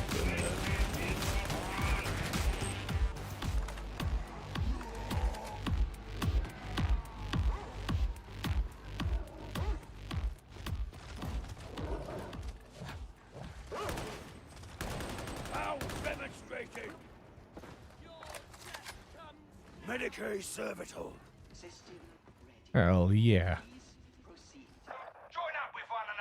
That dog was coming right at me, I swear. Yeah, dude. Yeah, dude. I'm sure you see something I don't. You all saw it, right? Twerk.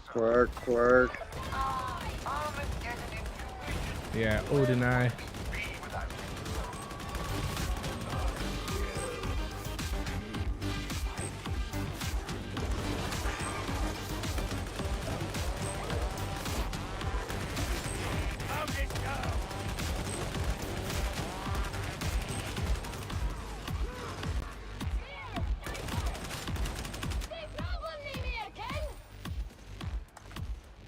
Frog.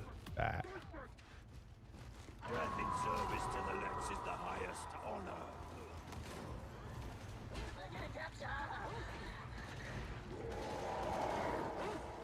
Keep watch for a cur.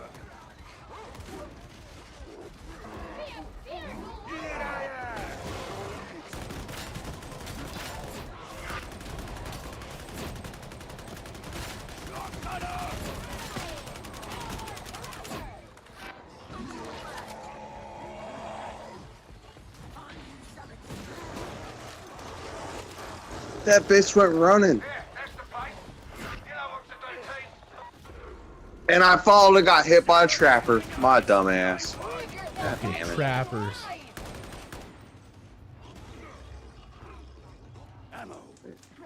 Thank you, sir.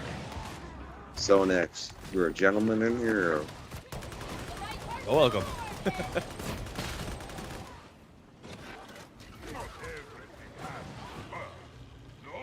Almost nothing.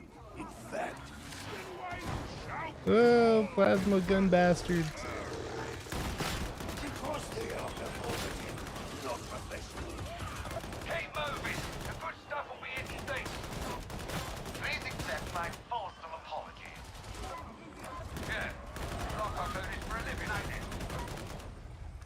Do not dare to assume kinship with me, but a horde. Hey, here's an ammo can. I already am carrying a medipack. Oh yeah, you guys good looking now.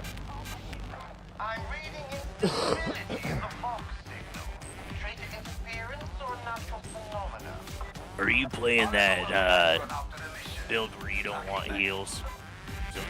Yes, I do not want heals.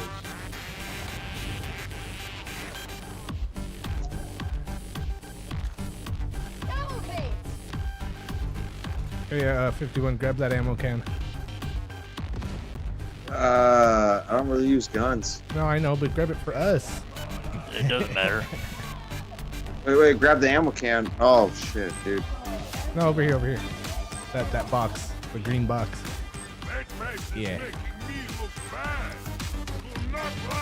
Yeah, buddy.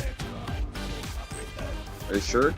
Yeah. Just put it down whenever maybe 2 or 3 of us need ammo. Oh. Okay, yeah, D-pad shit. Yeah, D-pad Yeah, I'm still left. learning that shit. Yeah. I'm trying to get rid of it so I don't fucking launch it. There we go. Grenade. Fuck it. Oh. Wait, what? Here we go back.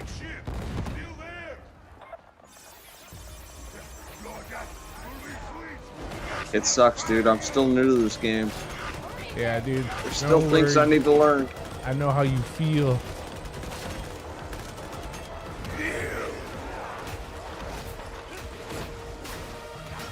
I mean, I gotta say it in pretense, you know? I knew how you felt.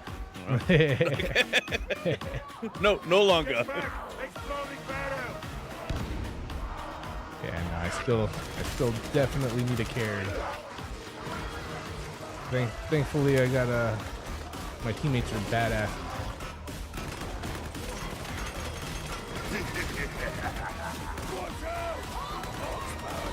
Oh, bastard talk burst and punk.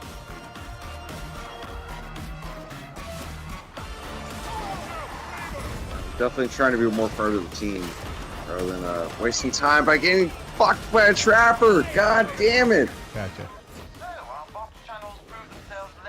Oh, appreciate you, man. Yeah, dude. Shit.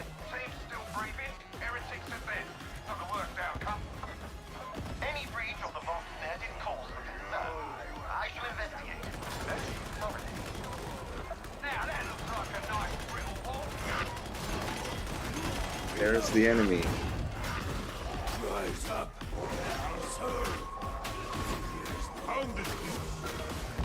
Back up, shoot some shit. Yeah. Hey, we got an exit over here. Escape. Escape. Okay, don't stand next to me. I'm doing this only because of my build. What are you doing? Oh, shit. That.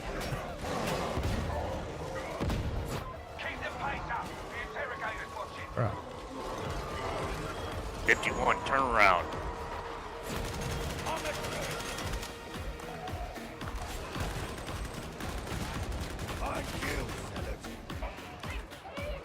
Jeez. Yeah, that bad. That bad. God damn it. I'm sorry. I was trying to ask my shit. 51, Yeah, throw that yeah. ammo down. 51, throw that ammo down. Yeah, drop that ammo when you get a chance. Yeah, buddy, it's right here. Oh, fuck, dude. Thanks, man. I have not felt that useful in a long time. Yeah, buddy. Me neither. Glad I could do something. Speaking about useful, I'm about to feel a little useless here in a second. You guys got my back, right? Oh, I guess not. I'm already down, so me first. Alright, Get him. I'm the smoke. I'm gonna throw the heal pack on the pointer, which means I am not gonna do that. Alright, I need melee. I can't do the range shit, dude. Melee is my thing.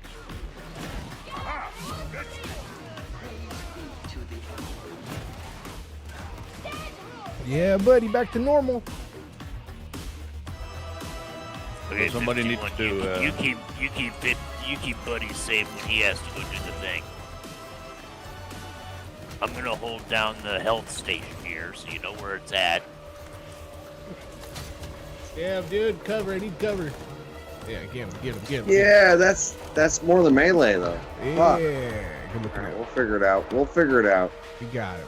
We're good. We're fine. Everybody's fine. I'm fine. Yeah, Zonix is fine. Look at him go. Woo!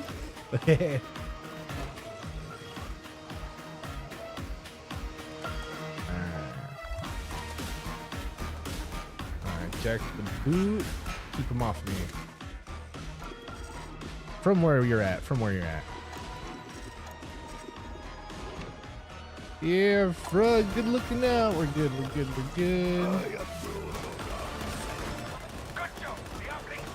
Hell yeah. We can get back to the room now.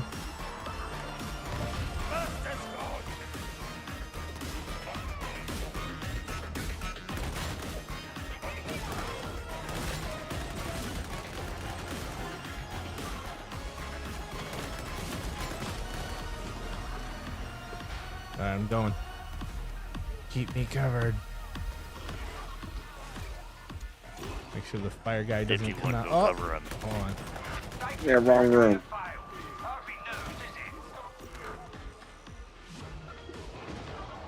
Not me. Go cover No, Buddy. cover me.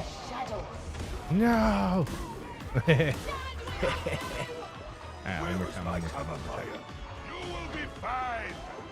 Damn it.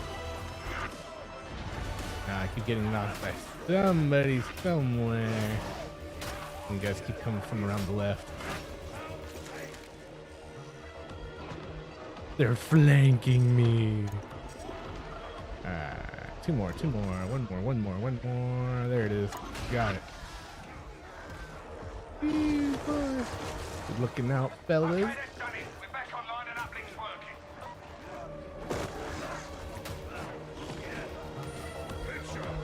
Oh, careful with the fire guy over here. Damn, dude. Just switching weapons already? Damn.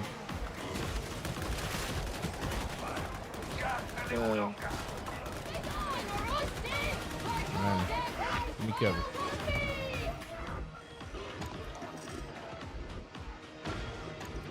Oh. 51, go cover Buddy. I need cover. More cover, better cover.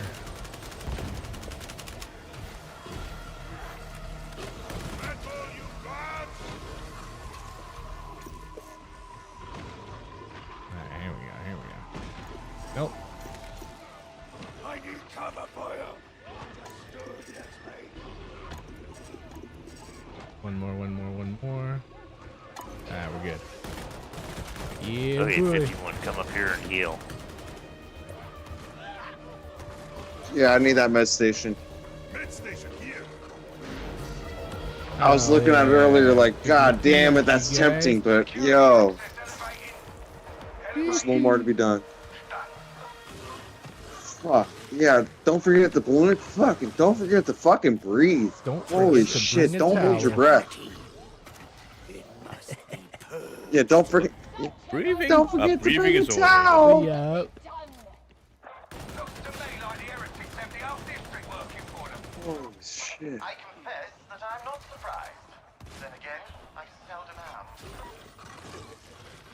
am. Ammo sighted. Texas minores, 1-4. Kill!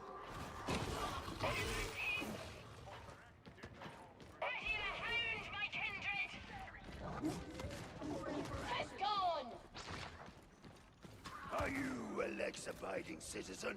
What is Lex? What is abiding?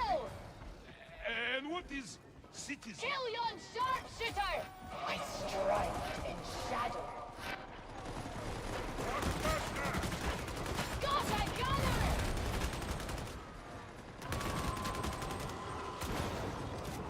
Direct gunner! Behind me, little one. Silence! Oh shit, I went too far ahead. Yeah, I'm with you. But yeah, we need to get down to the others.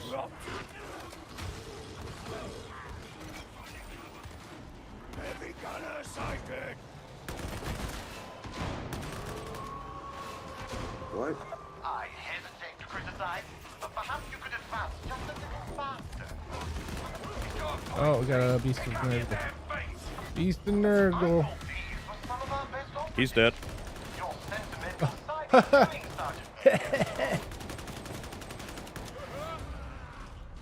Bro, I was going to flank him and he was already gone. Hey, what happened?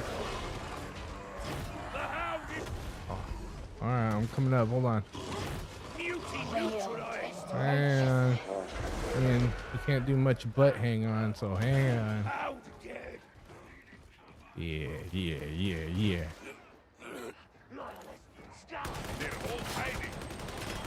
Frog, you up? Frog. Good looking, sir. Yeah, buddy. Oh, I already missed where he went. Fuck. Down the stairs. Bro. Shit. Left. About to be a trapper. Holy shit. But yeah, confirmed. I can kill a beast of Nurgle from 100 health to 0. Still need a clogging hand. I will leave you if I must. All right, follow me, bro. This stairs right here. Yeah. Yeah, I'm with you. I'm with y'all. Stay with me. Stay on me.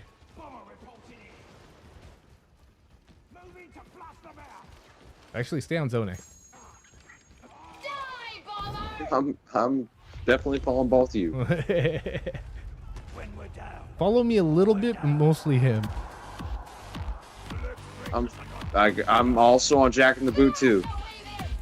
Don't need that. Look at them all.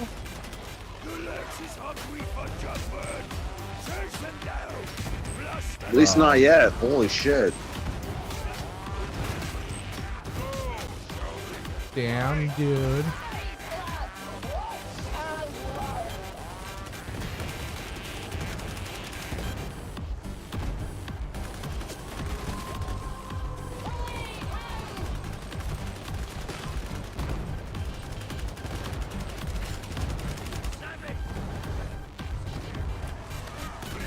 Behind you.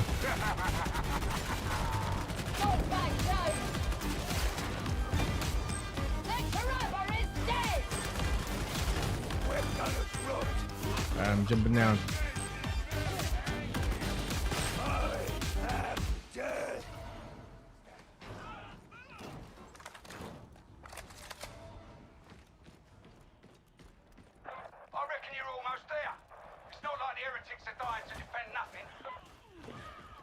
Follow my orders, and you may be of use. I always follow orders. So I have heard it said. Yeah, buddy. Yeah. Hell yeah. Good looking out, you guys. Oh, granted, listens long, lives long. Right? Good boy. Ammo in sanction zone. There's some more ammo there. I am told that I am too ruthless. Well, now I gotta damage them. Let's absolutely over murder something. Hell yeah.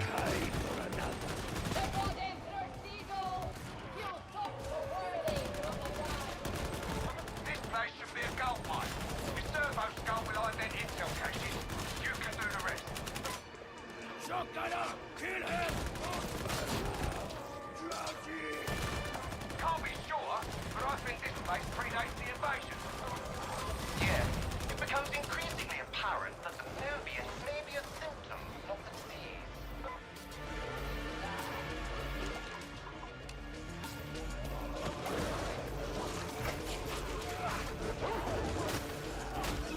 How demonstrating!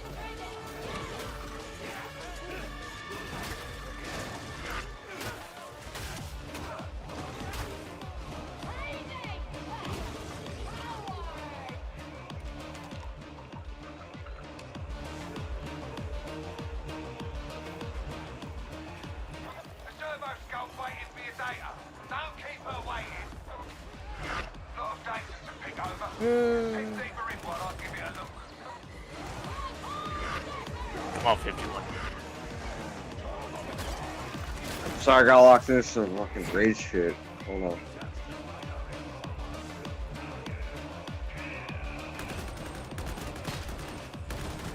Where y'all at? Follow me.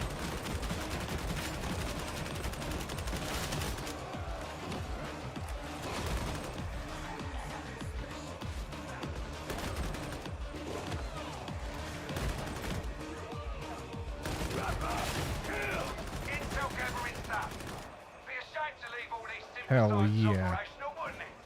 Run that shit. Break those minds. Yeah.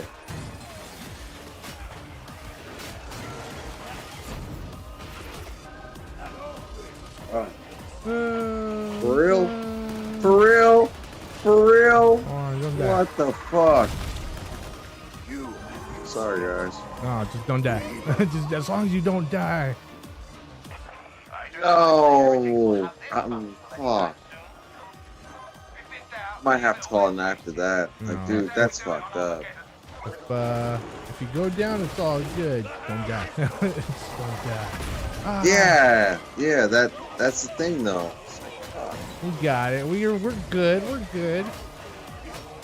All right, escape. Escape. Escape. And I'm dead. Frog. Over here, grab this help. Right here on me. Oh, you passed me. Behind you. Right here, I'm teabagging. Dude, I'm gonna die doing it. I'm gonna die doing it. I'm gonna die doing it. I'm gonna die doing it. Just escape. Yeah, Keep forward. Just run. Yeah. Yeah.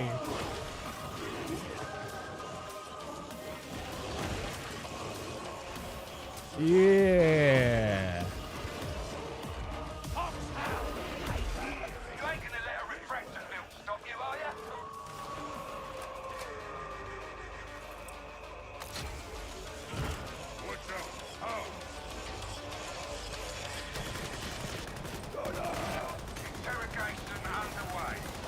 Which side are you going to be on, Zone X? I'm going to drop a health pack on the other side. Wherever is fine. I mean, yeah. Just go opposite of me then. Oh yeah, opposite of him, yeah, for sure.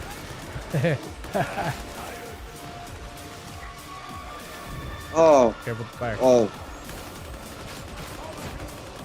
There's such fire. This is so comfortable. Yup.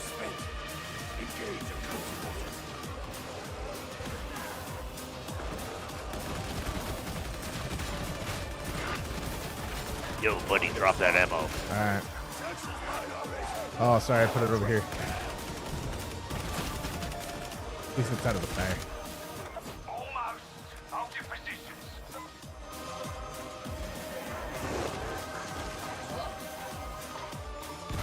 Alright, I'll get it. Alright, keep me covered,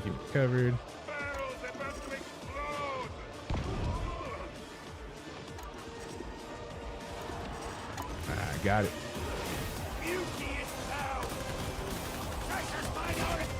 Oh, nice. Good to come out.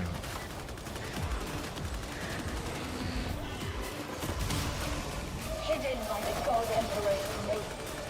Oh, yeah, That's yeah, dude, it's got I it, can bro. one-shot that one too.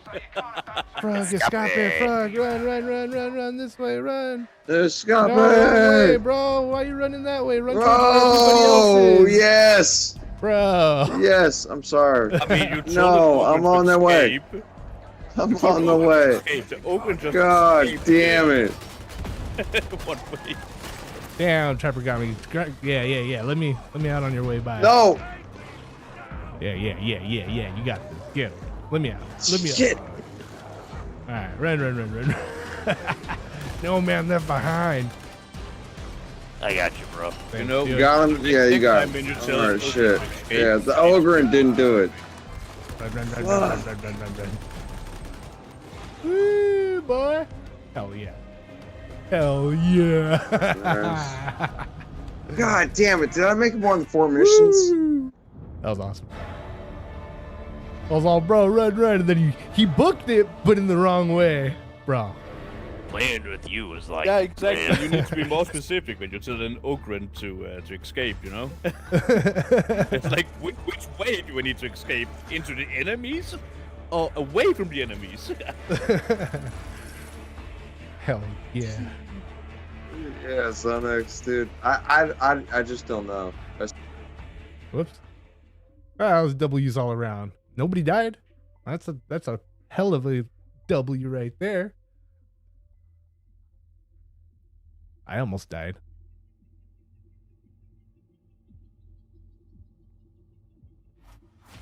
Yeah, W's all around. That could have gone better.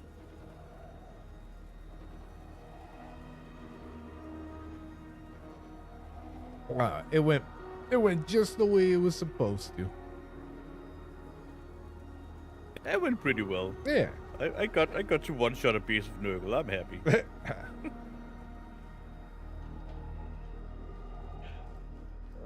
It was, at the very least, it was very entertaining. That was dope. It was fun. Oh, shit, yeah. Only need 2 more monstrosities for me to get one of my contracts, though. Yeah, me too. Hell yeah. Let's let's make them a 1-shot, 1-kill. You know? Yeah, buddy. Yeah, I don't know if there's anything I can do to make that happen. I'm definitely the weakest link. It's all right. You're on a team that can do it. Team Zone X. Still better than a bot. Yeah, you know what buddy. the bot won't ever do? The bot won't ever pick up that fucking ammo can.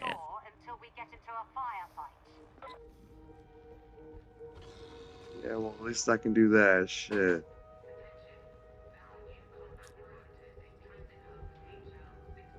Cheers, you guys. Thank you for being here. Thank you for watching. Hell yeah. Cheers. Drinking that lemonade. Hell yeah. Stay hydrated. You know what I should do? I should totally crank my ragdolls up to 100. Just because when I kill something with the power hammer bonk, it absolutely goes flying. Do it. Like you can legitimately play golf with a plague ogren. Bro. Just yeet him across the room. Hole in one.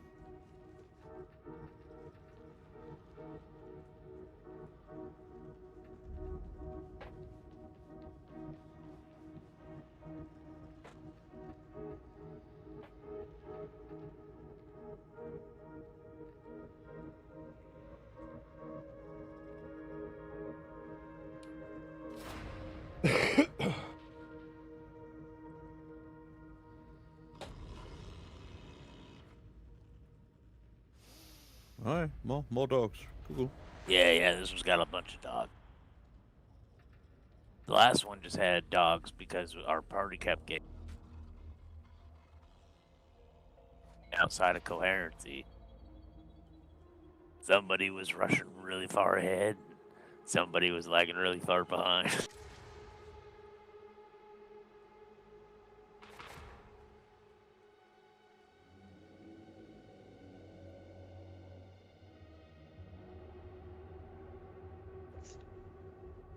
So on this one, do our best to stay together. Yeah, buddy. Wouldn't Oh, really call it. There's rushing gonna be a far bunch ahead. of dogs anyways, but like, one thing I've noticed is like when somebody spends too long outside of the coherency of the group, that it summons dogs, and it'll summon a pair of them. No, it's bound to map triggers, and also there's a timer on them. So you can be unlucky and hit a map trigger and the timer at the same time. Bruh.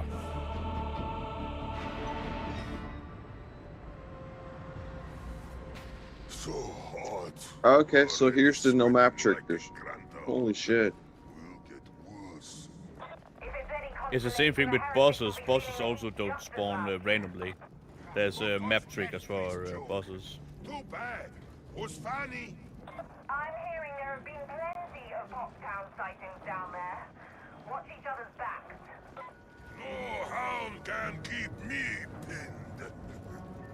Move on through the ventilation tunnels. Let's not waste time. Tanks cannot hold ground. They cannot ID a Lex Breaker. Head for the control chamber and find the cryonic rods. Let none but the unholy die this day!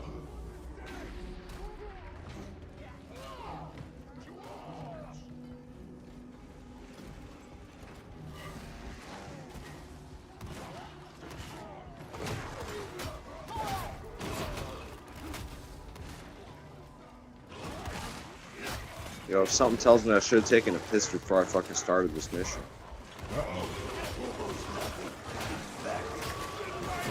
Better put a pin on it.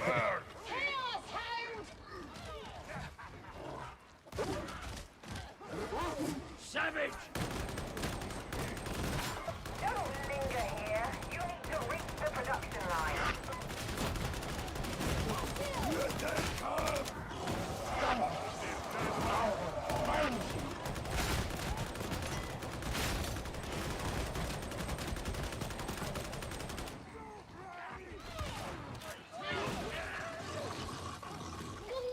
Frog.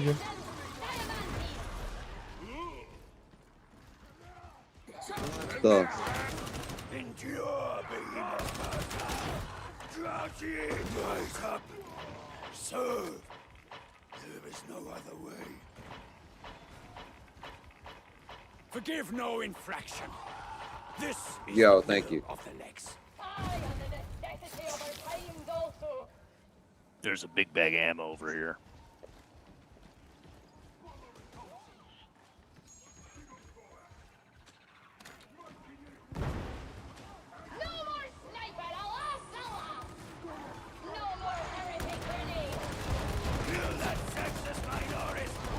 Pull back into the health station room.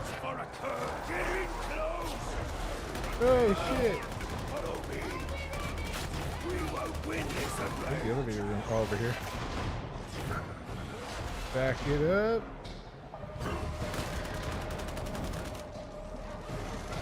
Oh shit, you were joking.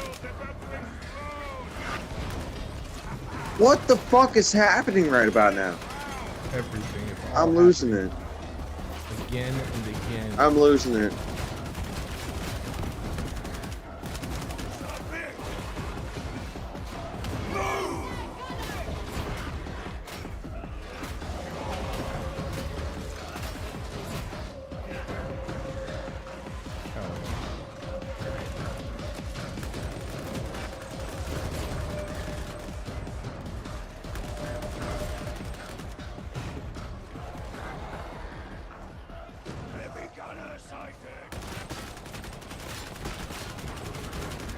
I'm still in Final Fantasy Tactics mode, dude. I don't really know what the fuck's going on right now.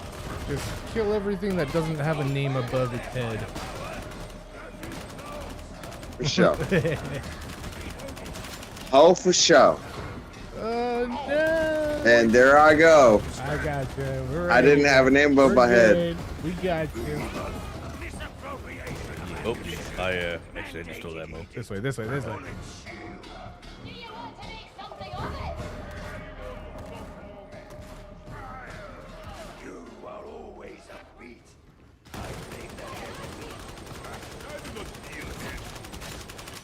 Got ammo back here.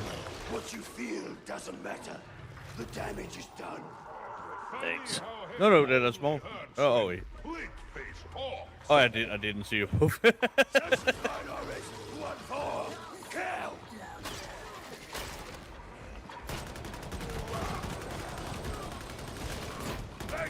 Oh, I fell down. Wait, what? I'm down here with Zone.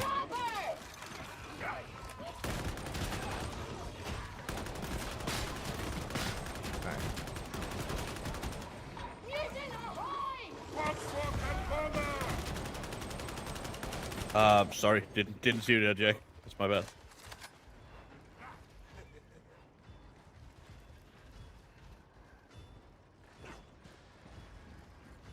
I'm swinging at the homies. Mercy gains us nothing. I got a med pack. More efficiently. Fast or slow does not Yeah, I feel like an ogre. I'm just following the homies and just swinging at whatever the fuck they're fucking following. The overseer's office leads to coolant control, and the conveyor leads to the overseer's office. Yeah, the fire. Fire out! Flame and judge! I am Frog. Rage and judge!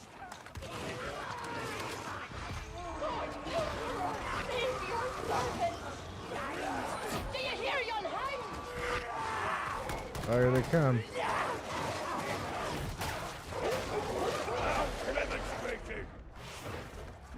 Come to me. Dog's got what buddy dogs?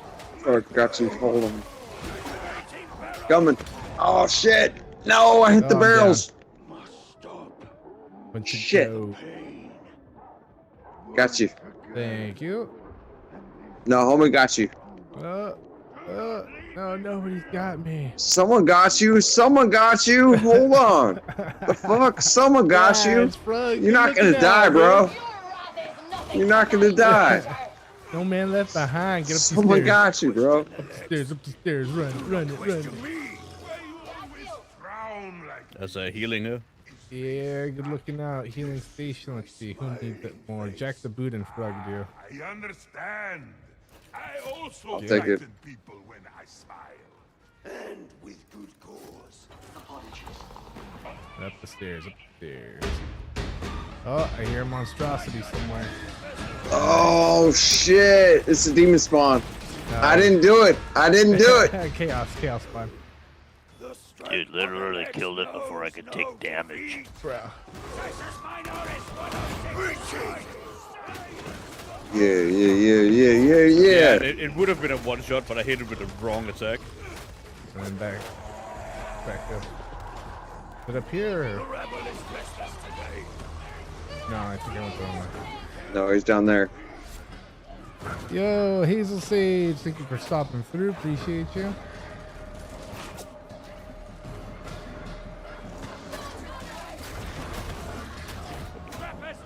Swab, motherfuckers. Hell yeah.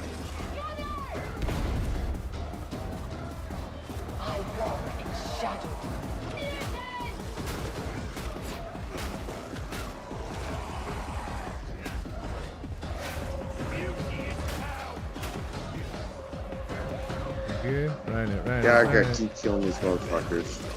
I gotta keep killing these motherfuckers. Keep my fucking company stuff. Run. Frog, this way. Oh, wrong way? Oh, shit. Bro. Right. It's alright. We'll keep my stuff up. We're gonna get it. Oh, shit. Bro.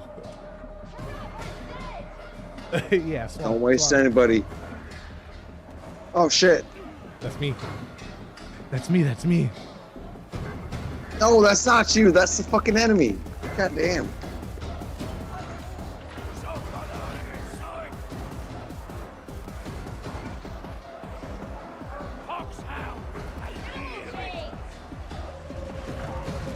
Oh yeah, no, I'm good, bro. No, I don't need any artwork. Thank you. Oh shit, I brought them behind me. God damn it. No, thank you. Thank you, but no thank you.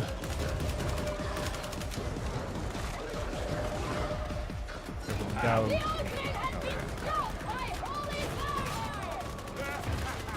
Oh, yeah, Hell Station, right?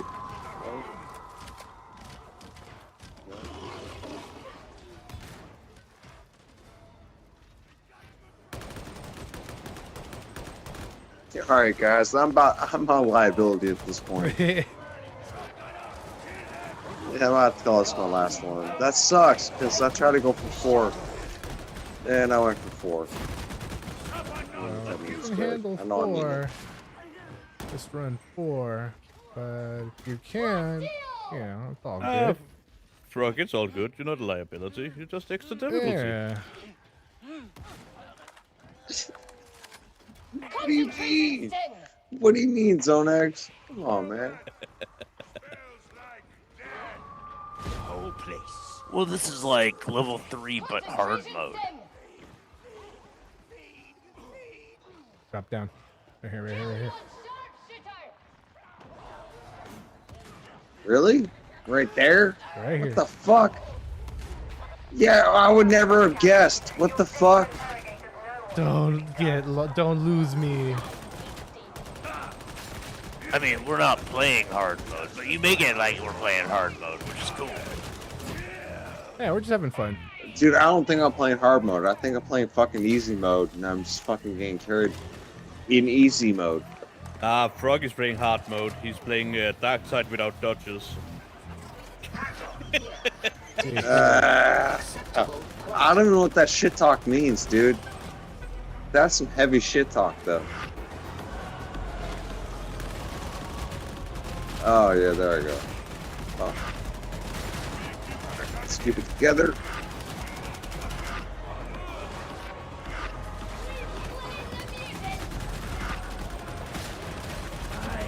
Look, I'm just not trying to fucking camel stash.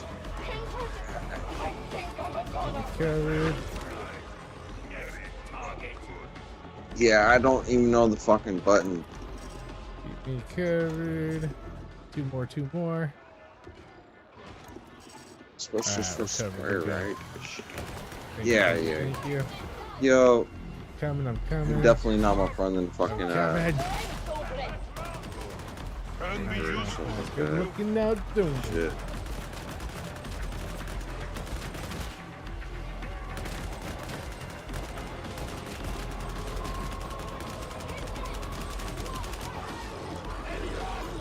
Plasma guys are coming out.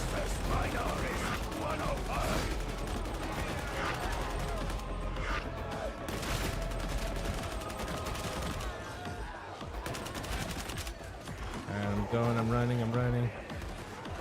Keep me covered. Cease your whimpers, hound. Damn it. Alright, we're good.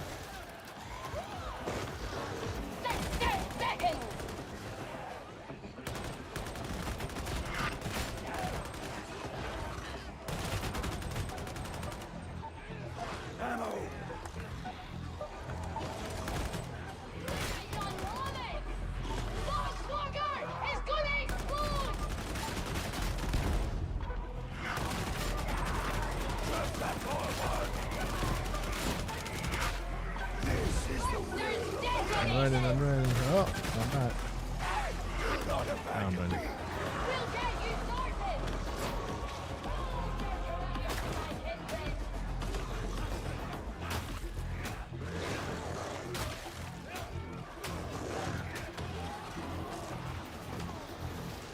Hell yeah. Parameters almost met. Drive them out of cover! Take this part one turn.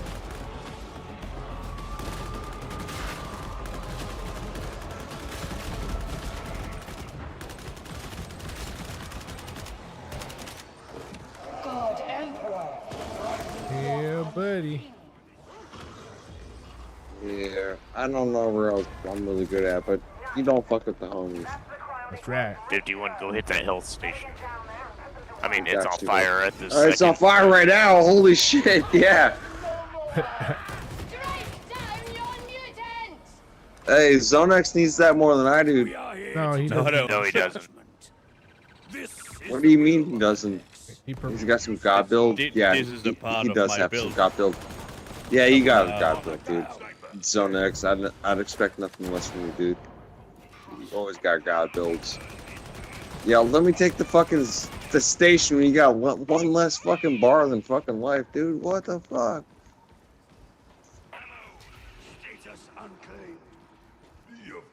He does more damage the less health he has. do more damage and take less damage and get more toughness back. It's just all around a good time. I never doubt you, Zone X.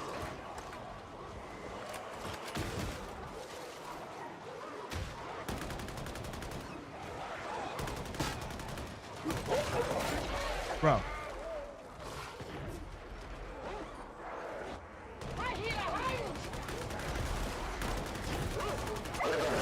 There is judgment in the dark. Assassin's minor is one eye.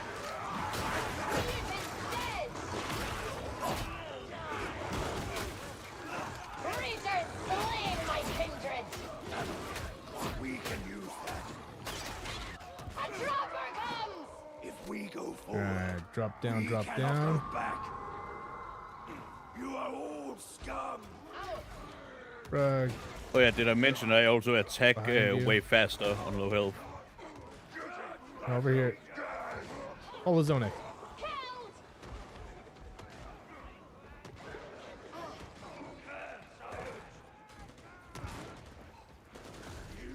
Yeah, I'm definitely a liability. It's late, bro. You're tired. Probably hungry.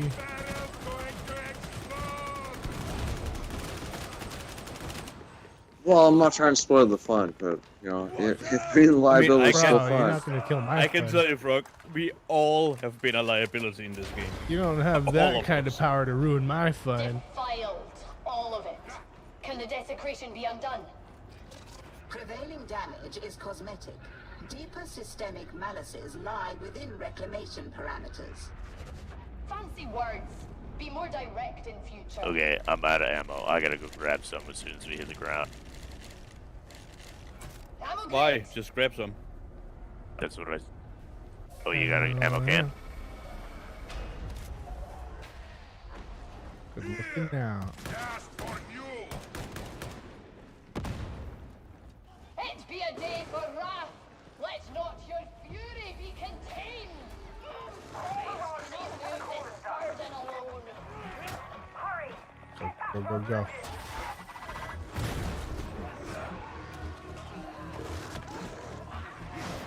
Yeah, did I really fall off again?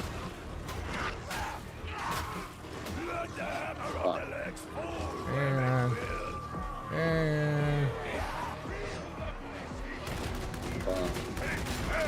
You are stronger than this. No? What? oh, man. Hey! I'm down. I'm down. Oh, Trapper. Immediately after.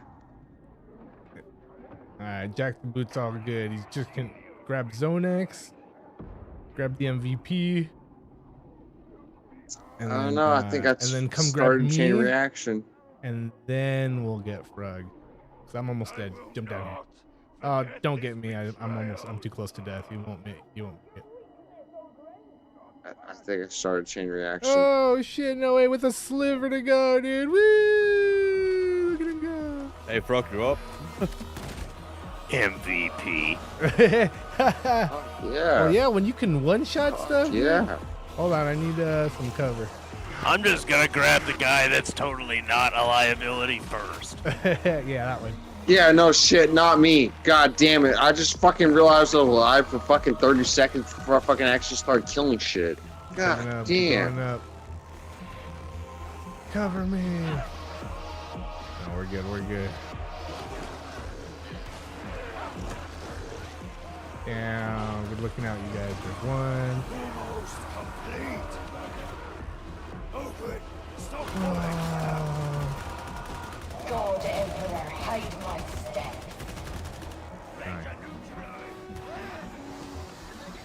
Got it? Alright, I'm right behind you. It's okay, I'm ready to kick ass as soon as I fucking respawn. Oh, except for the Trapper. Someone should Damn it. assist. Kill. Kill. Alright, dude. Excellent. Kill. Excellent looking out. Good looking out. Get over there by the door. Yeah. Dude, enough trappers? Enough Yeah, trappers? what the hell? Fucking kill. Fucking kill.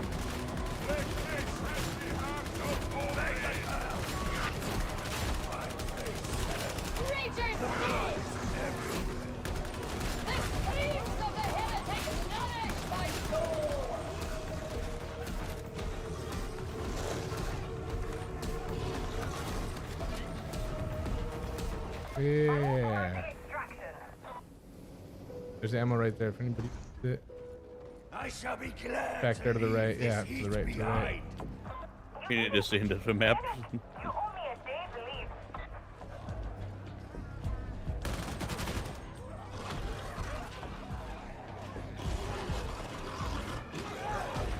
Jump, frog. What? What I miss? Copy. Hell yeah. Good looking out, you guys. Another mission accomplished with no men left behind. Alright guys, that was my last one. I don't want to be a fucking liability. Alright, dude. No, Well, it's totally cool, but when it's like down to just one person standing. Yeah, that might be the next mission where I'm the one person last standing and I gotta help you, Francois. I don't want to be that guy. Oh, I've had those days. that was a good level, good mission. We made the escape. It's not because I don't want to, it's because I can't. Alright, anyway, sorry. Which war was that exactly? There's only one battle for Armageddon that matters, Marl. I mean, Frog, there's only one way of getting better, you know? That's right. Play the game.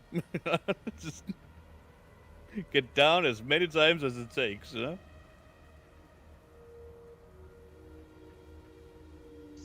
Hey, you ain't wrong, Zone X. You just need some more of those performance enhancers. That's You right. can like zone in.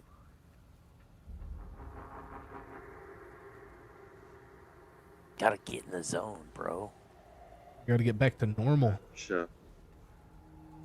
Yeah, back to normal. That's not the night, so.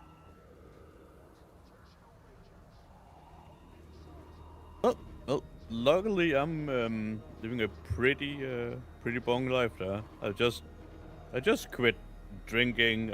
I don't smoke. I don't smoke weed. You know, the status quo is every day is just a normal day then. Exactly, Zone X, bro. You got it, man. That's where I'm at. Like, I just less drinking. That's where I'm at. That's where the quota is. I don't want to bring the team down. Yeah, that's where I'm at. I mean, you're not bringing anything down, dude. Man, you If talking anything- about it bringing me down is bringing If me anything, down. it is just kind of funny, you know? Like, that's sort of it. Either get on it or don't. It's not annoying to me. Anything. It's just, you know. In my humble opinion, if I have a teammate that goes down a lot, it just adds a level of difficulty, and I fucking love it. Like, I get to show off. I love that. And I know Alright, it's a bit narcissistic, maybe, but you know. No, Zone X, that's fair enough. But I would like to know where I'm fucking up to actually go down as a team member, rather than blacking out and not realizing what I'm doing to not contribute to the team. So. Fair enough. As far as you want to get better doing the game, that's me on the same level as not performing. So. Yeah. What do you call it? I can. Yeah. My next stream can maybe be like a little. What do you call it? Kingdom Come Deliverance and a little like. What do you call it? Darktide combat mechanics. If that would be a wanted subject. I don't know. Dude, you've taught me a lot about this game. In fact, the most I've known about this game. Yeah, I mean, I can dedicate like an hour's time or so of my stream to like Darktide combat tutorial stuff. I'll check it out, man. Yeah. I mean, you got me on YouTube and or Twitch, yeah? No? No, I don't have it on Twitch. I have it on YouTube though. On YouTube, okay, cool. Yeah. Yeah, buddy. Smoke that. But yeah, that's gonna be buddy. When is it for you? It's like 11 or so. Right now, it's almost 12 o'clock, midnight. No, I mean when I go live, it's Oh, yeah, it's like 11 a.m. Pacific Standard Time. I understand that fellow Kral is now offering a personality scourge service Yeah. to our rejects. That's what I hear, sir. And I'm gonna do that until I'm just gonna do that every day, except for days I don't feel like it. So Yeah, for sure.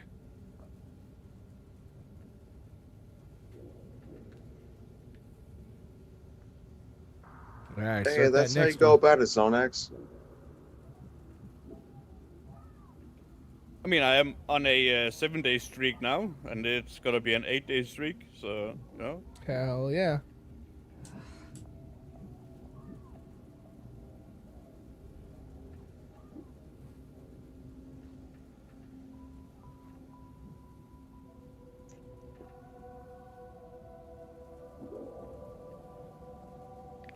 Well, 51, are you sticking around for one more? Or?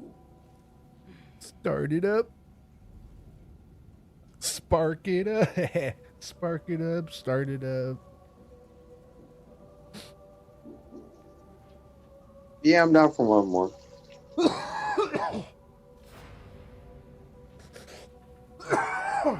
Yeah, buddy. Here we are. We're doing it. In fact,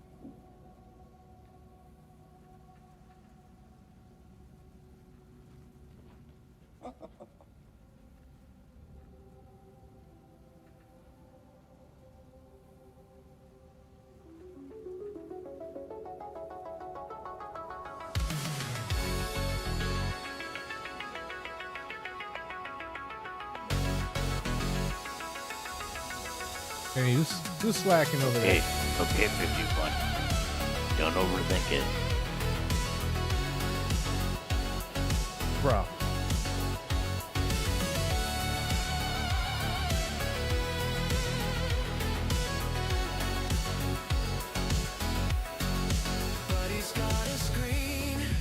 Nah. I want to. It's just like this in Star Wars. No, we got choices to make in this one. It's going to present you options on the screen. Like, don't overthink it. Just pick one.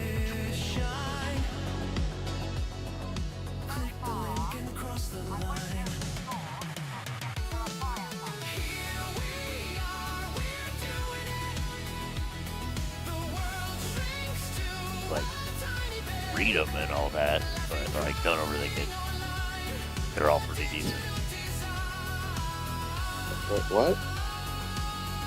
You're gonna get an option of buffs.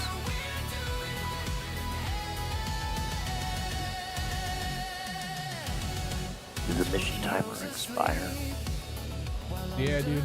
Oh yeah, I think it did. Yeah, it did. Oh, you did Mortals battle. Oh, no problem. There we are. Oh God, I am gonna become a god in there. Why is Zonex stressing? Zonex, fuck are we talking about? I'm not stressing. I'm saying I'm gonna become a god in there because the stealth talent I have is absolutely hilariously broken. Yeah. Okay. Hell yeah. Especially in Mortal Trials. Oh, that gives me confidence. Like I can get 3 charges of it, and I can basically negate all the cooldown on it, so I can just beat Mesmer's face. Or die in the attempt. Stephanie is looking forward to it. Maybe you will die. But if you do not, you will be stronger. I need to find a lighter to fucking fight the cigar, to fucking get the tobacco, to fucking... Yeah, never.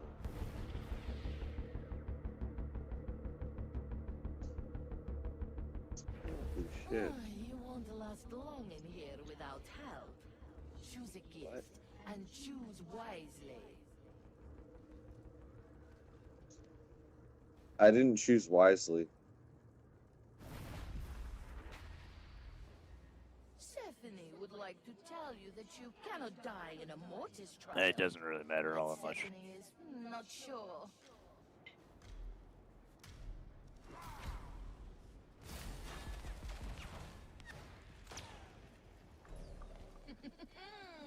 Let the game begin. I still don't have a fucking lighter. Oh, y'all start shooting shit. Yeah, I was about to say, y'all start shooting shit like, yo, give me a second. Just 1 second. Damn it.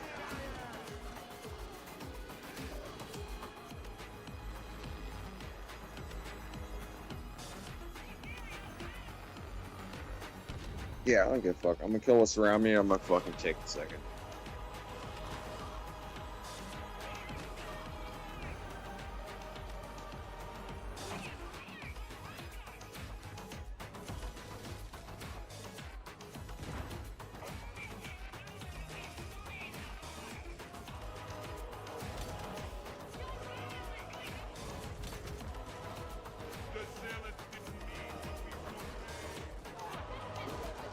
God damn it, I need a lighter.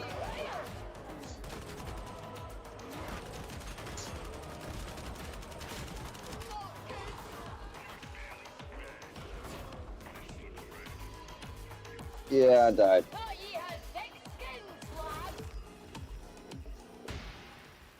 This is why I'm holding the thing back, because I died looking for a fucking lighter. I still can't find a fucking lighter, so, yeah. Here we are. Damn it. What letter? What letter? Lighter. Oh, I need lighter. a lighter. Ah.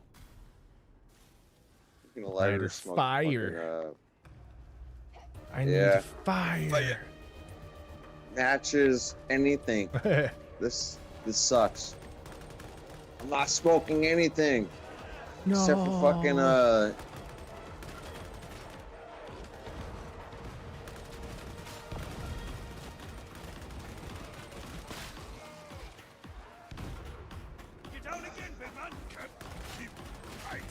fuck. Oh, did we lose Zonex? What happened? Where do we got a bot? No, no, what? What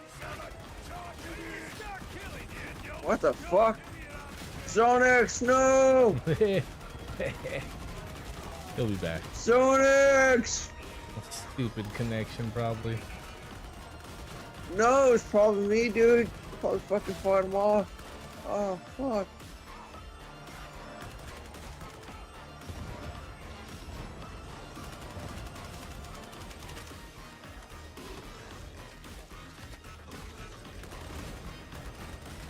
Zonex, come back.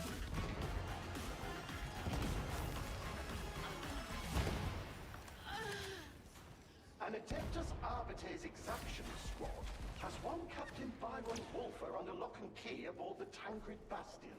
It can't be a coincidence that he's surfaced now. I'd very much like to talk to him. Kindly see to it, Augustine. I'll leave at once. Splendid. Be quiet, voice. You are for Stephanie's pleasure. Stephanie has a servo skull for you. That was a hint, a very subtle one. I am where I should be. But where are the others?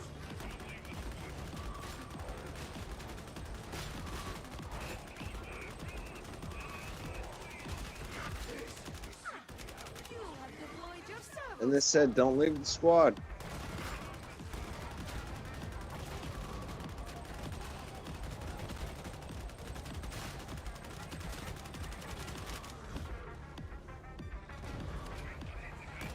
Yeah, dude, I'm a liability. Who's the worst in the fucking squad? It's me.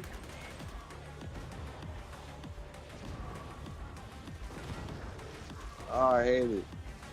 I want to hang out, but dude, I fucking suck.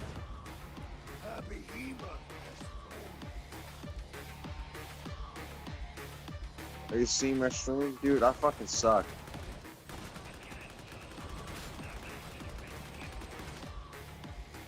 Yeah.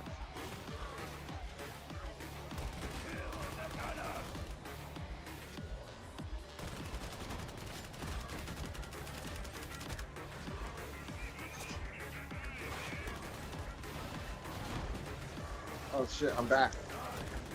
No? Coming, I'm running. What do you mean? Blast my you're back? guys. No, I'm just trying to stay alert. Definitely not back, dude. Alright, dude. Back to life. Handle. No. No? No handle? Oh, I should be back. Dude, don't bother. Oh, alright.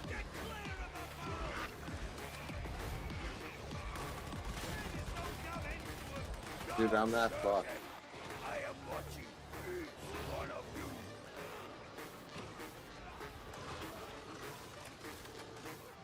Sorry, guys. Well, shit. Oh no, shit, I'm back. Kill.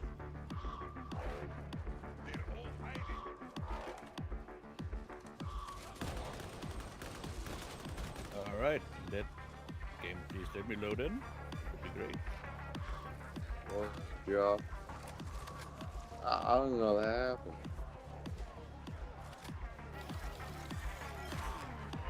Is the Servo Skull looking for fresh data? There is only one way to know. I will not. Your Servo Skull is moving. Stay with it.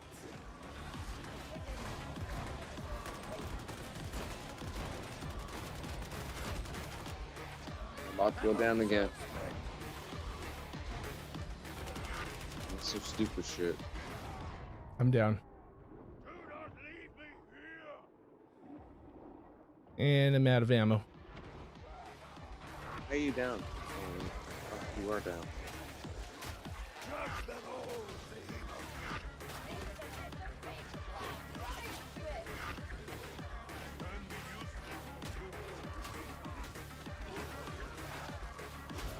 Let's go, Zone X. Got you back, Yeah. bro. Finally back in The only thing I know how to do, dude. I got your back, bro. I don't really know much else. Yeah, barrel. Yeah, we're gonna jump that. We got you back though. Zone X knows where to go. Got you, bro. I mean, I'm just going to the enemies, Where? basically. Dude, I don't know where the fuck else to go, bro. Alright, back to the servo skull. You get it? The Servo Skull is hunting for data. Just following you, dude. Oh, you ain't got it.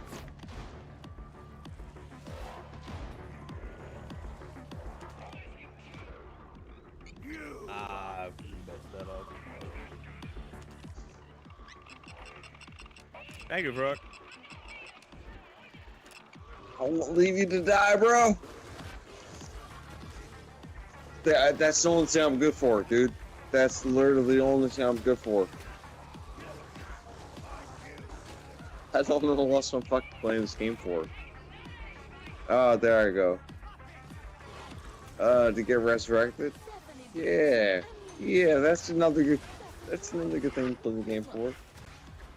Oh, I'm down. Oh, hell no. What the fuck we all doing down? No, I'm the only one.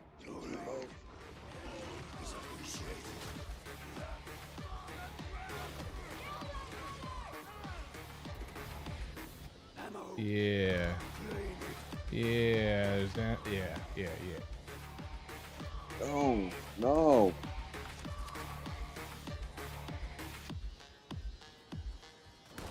No ammo, huh? No, I grabbed some, but I have an ammo box. Yeah, but the wave's almost over. I want to just wait for the next wave. Where's that? That was.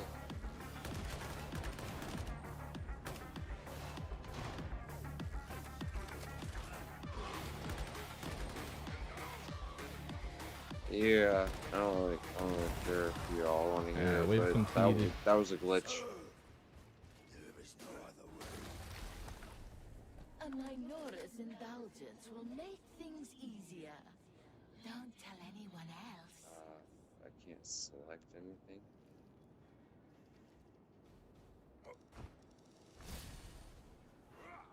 Okay, where are we dropping this health pack and ammo? Yeah, where you at? What the fuck just happened? Where should I put it? Just right here? Yeah, sure. Close.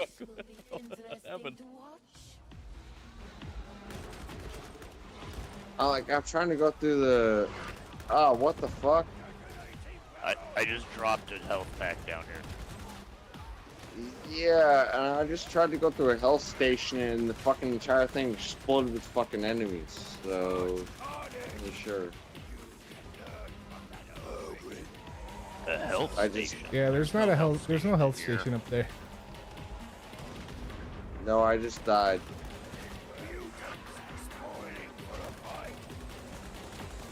Pretty sure I just died.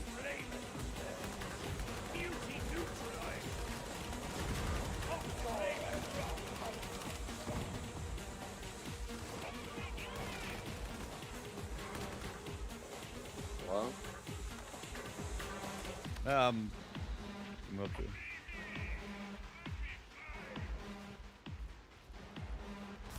yeah, nothing happens. Okay, 51, follow me.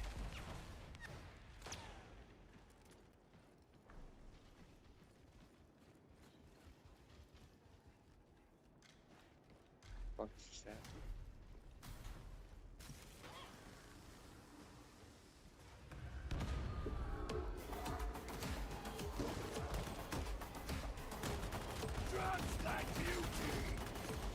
But what the fuck?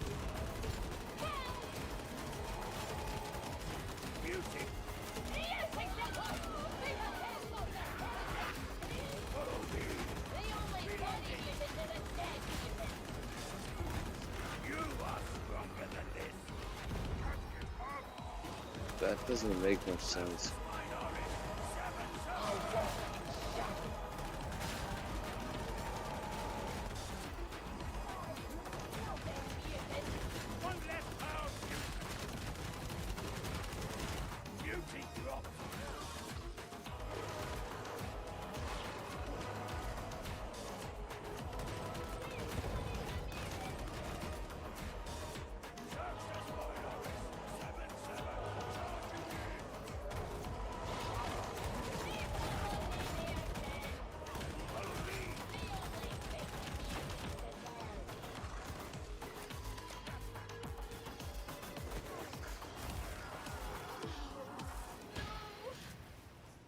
Augustine, I can't help but notice that you've gummed up my delegate operation with hundreds of condemned criminals. You're always complaining about Zone X, I'm standing on a health pack right here. Grendel approved everything. Sometimes Grendel's judgment is not all it could be. It'll work out. Yeah, that's fine. I don't know.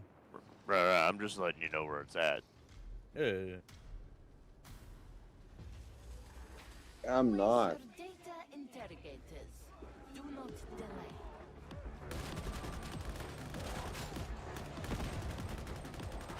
Yo, I gotta quit. Yo, I'm fucking a liability.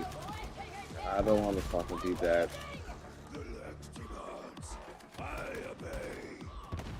Shit, dude. Yeah, well, what's working for y'all? Health packs and shit like that. That's not working for me. So. All right, dude. No worries. Fair enough.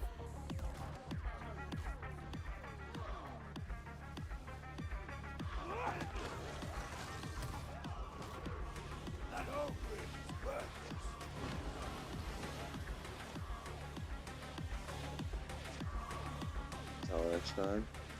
Good game. My stream buddy, Zone X, Francois, Goats. Good looking out. Fear the shadows.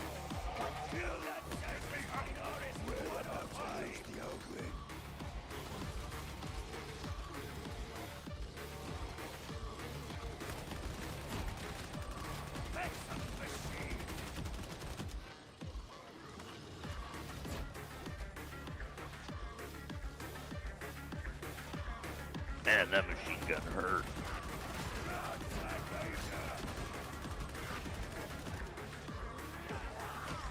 Yeah, they have a tendency to hurt pretty good, those machine gunners. Cover me, cover me, cover me, cover me.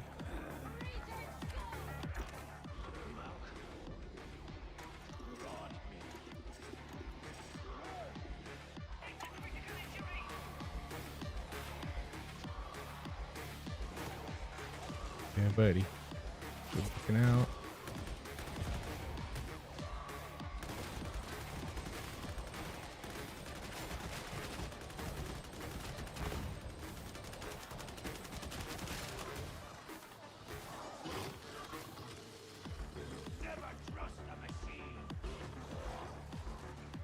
Running to the next checkpoint area.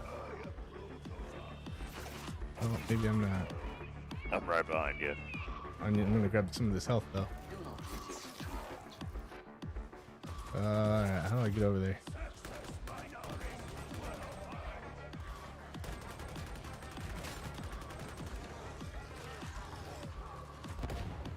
Alright, up the stairs, up the stairs.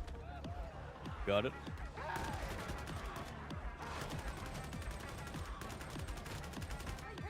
Alright.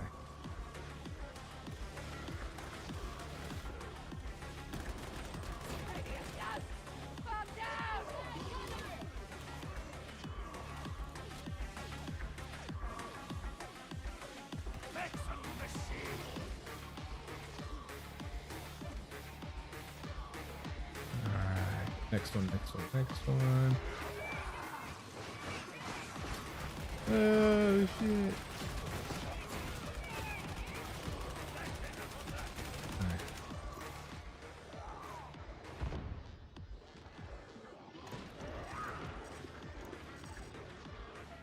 Good looking out.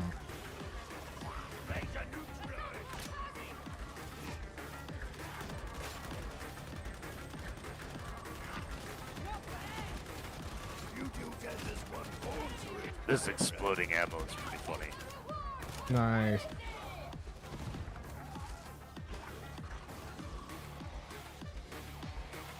I'm running to the next spot. I need more ammo though. Alright.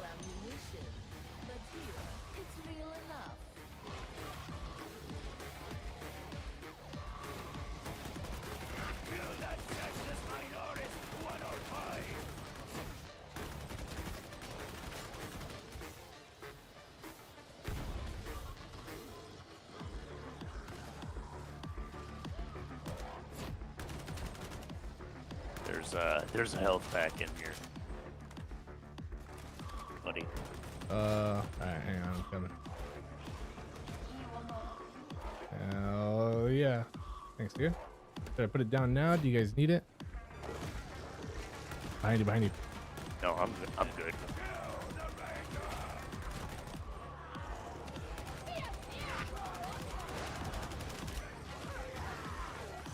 I grabbed an ammo can. Oh, nice. Alright. I'm gonna come drop it up here at the top. Alright. Coming that way. Oh. You are doing well, but you could be doing better.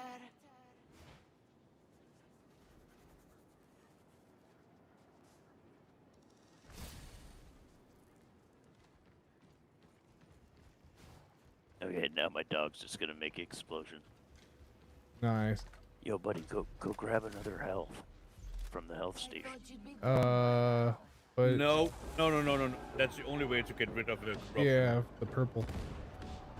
I can drop the box Okay, if yeah. I need to. Yeah.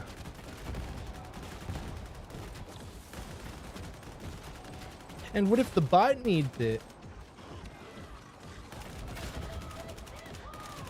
What? No, fuck the bot. Alright, next to the health, I'm gonna put the health, or I'm sorry. No, never mind. I'm not gonna put the health. In fact, Zonix, since he's over there, I am gonna put the health. Wow, right in the fire, of course. Alright, there it is.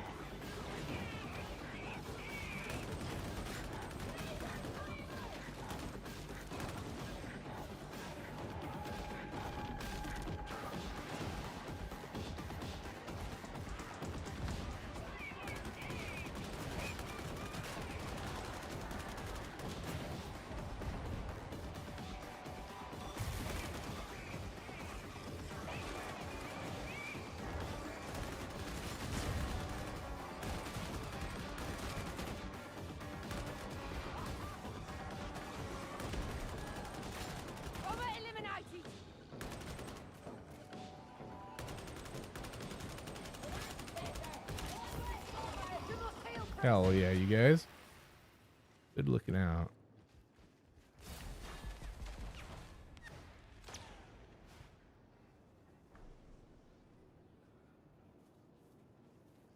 Oh yeah, just imagine this, right? Imagine a world where the flamethrowers just instantly breaks your toughness and takes half your health. I don't like that. No, that was Darktide in the early days. Yeah, vanilla Darktide.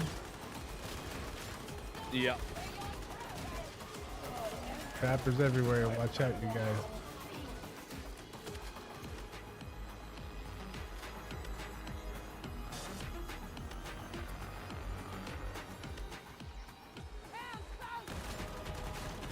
And die.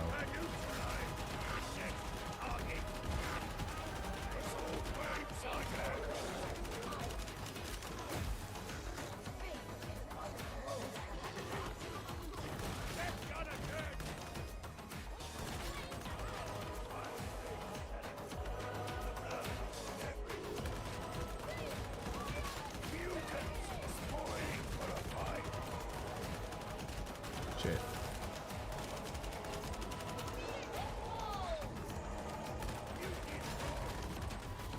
Damn. Nice, thank you.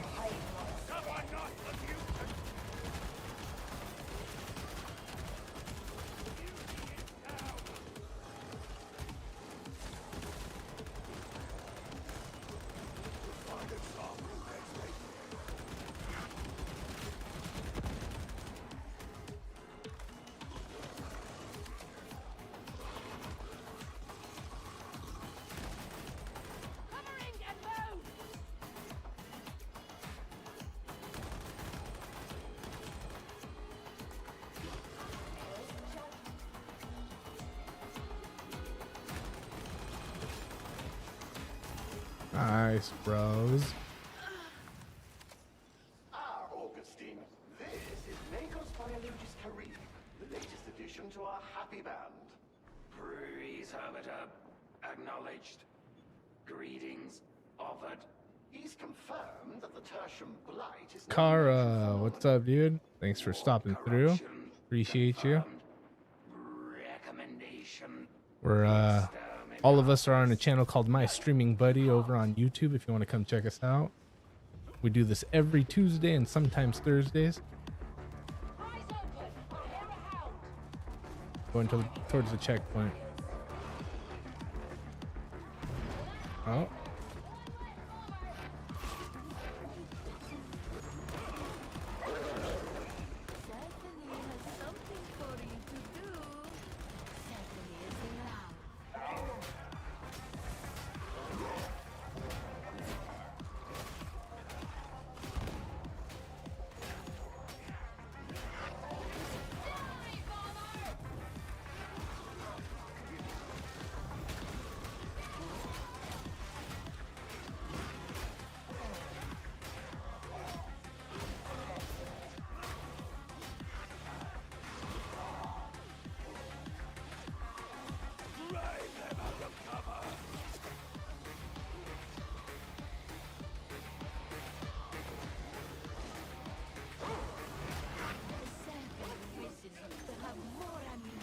yeah.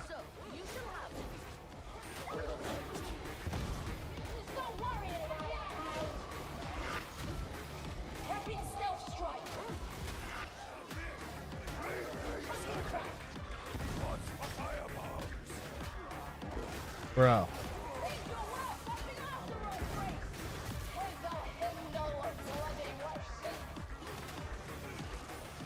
Damn. Good looking out, you guys.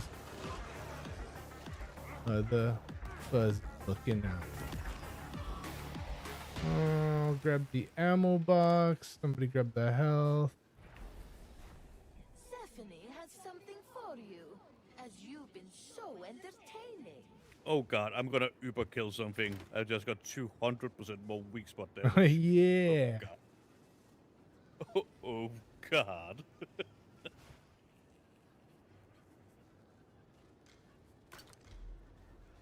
Med station.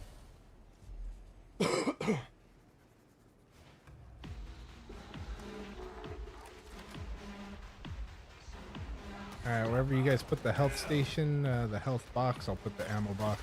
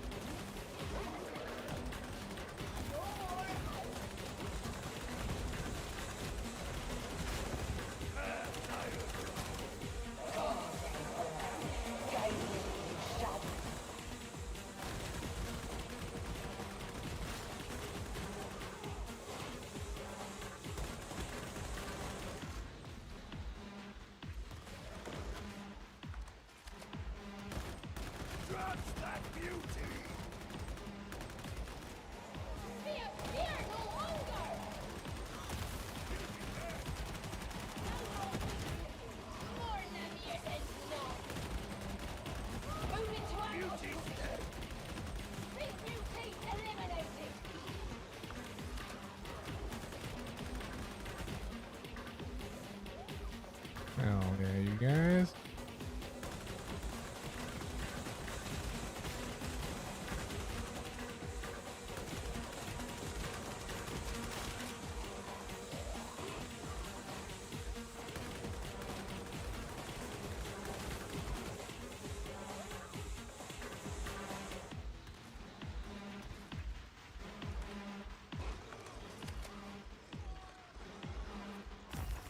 Nice, dude. Good looking out, you guys.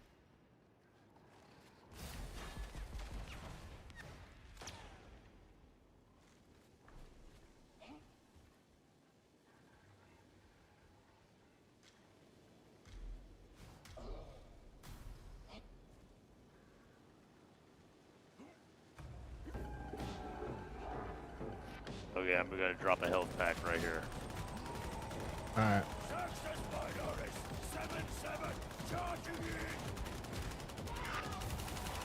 Put the health, hit.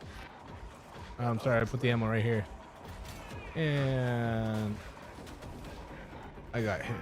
I'm hit, I'm gonna go down. Dude. Careful. I just got hit by like 5 fucking fox numbers. Disengaging. Oh, I'm down and right next to you though. Hell yeah, good looking out, Kara. Thanks, Kara.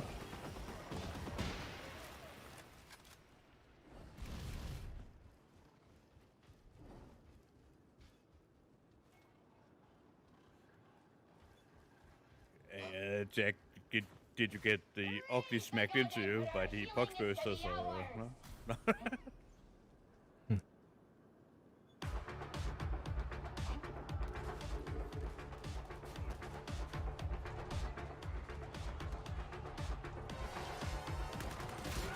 No, I literally like got by the next one before I even hit the ground from the second. Oh, Trapper got me. Trapper.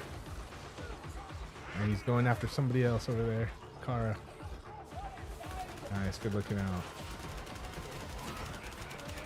Oh, and I'm down again because of the fire. Wow. Careful, you guys. Damn, Car's been looking out again, bro. Appreciate you. And a monstrosity demon host? Bro, where? Whoa, what the fuck? Where? Where did that come from? Yeah, yeah.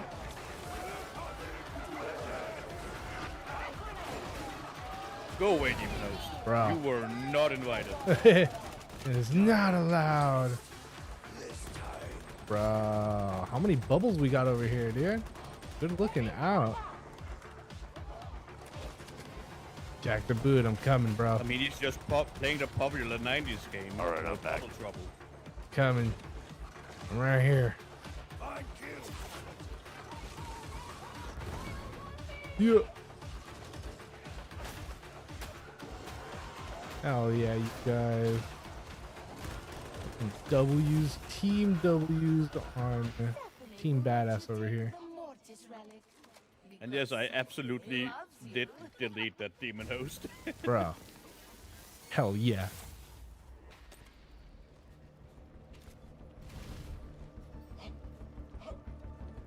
Wait, what about the demon host? Yeah, I one-shotted it. Oh, that's nice. It like one-shot me because it showed up from nowhere.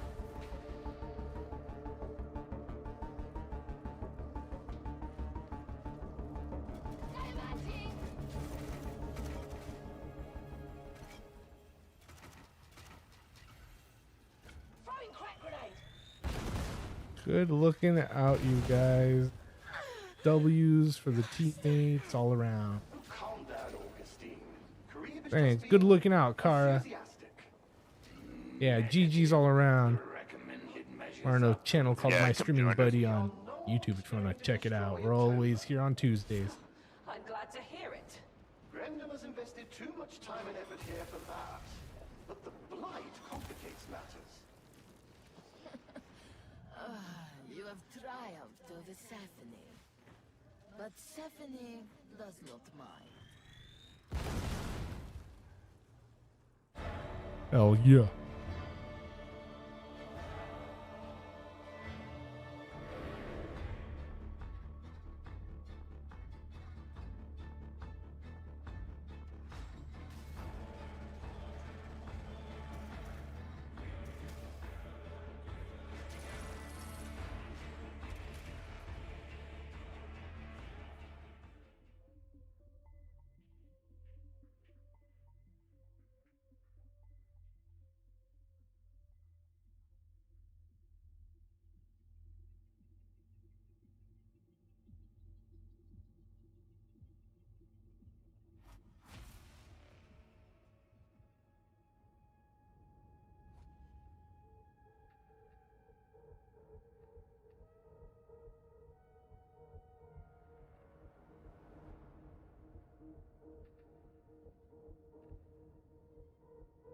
Yeah, buddy, smoke that.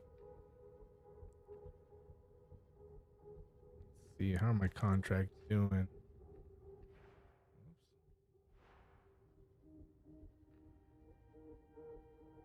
So I need 40 more diamantine, 5 more missions, and then 1 more mission with no death. The 1 mission with no death, that one's possible. The 40 diamantine, that's possible here soon. I don't know about the complete 8 missions tonight. I need to complete 5 more missions. I need about 350 more scabs with range, and I need about 600 more drakes with range. Dang, alright.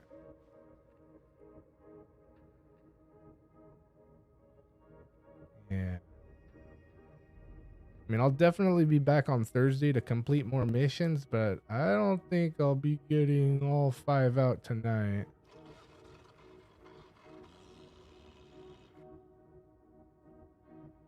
You can drop them all out tonight. Yeah, no, my butt already hurts. I only need to help up 300 or 3 more operatives, and I'll have my 500. 3 more what? It's the penances help 500 downed operatives get back up. Oh, I damn, need nice. 3 more. Hell yeah. Well, almost.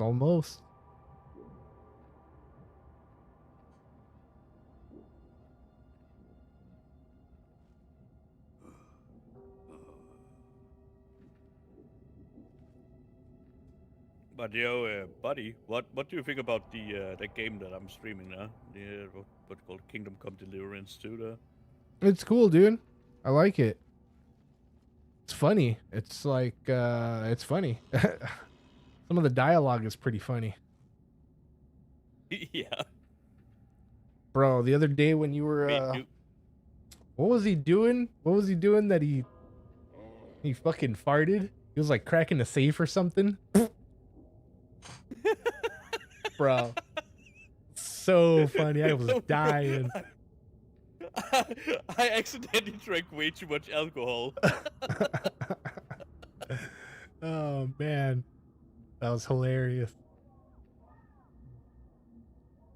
He got so drunk I honestly couldn't see crap on my side. It was just all blurry. Yeah, dude. Yeah, no, it was pretty cool. I like it. It's yeah. It reminds me of like you know, Skyrim or Oblivion and stuff like that. So it's pretty dope. It's just I don't know, man. I don't know if I play enough to get through one of those. Like I like to play games, but I don't know. I like to look at everything and loot everything. You know how I slack in games. So it's like, yeah, I don't want to get stuck for the next few years on something like that. I will say though, the game is hard in the beginning and it gets like gradually easier to do everything, right? Yeah.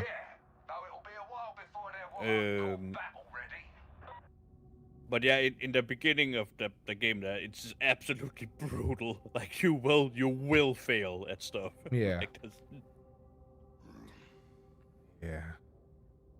You know me, I like to coast story mode.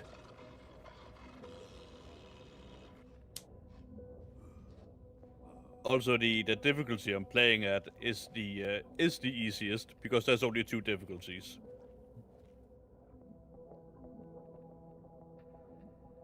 I'm sorry, which, you got a which hardcore difficulty mode. is it? It's just the story mode.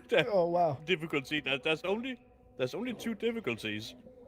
You got the one I'm playing on, and then a hardcore difficulty. Yeah. The hardcore difficulty just removes stuff from the map and stuff like that, like quality of life stuff. Damn. Okay. It doesn't really make the enemies harder or anything. It just it basically makes you navigate the world by reading the quests and stuff like that.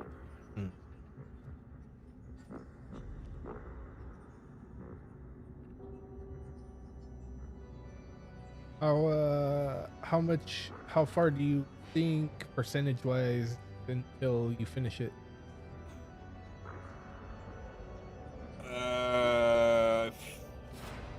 I think I'm only like 25% in. Oh, nice.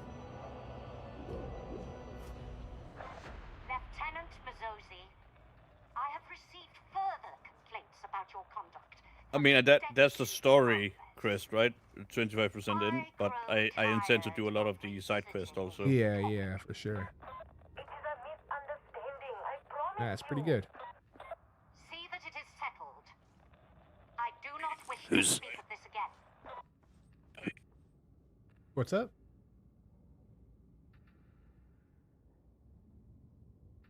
Yeah, you kind of cut out there a bit.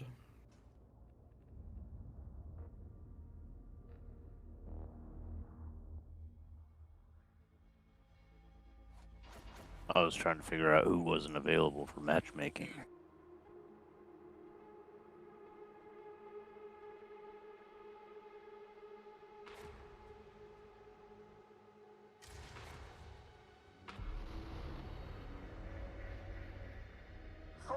assignment designation. Sanction Redactus. Location Hub Zone HL 1866. You are to proceed to Judicial Enforcement Station TN8 707 with utmost efficiency. Expect heavy resistance. For the slower among you, that means many enemies. Shoot first.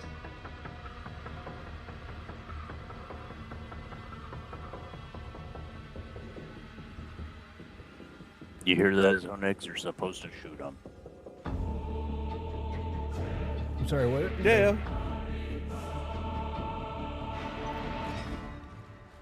But see, I don't spend my blessed ammo on enemies that's not worthy of it.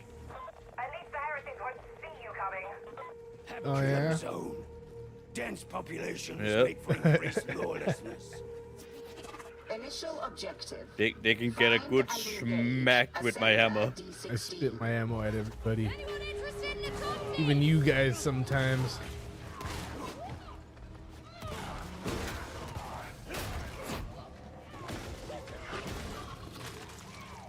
I know you're trying to shoot my dog. Because I shoot your dog all the time. Force of habit. There's a mid stim down there.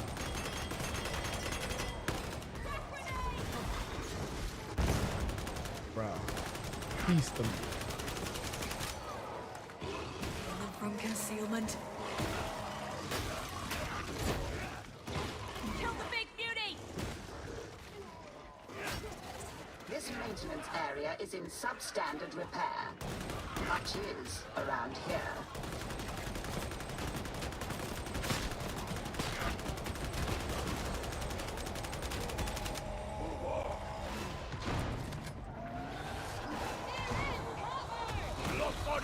Stronger man, what's up, dude?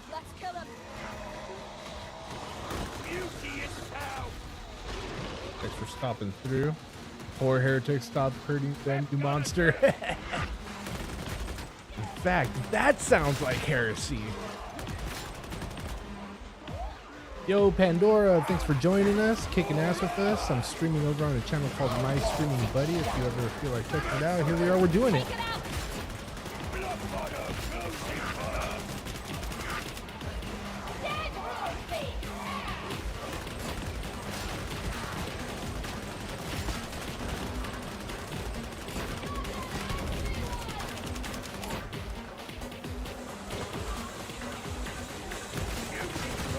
Starting a Nurgle Colts on Terra right now.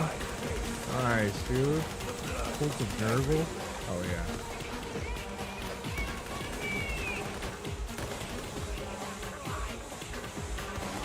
Don't tell the Inquisition. Oh shit.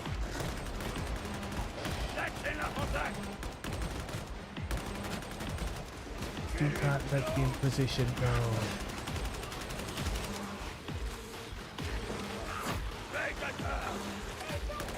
Precision is serving you well.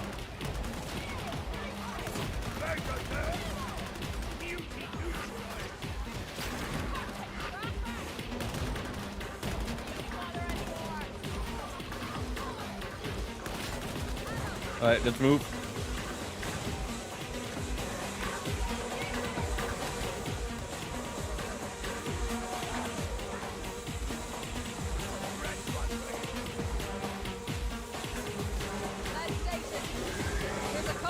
You have the sick infected gash on your stomach because of it, bro. Poor guy. Gotta take care of that.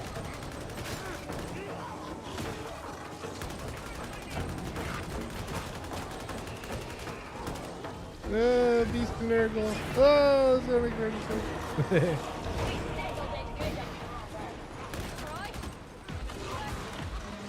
The blessing from Nurgle. Oh yeah. Let me touch it. Hopefully some of Nurgle's blessing will rub off on me. You better poke it with a stick. Yeah, dude. Go pour some salt on it. The Ascender will take some time to arrive. Survival is recommended. Survival is recommended. Yeah, I never would have guessed.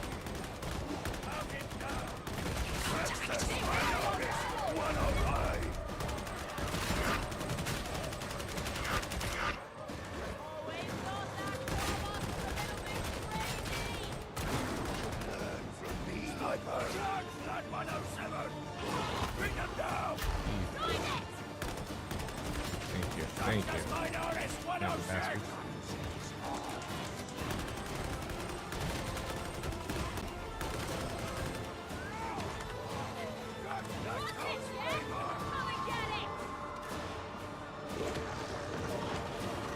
We won't win this about.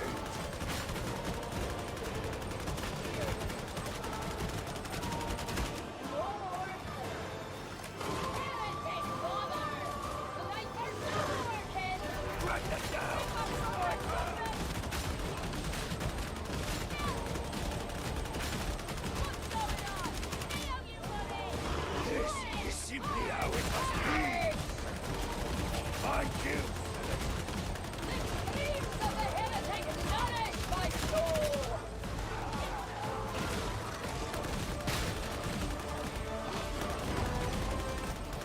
Moving stairs are here. Move on. Oh, Do you yeah. understand? While you Diamantes! Good looking out, fellow. worthy of my aid. We're all but tools in the God Emperor's arsenal. Do you ken? You are now in Hadblock HL 1866 123. It should not be. Keep moving.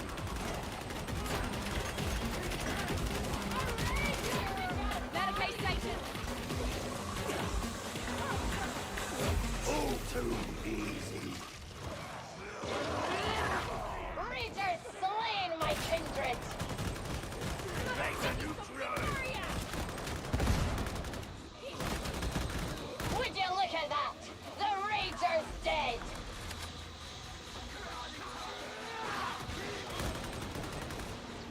Ranger Judge.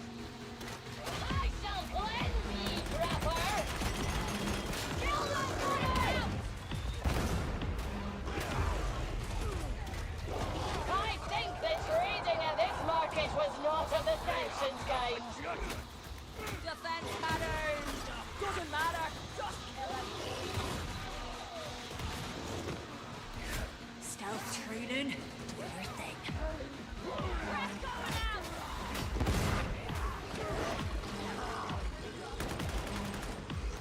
Ranger silence.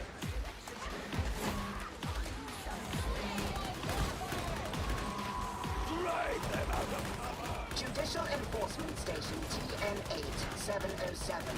So soon? Good.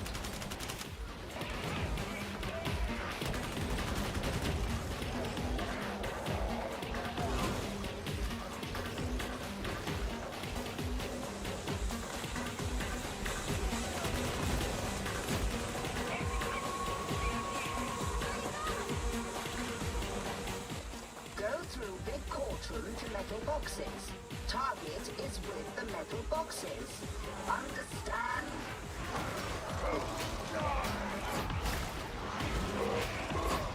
Oh yeah, no sheep. Don't look back ever on being left behind there.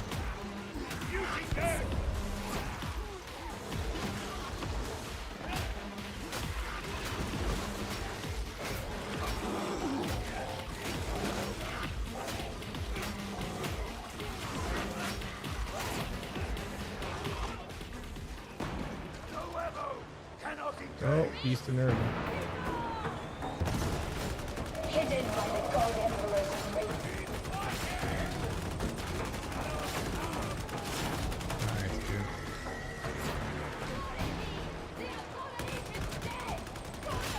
All too easy. Med terminal. Cannot get back up this way. Barricade station.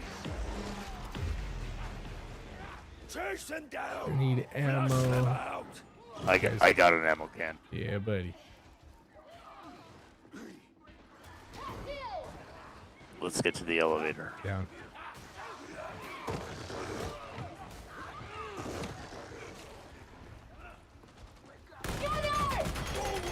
God Emperor, hide my steps. This is Minoris 106. Lex inside! Lex is hungry for judgment! Oxwalkers! All ready! No water for the Lex breakers! Oh yeah, good looking out. You need to group together. God's roasted flame!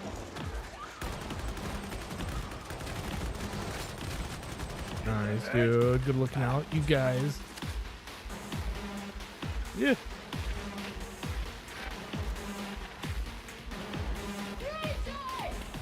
Access Penitentiary Elevator 3.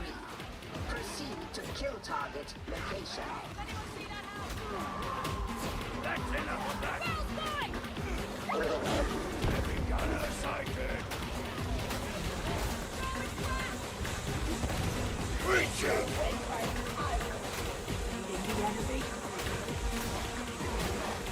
There is judgment in the dark. Damn, dude. Fucking wrecked, you guys. I will not be stopped.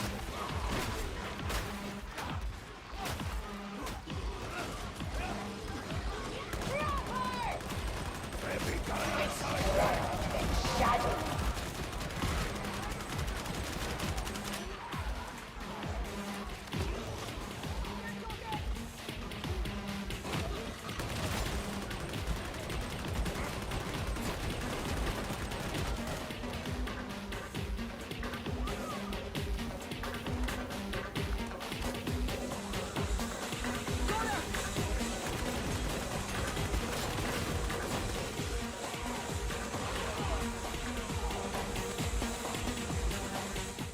Elevator access granted. Present your crypt key.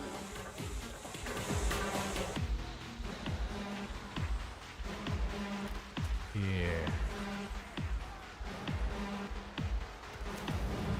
Hell yeah, you Be guys. unflinching in the Lex's service. Or else. You don't have to enjoy your threats so much. Yeah, give me some more dogs. I want to see how fast you kill this boss on X. Yeah, if I don't get healing and I can get a good hit on itself, it should be able to one shot. Well, I'm gonna throw the healing right here where I'm standing. And Yeah, that's the worst place to put it. Going sneaking. Oh, I didn't drop that one. There we go, he's dead. Bro. Target vitals Bro. declining.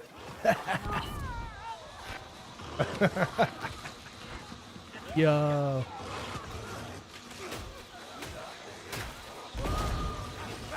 I like that trick. Not a trick. I hit him. Bro.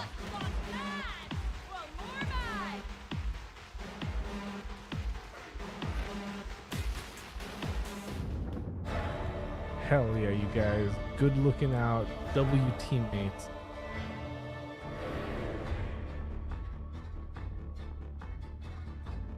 Nice run, Pandora. You can come join us over on YouTube at My Streaming Buddy. Yeah, where we one-shot all the big heretics. Yeah, so next.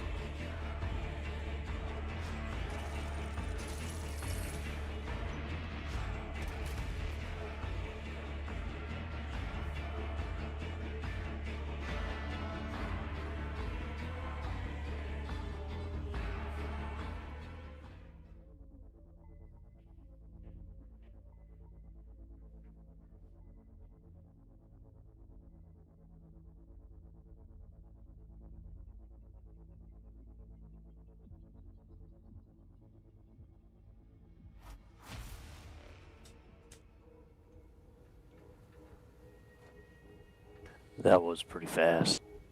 Oh god, it's gonna be a complete and utter shit show when the new class drops. Like everybody's coming back, and the servers are just gonna crap their pants. Yeah. Like completely. But it'll be nice to have a bunch of people back on. Oh yeah. I'm not saying it wouldn't be nice. But yeah, it's gonna be crashing the server left and right. Yeah, for sure.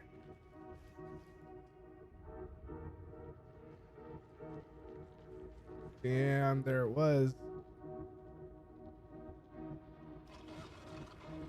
All contracts completed except for the complete 8 missions. I need 4 more of those. But yeah. The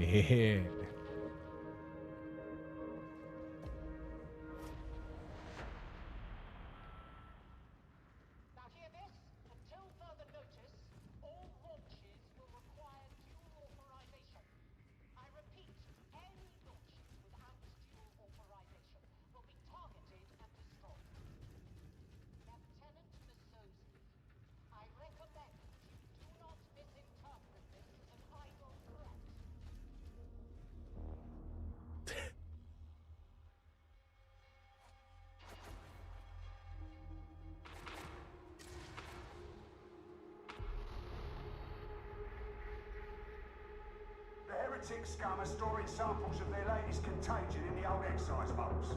Can't have that, can we? Get access cipher idents from the nearby Soviet colony. After that, getting into the vault should be child's play. Send me the samples via the old pneumatic conveyor. Then, but not before, you can come home.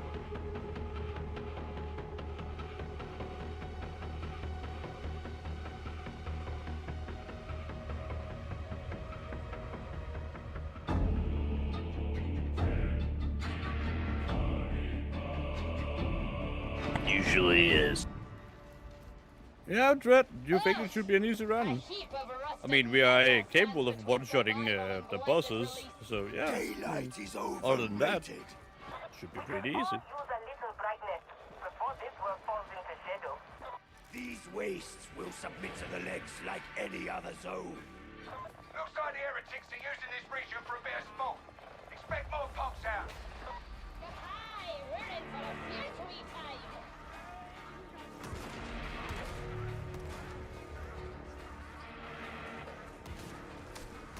Assassins Minoris 1-5. Sextus Minoris 105.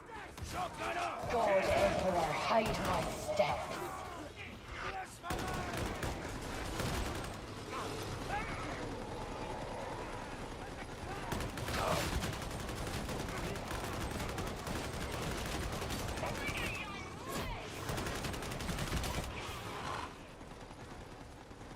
Grendel's warband is full of shirkers. There are some among them worthy of respect. Yes, the zealots can be impressive. I meant the Ogrins. They ask little and deliver much. Diamantine! God Emperor, guide me through shadows. I revel in your efficiency. Ranger's dead! Ranger dead! Ranger dead! Watch out! Stand tall! It's Master's name! Fight together! Do not become overwhelmed! You need death! Hell's passive horse now! I fear it! Damn. Yeah, get him.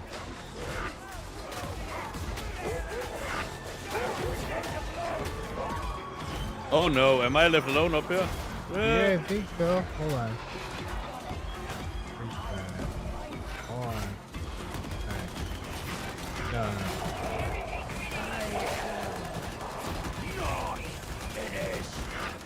Oh, I'm down. There's stairs over here.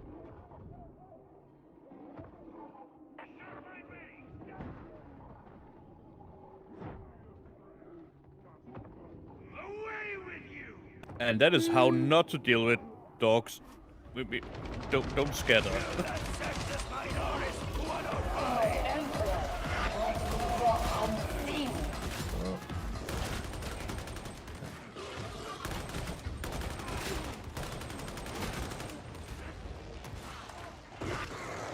There is no return. Down. Oh yeah.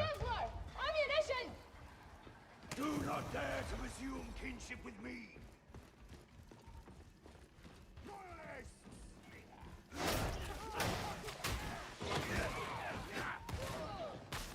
to, yeah, donate. Yeah, whoever else wants it can have it. No, alright, I guess I'll take it. Woo! All mine.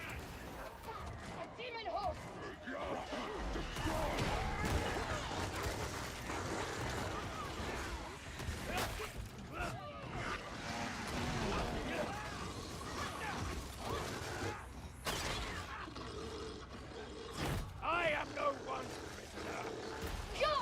Oh shit, watch out. Be, even host. Oh, Donut, get it, Donut! Yeah, dude. Donut. Can't argue. With results. There's Beast and Nurgle.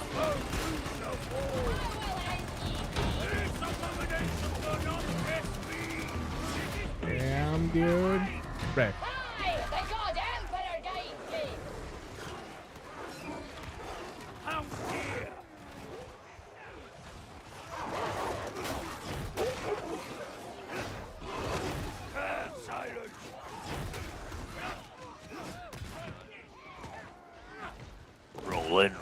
Rollin'. Keep them doggies smoking.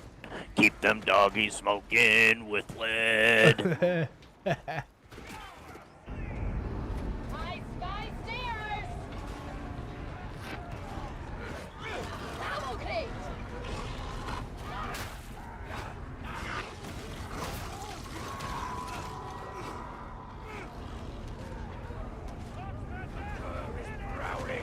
You are judgment incarnate, next mate.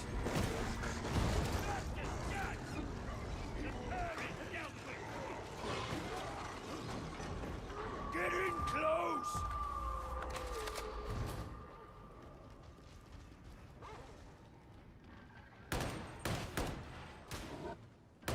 Did you hang back during the last engagement?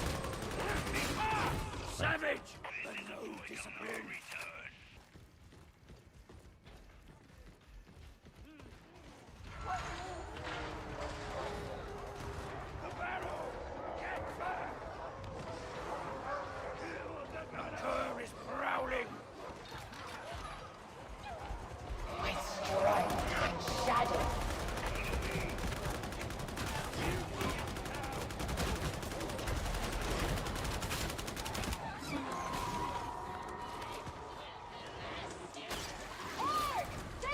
Keep watch for a curve.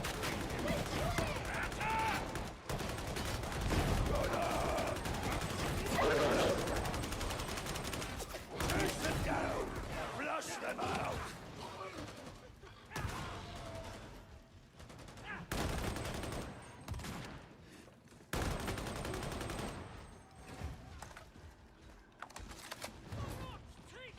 Catch whatever ails ye, kindred. Ammo. Misappropriation of ammunition. Mandated edict. Bullet shield. The servitor colony is on the brink of collapse. We must be swift. All right, you're here. Now let's see about getting that cipher right then.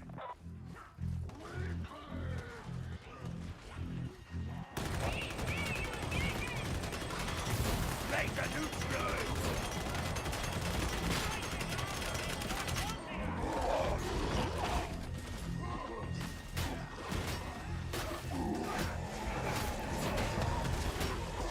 Fear is my cloak. Beauty judged. This is Hadron. Data inbound. Continue. Defend. Judge that 107!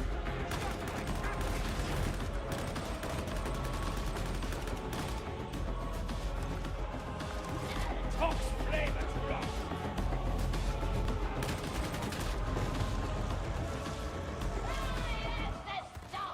I work in the shadows. Get ready to push towards the cover! Covering fire! Now!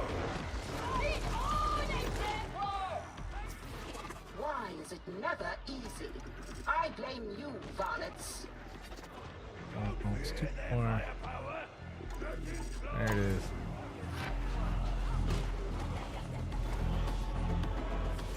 Systems green. Uplink resuming. As you were.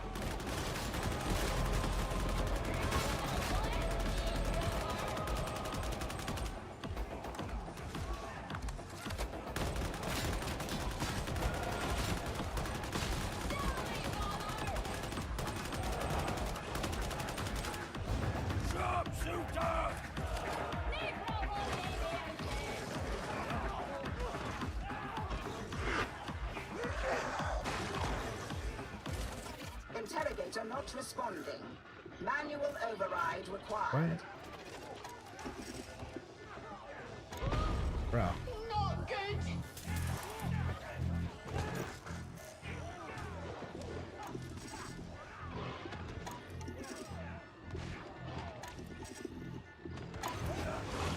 Drive them out of cover!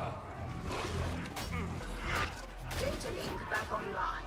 You are not a complete failure. Well done, I suppose.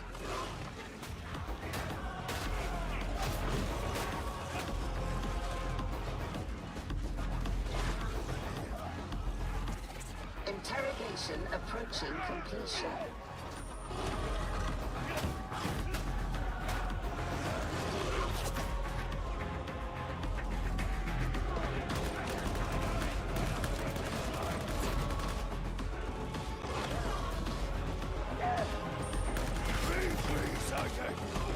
Watch for firebombs!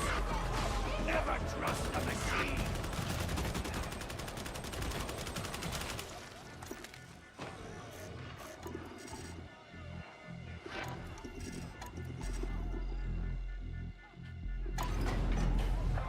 Cypher ident looks good. Get moving. You can reach the vault through the hangars. And Zonix, can you put the ammo box down? To favor us more fondly. Hardship Same forces thing. the mind to the God Emperor's lessons. Rangers down! Ranger!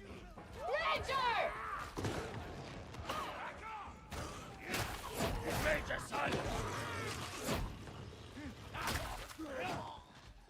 Avast!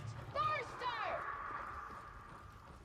We are all allies in this. Good looking out teammate. I rely on no one Hell but yeah. myself. Then you will die alone. Most likely.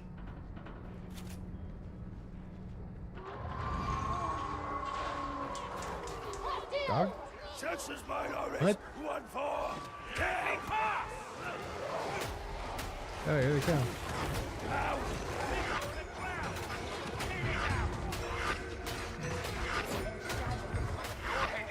Nice, dude.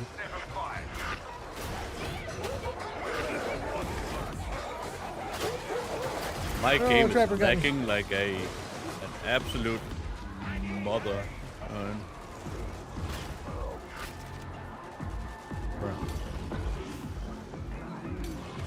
Bro. Oh, I'm down.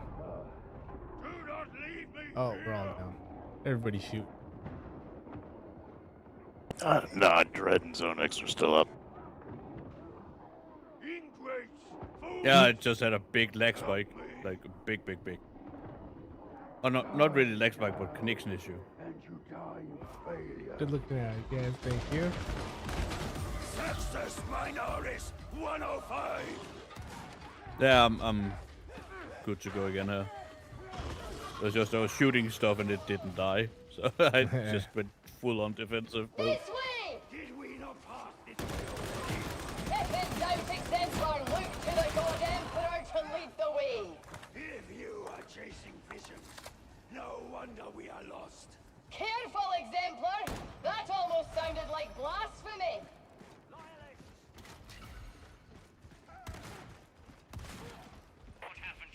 You need to head down to reach Hangar Delta 175. Access minorities. 106.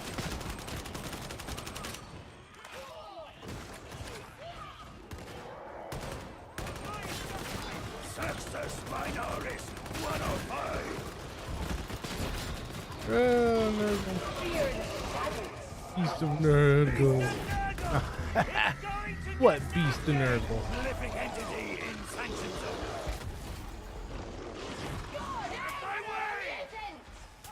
And I jumped down. You are terrifying. Do you know that? Concealed. Harold is about to Even detonate. Yo. We triumph in the God Emperor's name. Excise vault just ahead. Not long now.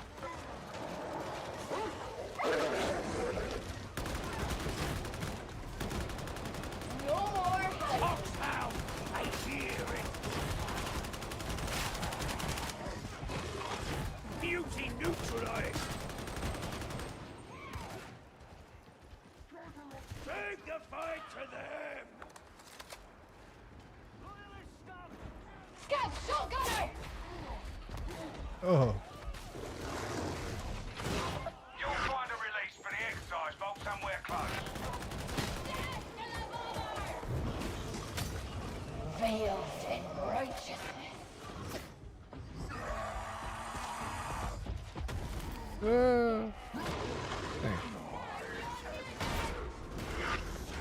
Oh shit, something snuck up on me. All those shooters. Hold on. I am sure you are rushing to my side, even now. You were a proud arbitrator once. Yeah. I see it in your bearing. We are none of us immune to the weight of years. Toughen up! You are of the Arbitrage. And I have the scars to prove it.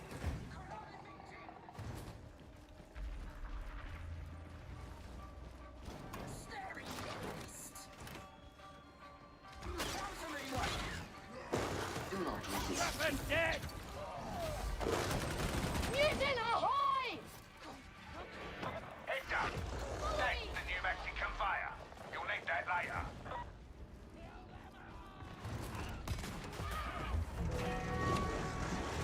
Get those storage seals open. The samples are somewhere inside.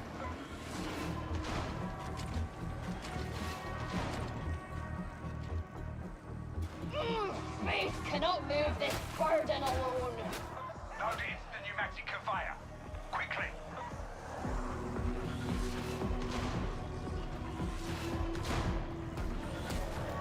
Heavy gunner sighted!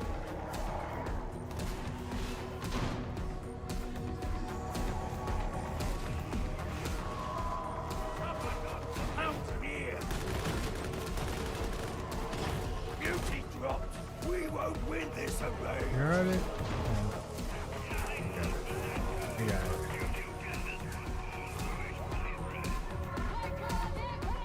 it. Let's collect all of them and put them in within 3 seconds. Oh, alright. To put it in front of one of them. I threw mine down, or I threw the one you guys had in front of one of them too.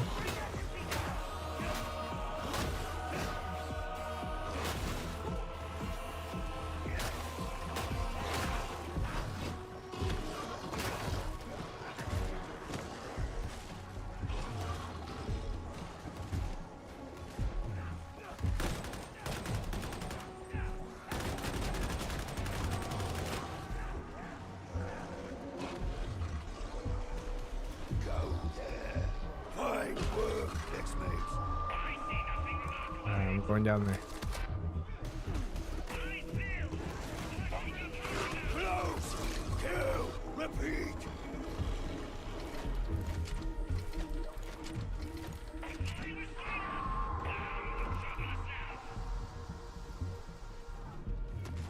Hey, we just need one more up here to do it. I just, I got it. Need cover. You'll find example, Yeah. ex-mate. Alright. I'll run it up right now.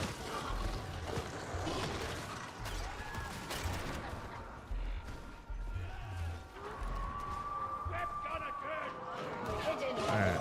Yeah. Alright, everybody grab their container. Oh. Alright, ready? 1, 2, 3, go. A little fast there, Jack, but I think it would work.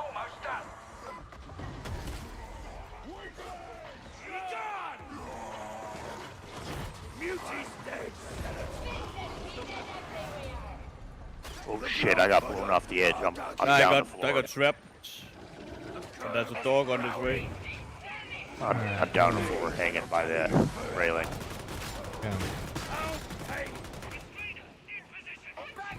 Bro, trap right here. Oh. I'm just chilling here. It is time to get back in the fight. Bro. No. I fell.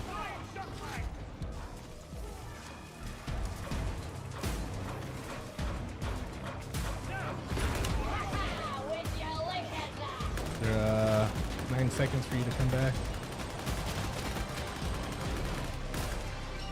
That's right where I was, though. Did you guys get the panels thingy done? The what?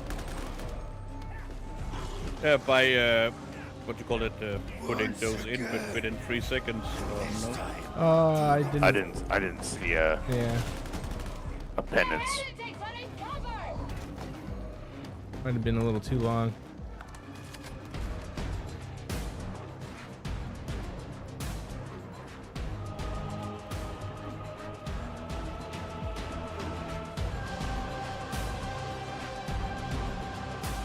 But if that's a thing, we can start practicing that. Yeah. I mean, it's not hard. We already kind of did it. Just slow down a bit. Well, I mean, I counted down and then I put mine in. I don't know what Well, went you wrong. counted a little too quick. Well, I thought we all had them. We did, but I was standing next to the one where did you all were, have them, but we weren't and all you in said 1, 2, position. 3, and I was still running over to the one that was furthest from you. Yeah, no, we weren't all in position when you counted. Yeah, exactly. Nah, it's all good. It's recorded if you want to look back. You'll see.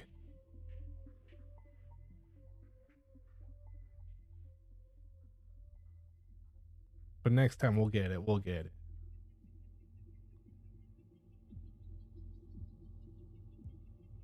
Hit that. Smoke that. Oh. Your cap and brandy? Of course I did. Good price too. Swing by when your shift ends.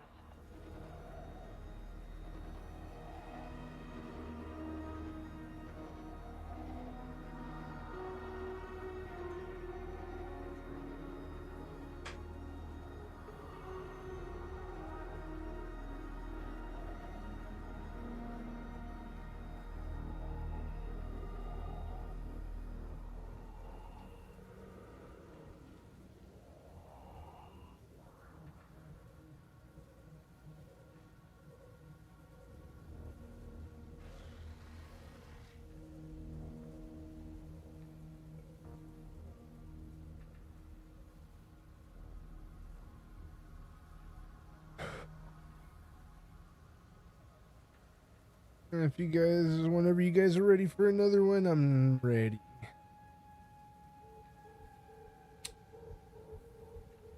Yeah, let's go.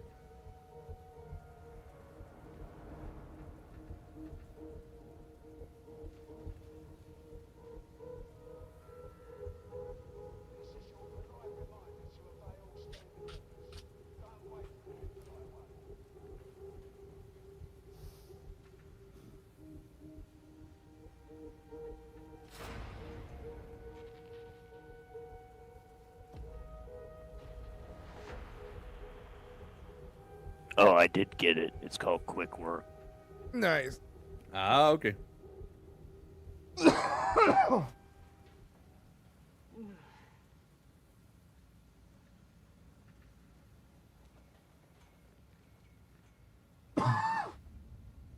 me, sorry. Yeah.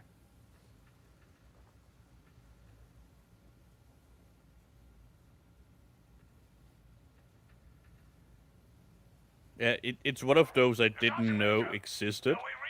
And then I played the map on like the hardest difficulty, right? And one of the guys were like, "Oh, we can try doing this, but we should probably do it on a lower difficulty." And my brain went like, "Yeah, no, let's just do it on the hardest difficulty possible." Right?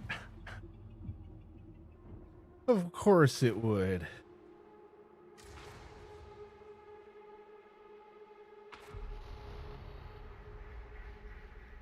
Yeah, that's crazy. On the hardest difficulty? Yeah, I mean, the panels itself is not difficult. Getting the things up there, that could be a little rough.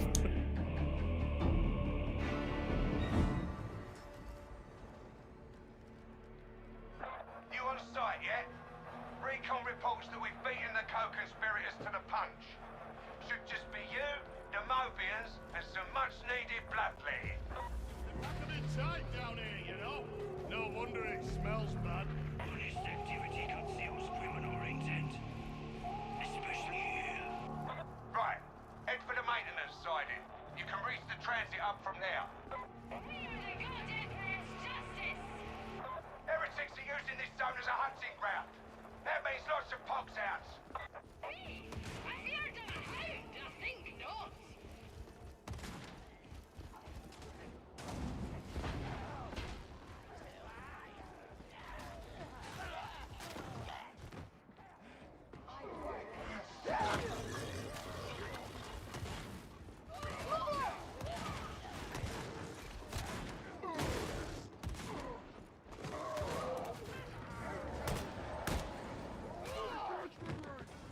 You that look about you again.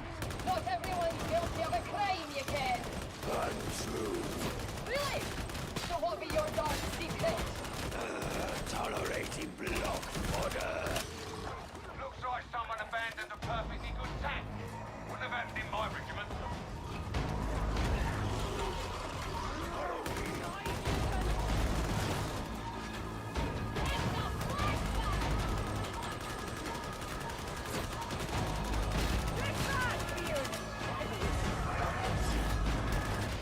Damn, dude. I just doubted we stole this foul heading. Your face driven through slaughter. I mean, I just said hi and goodbye.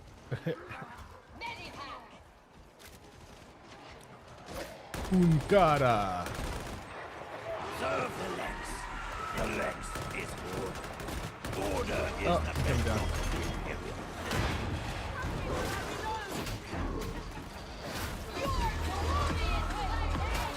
Thanks for reading us offline, so it looks like we got us a run. Get back here. Get into corner, yeah. Just murder dog from there.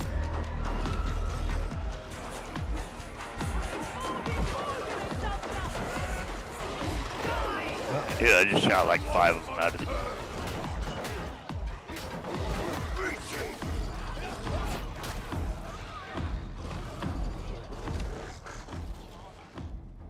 Celerity sting!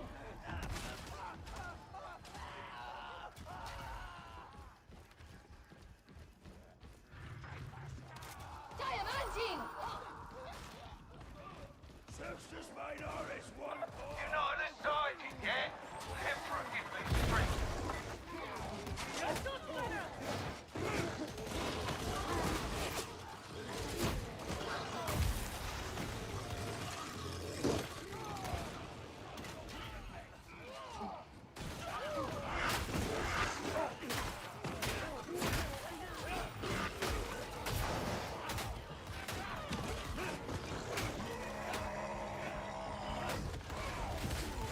Beauty dead!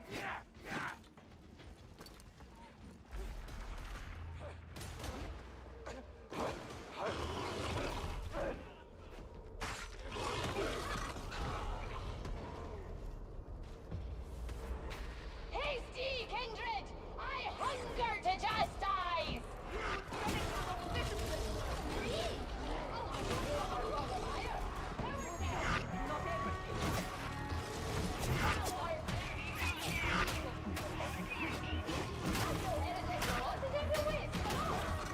You're at the wrong end of the siding.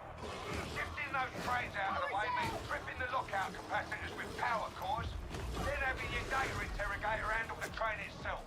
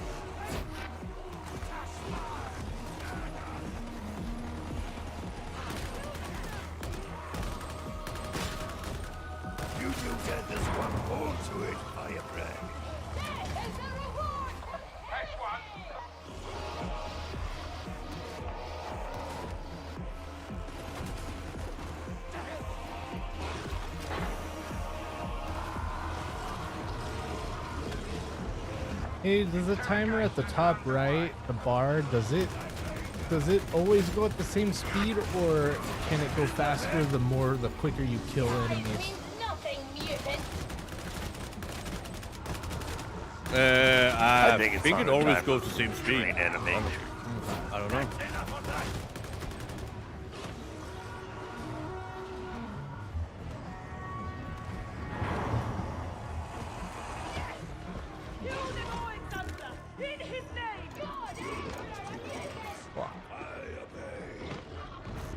Bro. Be gone from my sight! Prepper neutralized! Next target. Alright. Thank you.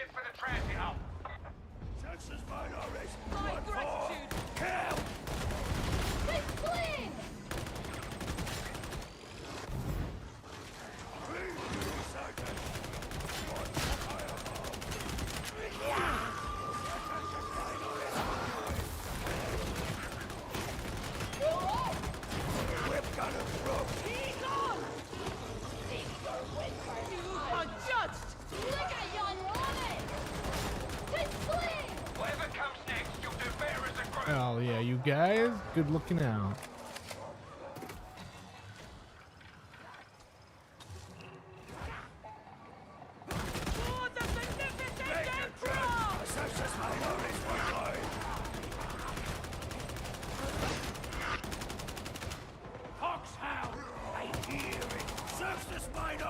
Just watch out for the dogs.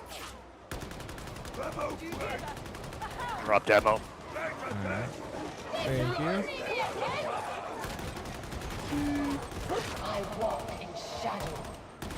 Yeah, look at that. You got one, dude. I got like 9. Kill the gunner!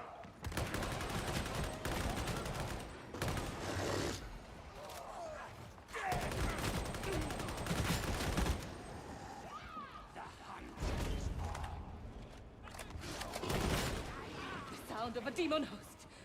Quick, we must go. Do not disturb that thing. Alright, you're up, Zone X.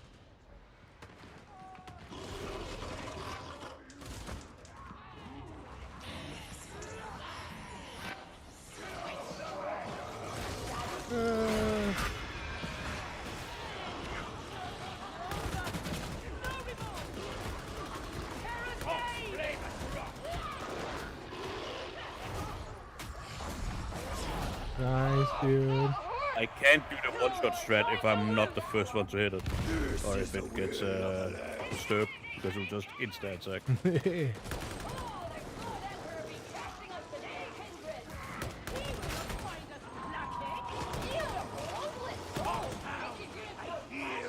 And it sees through stealth. I need to get the jump on it. Yeah.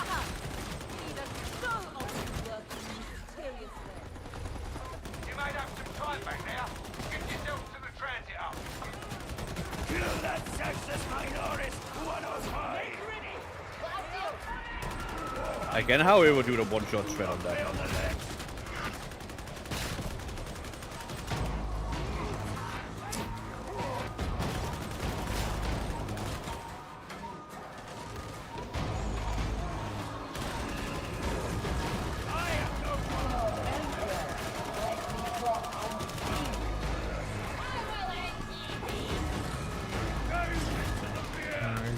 Apparently I missed.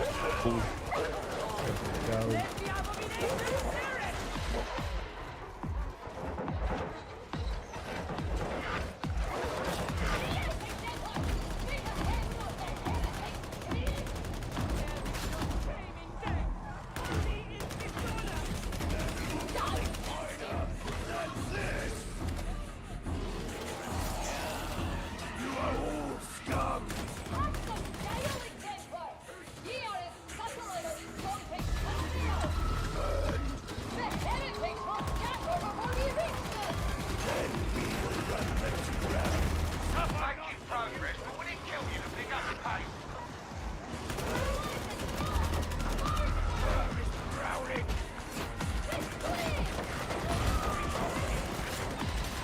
Ow.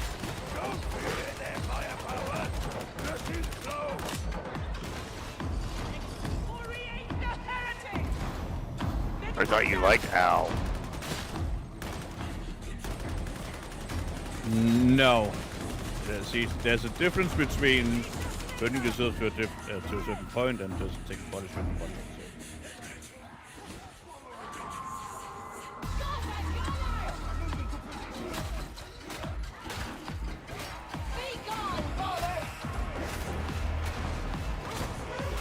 We've slain the hound! The Corona is dead! Let's deal! The beneficent Emperor provides ammunition!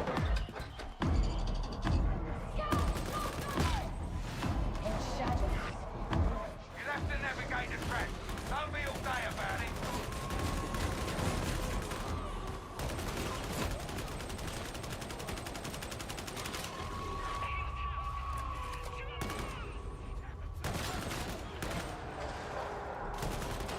Sextus Minoris 105! Solid strike!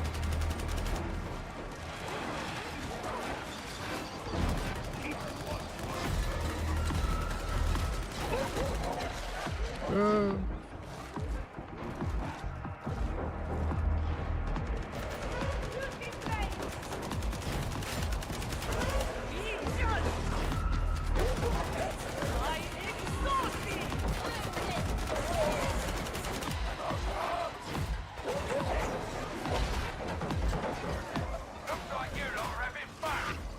Makes me wish I wasn't stuck behind a mission terminal.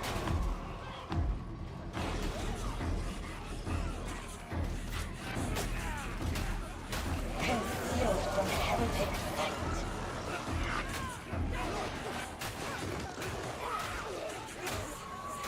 Kindred! Watch for hounds! They are as deep before your tidings of blood! Heresy on Atoma has kindled a great wrath in me. My ire has never dwindled. Atoma merely fans the flame. And the trapper falls. Stop! Ranger!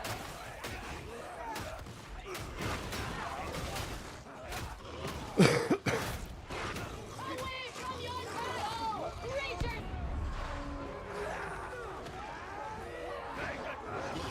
Would you look at that?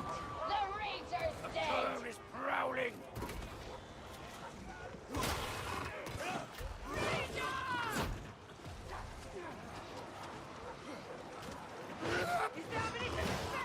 Ranger neutralized! Take respite while you can.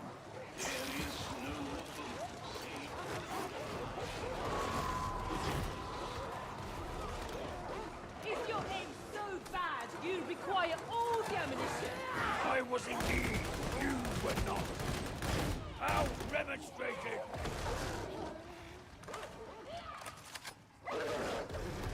Care, Here, silence! sniper! Chase them down! Flush them Ready out! the hound, my kindred! Between you and me, Grendel ain't sure about you lot, but I talked him Oh round. man, I can hear dogs that we didn't get to shoot. My nasty side ain't something you want to see. They're waiting for you. Or at a distance. Keep that in mind, why don't you?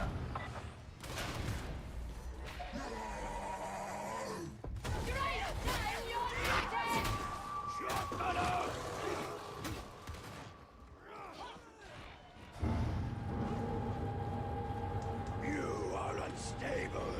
Indeed, like a thistling star. See the payoff? We got here in time after all. All you gotta do is kick the ascension rider into gear, Nice. then you can grab what we came for and extract. The hound dealt with. Still works. Never could be certain about stuff down there.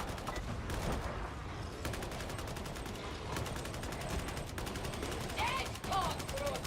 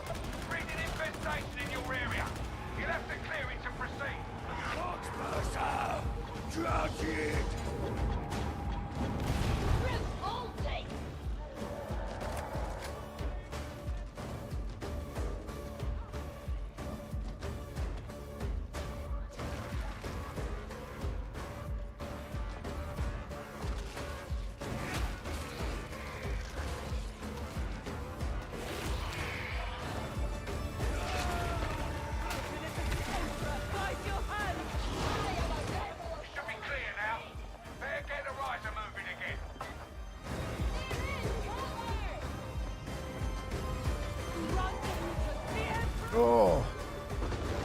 Thank you. I'll drop the medic pack in the middle.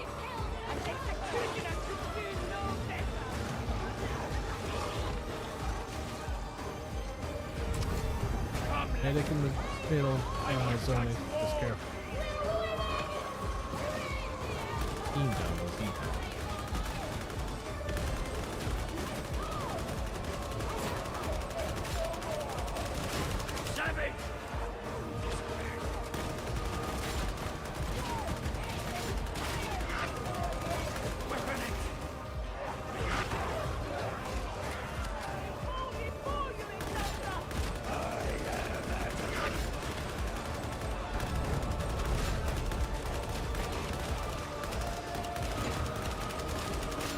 No more ammo. Eye to eye, it is.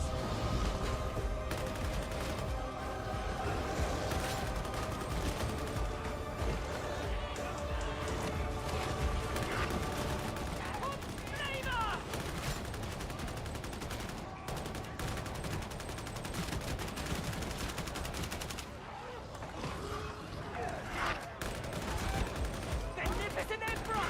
Grant us strength! They are unleashed before your time, Ignatra! The Lactians, I obey. Cannot reload. No ammo. Oh, I'm out of ammo completely. Same. Oh. Job's done. You know what to do.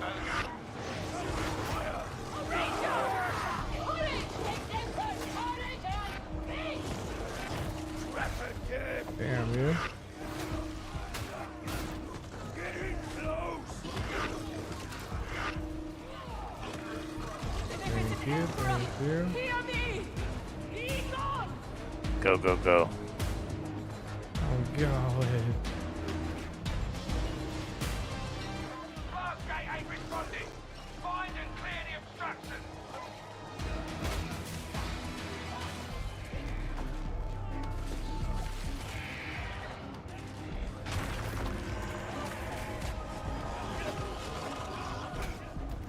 Time to leave. Grab the payoff and get moving. Extraction's waiting.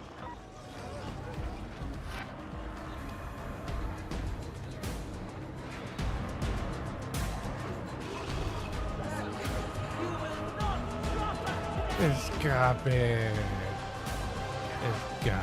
Escape. Escape. I need an escape.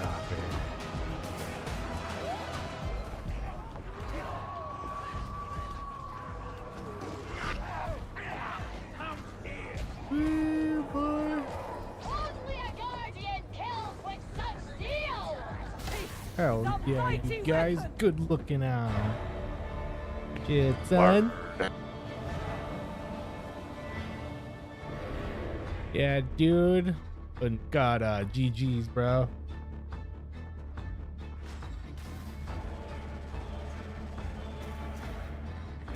Hell yeah. Alright, boyos. I think that was my last one for tonight. For sure, man. That headset's feeling heavy. Yeah, dude. Yeah, it was a good one.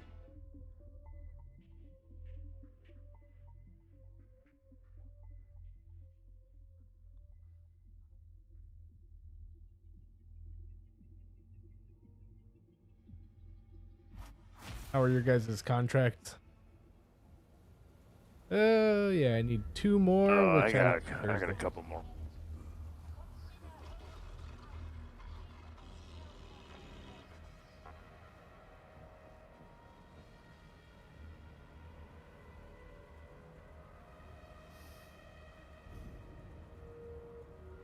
Yeah, I gotta kill 300 more dudes of the range. Yeah. 2 more missions.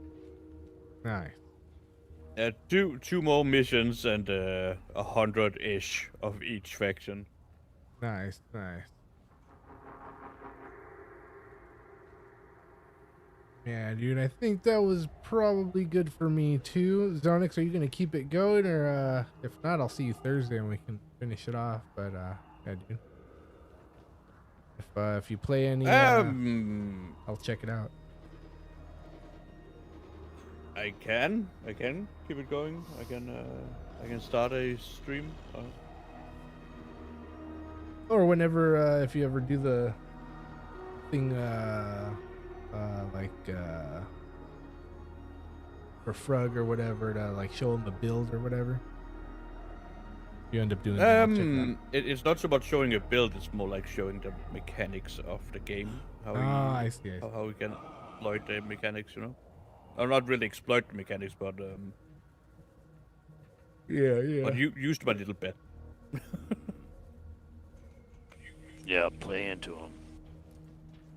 Well, all right, boys. Have a good night. All right, dude. Be cool. Thank you fun. for I'll kicking see ass with I'll us. see you Thursday. We'll do it again on Thursday. Word. All right, dude. Be cool. I'll see you later, man. Thanks for kicking ass. Yeah, burn them skunky trees. Yeah, smoke it. That attempts at recreating the right Donix, thank you also for kicking ass. Here we were, we did it. I'll check out your stream tomorrow. If anybody's checking out some streams, check out Zonex. Check out Zonex DBF on YouTube. He's playing what is it? Remnant 2? Not Remnant 2. It's I mean, I also play Remnant 2. I play Kingdom Come Deliverance. Right Deliverance. Now. Yeah, that's right. Kingdom Come Deliverance. Yeah. If anybody's down, check that out. Also, do you want to know what the DBF stands for? Yeah, let's hear it. It stands for Denmark's Best Freaks. Hell yeah. Is that and the fast way of saying it, it's just the beef. So if we ever come up against somebody, yeah, we are having the beef with them, you know. All right, hell yeah. Thanks for letting me in on in the club.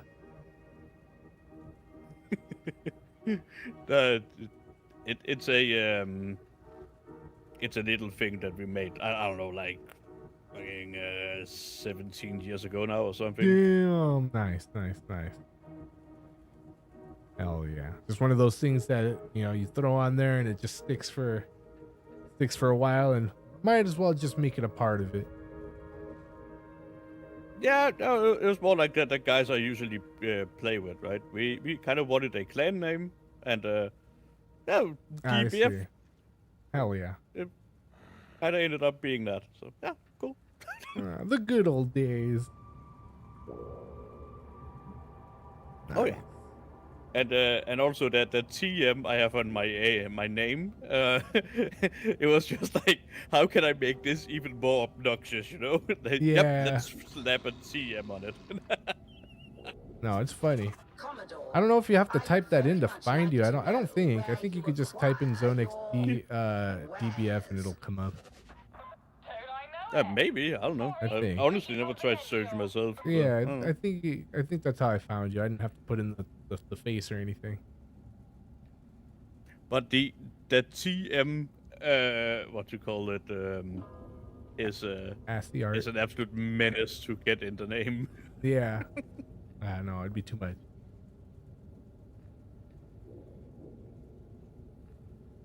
All right, dude. But yeah, dude, thank you for hanging out and kicking ass and carrying me through those levels and one-shotting those bosses. Appreciate you. Yeah, I'll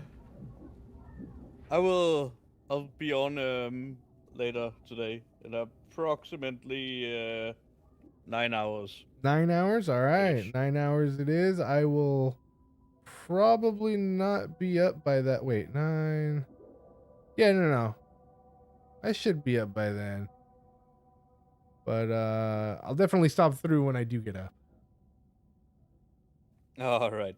All right, pal. Well, Well, thank you for hanging out, until- and I will catch you tomorrow. Or actually, I guess for you, tonight. Yeah, tonight for me. Yeah. All right, pal. I'll see you Until later, then, man. see you.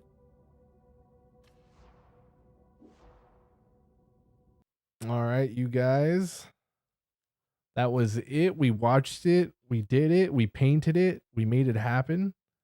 Kicked a little ass with the homies. So we'll be back. Let's see. We'll be back tomorrow, you guys, for the Stargate watch party. We've got SG1 2 episodes, Atlantis 2 episodes, some special features. Let's see. Thursday, we'll be back with some more games. Not sure which games, but we'll play something. Definitely some more of this. I gotta get those last 2 levels in to get the last contract hit in. Then Friday we'll watch a movie or 2, and hopefully one of them will be Christmas themed. We'll see. You'll see. You'll see.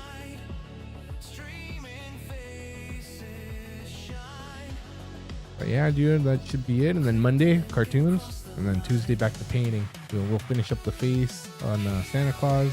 We'll wrap it up on him. That way we can start our inquisitorial agents. Everybody that was here that kicked ass. My teammates. Francois. Zonex.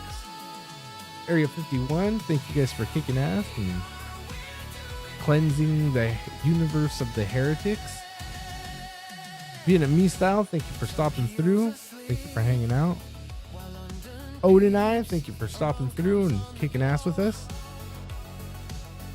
Bill Does Thing, thank you for stopping through. Appreciate you. Bella True, thank you for stopping through and hanging out.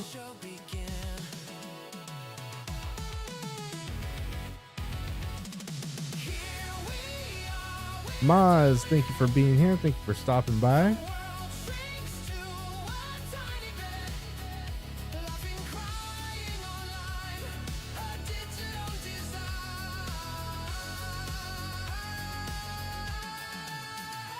Danger Man. Oh, I'm sorry. Donger Man.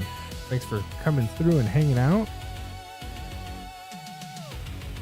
And I think that was it. And if I missed somebody, my bad. Thank you, lurkers. Thank you, bots. Thank you, tricksters. We will be back tomorrow. Thank you for hanging out. Thank you for chilling. And we'll see you guys here on the next one. Peace.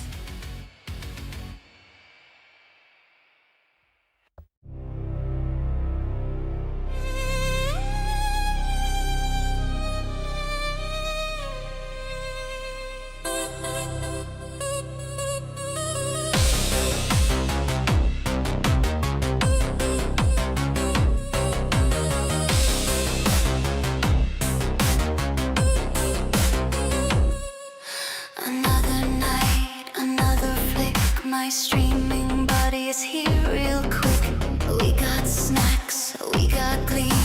Watching movies, you and me.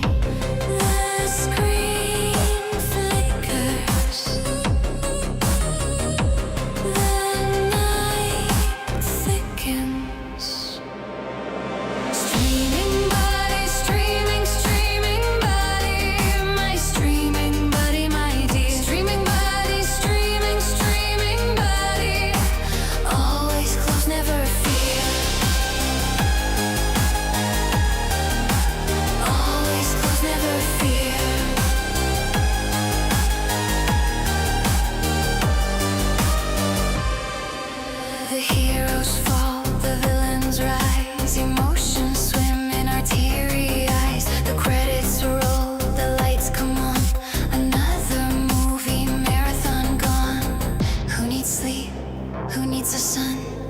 Epic stories have just begun. With every scene, with every line, our friendship grows oh so fast.